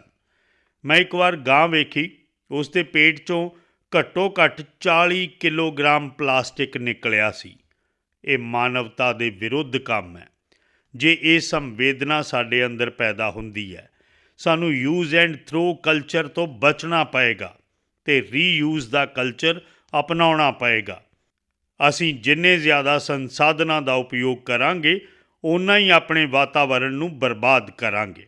ਜਿੰਨੇ ਸੰਸਾਧਨਾਂ ਦਾ ਆਪਟੀਮਮ ਯੂਟੀਲਾਈਜੇਸ਼ਨ ਕਰਾਂਗੇ, ਓਨਾ ਹੀ ਵਾਤਾਵਰਣ ਦੀ ਰੱਖਿਆ ਕਰਾਂਗੇ। ਸਾਡੇ ਇਲੈਕਟ੍ਰੋਨਿਕਸ ਗੈਜਟਸ, ਇਹ ਵੀ ਵਾਤਾਵਰਣ ਲਈ ਸੰਕਟ ਬਣਦੇ ਜਾ ਰਹੇ ਨੇ। ਤੁਸੀਂ ਵੇਖਿਆ ਹੋਵੇਗਾ, ਭਾਰਤ ਸਰਕਾਰ ਨੇ ਸਕ੍ਰੈਪ ਪਾਲਿਸੀ ਕੱਢੀ ਹੈ ਤਾਂ ਕਿ ਪੁਰਾਣੀਆਂ ਗੱਡੀਆਂ ਨੇ ਜੋ ਪੋਲਿਊਸ਼ਨ ਪੈਦਾ ਕਰਦੀਆਂ ਨੇ, ਉਹਨਾਂ ਨੂੰ ਖ਼ਤਮ ਕਰੋ। ਉਸ ਵਿੱਚੋਂ ਵੀ ਕੁਝ ਕਮਾਈ ਕਰੋ ਅਤੇ ਨਵੀਂ ਗੱਡੀ ਲਿਆਓ। ਇਸ ਦਿਸ਼ਾ 'ਚ ਬਹੁਤ ਵੱਡੀ ਮਾਤਰਾ 'ਚ ਕੰਮ ਚੱਲਣ ਵਾਲਾ ਹੈ। ਉਸੇ ਤਰ੍ਹਾਂ ਅਸੀਂ ਜਾਣਦੇ ਹਾਂ ਪਾਣੀ ਦਾ ਕੀ ਮਹੱਤਵ ਹੈ, ਪੌਦੇ ਦਾ ਕੀ ਮਹੱਤਵ ਹੈ, ਪ੍ਰਕਿਰਤੀ ਦਾ ਕੀ ਮਹੱਤਵ ਹੈ। ਅਸੀਂ ਉਸ ਪ੍ਰਤੀ ਸੈਂਸਿਟਿਵ ਹਾਂ ਅਤੇ ਇਹ ਮਹਿਜ਼ ਸੁਭਾਅ ਬਣਾਉਣਾ ਚਾਹੀਦਾ। ਅਗਰ ਇਹ ਸੁਭਾਅ ਬਣਾਉਣਾ, ਤੁਸੀਂ ਵੇਖਿਆ ਹੋਣਾ ਕੋਕ 2026 'ਚ ਮੈਂ ਇੱਕ ਵਿਸ਼ਾ ਰੱਖਿਆ ਸੀ, UK 'ਚ ਕਾਨਫਰੰਸ ਹੋਈ ਸੀ ਅਤੇ ਉਸ 'ਚ ਕਿਹਾ ਸੀ ਕਿ life style is a problem. ਸਾਡਾ ਜੋ ਲਾਈਫ ਸਟਾਈਲ ਹੈ, ਅਤੇ ਇਸ ਲਈ ਕਿਹਾ ਸੀ ਕਿ ਮਿਸ਼ਨ ਲਾਈਫ ਦੀ ਜ਼ਰੂਰਤ ਹੈ। ਅਤੇ ਮਿਸ਼ਨ ਲਾਈਫ ਲਈ ਮੈਂ ਸ਼ਬਦ ਤੈਅ ਕੀਤਾ ਸੀ ਕਿ life style for environment life, LIFE। ਮੈਂ ਸਮਝਦਾ ਕਿ ਅਸੀਂ ਵੀ ਆਪਣੇ ਜੀਵਨ 'ਚ, ਬਹੁਤ ਛੋਟੀ ਉਮਰ ਹੈ, 4 ਮੰਜ਼ਿਲਾ ਮਕਾਨ ਹੈ ਅਤੇ ਅਸੀਂ ਵੀ ਲਿਫਟ 'ਚ ਜਾਂਦੇ ਹਾਂ। ਅਸੀਂ ਕੋਸ਼ਿਸ਼ ਕਰੀਏ, ਅਸੀਂ ਚੜ੍ਹ ਜਾਵਾਂਗੇ, ਸਾਡੀ ਹੈਲਥ ਨੂੰ ਵੀ ਫਾਇਦਾ ਹੋਏਗਾ, ਅਸੀਂ ਐਨਵਾਇਰਮੈਂਟ ਨੂੰ ਵੀ ਮਦਦ ਕਰਾਂਗੇ।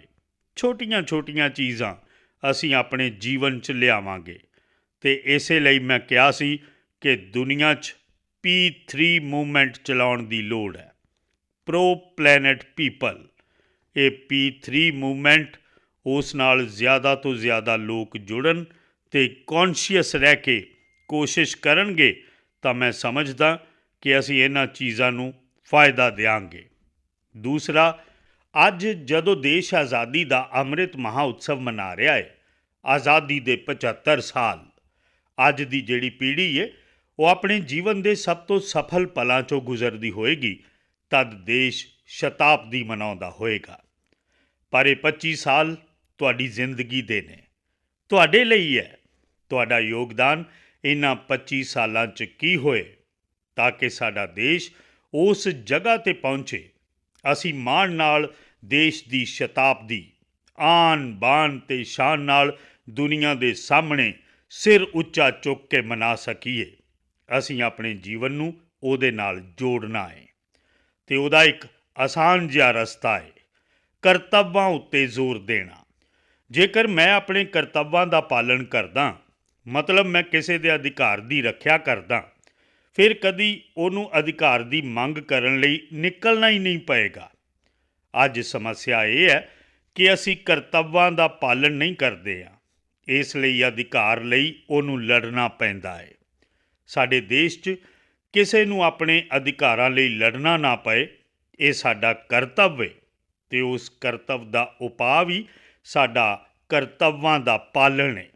ਜੇ ਅਸੀਂ ਕਰਤੱਵਾਂ ਦਾ ਪਾਲਣ ਕਰਦੇ ਹਾਂ, ਸਾਡੀਆਂ ਜਿਹੜੀਆਂ ਜ਼ਿੰਮੇਵਾਰੀਆਂ ਨੇ ਉਹਨਾਂ ਦਾ ਪਾਲਣ ਕਰਦੇ ਹਾਂ।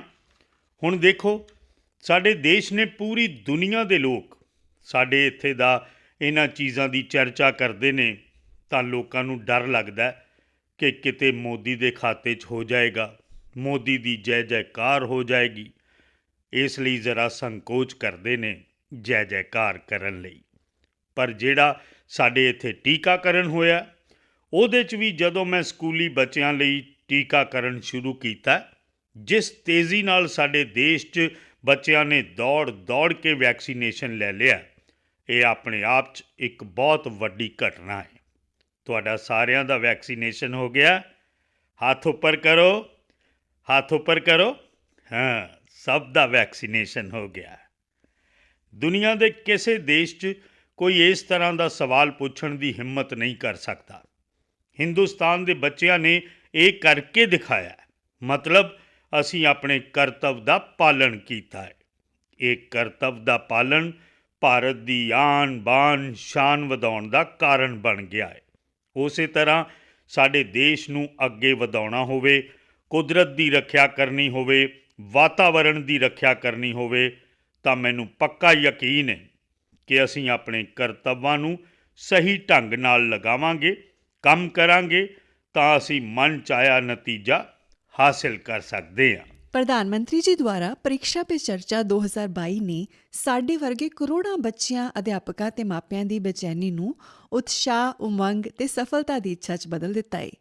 ਅਸੀਂ ਧੰਨਵਾਦੀ ਹਾਂ ਮਾਣਯੋਗ ਪ੍ਰਧਾਨ ਮੰਤਰੀ ਜੀ, ਆਪ ਜੀ ਦੇ ਸੁਨਹਿਰੀ ਸ਼ਬਦਾਂ ਦੇ ਲਈ ਅਸੀਂ ਬੇਹੱਦ ਧੰਨਵਾਦੀ ਹਾਂ।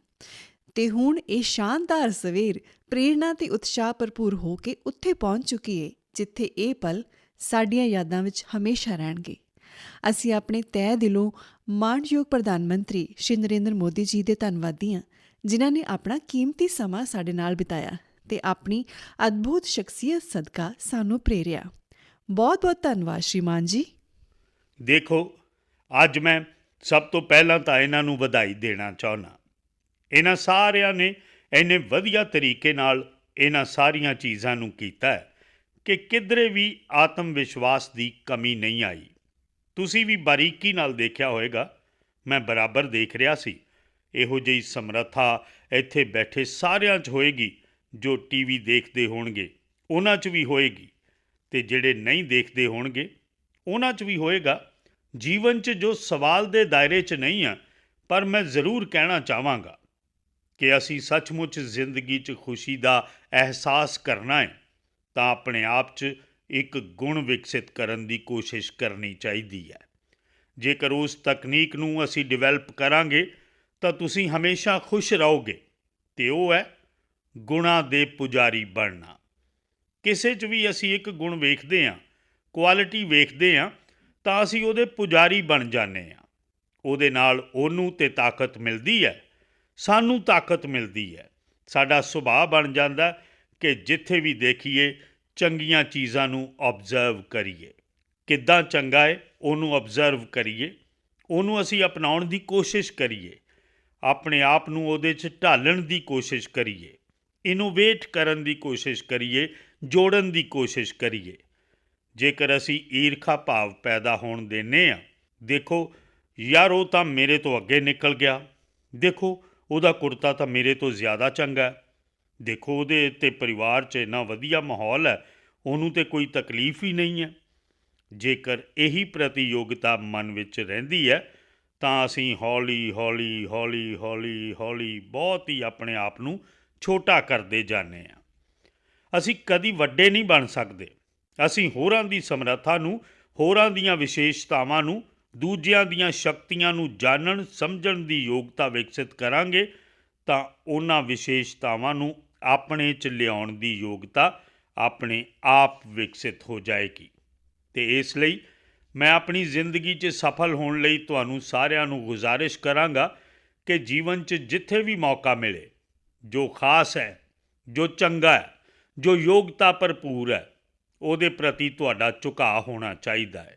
ਉਹਨੂੰ ਜਾਣਨ ਦਾ, ਸਮਝਣ ਦਾ, ਸਵੀਕਾਰ ਕਰਨ ਦਾ ਬਹੁਤ ਹੀ ਵਧੀਆ ਮਨ ਹੋਣਾ ਚਾਹੀਦਾ ਹੈ। ਤਾਂ ਕਦੀ ਵੀ ਈਰਖਾ ਦਾ ਭਾਵ ਨਹੀਂ ਹੋਏਗਾ, ਕਦੀ ਵੀ ਸਾਡੇ ਮਨ 'ਚ ਬਦਲੇ ਦੀ ਭਾਵਨਾ ਨਹੀਂ ਪੈਦਾ ਹੋਏਗੀ। ਸਾਰੇ ਬਹੁਤ ਖੁਸ਼ੀ ਅਤੇ ਸੁੱਖ ਦੀ ਜ਼ਿੰਦਗੀ ਜੀ ਪਾਉਣਗੇ। ਇਸੇ ਉਮੀਦ ਨਾਲ ਮੈਂ ਇੱਕ ਵਾਰ ਫਿਰ ਤੁਹਾਡਾ ਸਾਰਿਆਂ ਦਾ ਬਹੁਤ ਬਹੁਤ ਧੰਨਵਾਦ ਕਰਦਾ। ਸਾਰੇ ਵਿਦਿਆਰਥੀਆਂ ਦਾ ਧੰਨਵਾਦ ਕਰਦਾ ਅਤੇ ਮੈਂ ਸਿੱਖਿਆ ਵਿਭਾਗ ਦਾ ਧੰਨਵਾਦ ਕਰਦਾ ਕਿ ਇੰਨੇ ਸ਼ਾਨਦਾਰ ਪ੍ਰੋਗਰਾਮ ਦੀ ਤੁਸੀਂ ਯੋਜਨਾ ਕੀਤੀ ਅਤੇ ਤੁਹਾਨੂੰ ਸਾਰੇ ਨੌਜਵਾਨਾਂ ਨੂੰ ਮੈਨੂੰ ਮਿਲਣ ਦਾ ਮੌਕਾ ਮਿਲਿਆ। ਕੁਝ ਲੋਕਾਂ ਨੂੰ ਲੱਗਦਾ ਹੋਵੇਗਾ ਕਿ ਮੋਦੀ ਪ੍ਰੀਖਿਆ ਦੀ ਚਰਚਾ ਕਿਉਂ ਕਰਦੇ ਨੇ। ਐਗਜ਼ਾਮਸ 'ਚ ਤਾਂ ਠੀਕ ਹੈ, ਅਧਿਆਪਕ ਨੇ ਬਹੁਤ ਕੁਝ ਸਮਝਾ ਦਿੱਤਾ ਹੋਵੇਗਾ। ਤੁਹਾਨੂੰ ਫਾਇਦਾ ਹੁੰਦਾ ਕਿ ਨਹੀਂ ਮੈਨੂੰ ਨਹੀਂ ਪਤਾ, ਮੇਰਾ ਫਾਇਦਾ ਹੁੰਦਾ।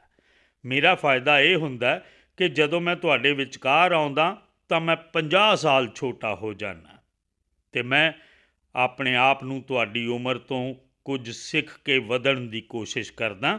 ਯਾਨੀ ਮੇਰੀ ਪੀੜ੍ਹੀ ਨਹੀਂ ਬਦਲਦੀ, ਮੈਂ ਤੁਹਾਡੇ ਨਾਲ ਜੁੜਨ ਕਾਰਨ ਹਮੇਸ਼ਾ ਤੁਹਾਡੇ ਮਨ ਨੂੰ ਸਮਝਦਾ, ਤੁਹਾਡੀਆਂ ਇੱਛਾਵਾਂ, ਉਮੀਦਾਂ ਨੂੰ ਸਮਝਦਾ, ਮੇਰੀ ਜ਼ਿੰਦਗੀ ਨੂੰ ਉਹਦੇ 'ਚ ਢਾਲਣ ਦੀ ਕੋਸ਼ਿਸ਼ ਕਰਦਾ ਅਤੇ ਇਸ ਲਈ ਇਹ ਪ੍ਰੋਗਰਾਮ ਮੈਨੂੰ ਵਧਾਉਣ 'ਚ ਕੰਮ ਆ ਰਿਹਾ, ਮੇਰੀ ਯੋਗਤਾ ਨੂੰ ਵਧਾਉਣ 'ਚ ਕੰਮ ਆ ਰਿਹਾ ਅਤੇ ਇਸ ਲਈ ਮੈਂ ਤੁਹਾਡੇ ਦਰਮਿਆਨ ਆਉਂਦਾ।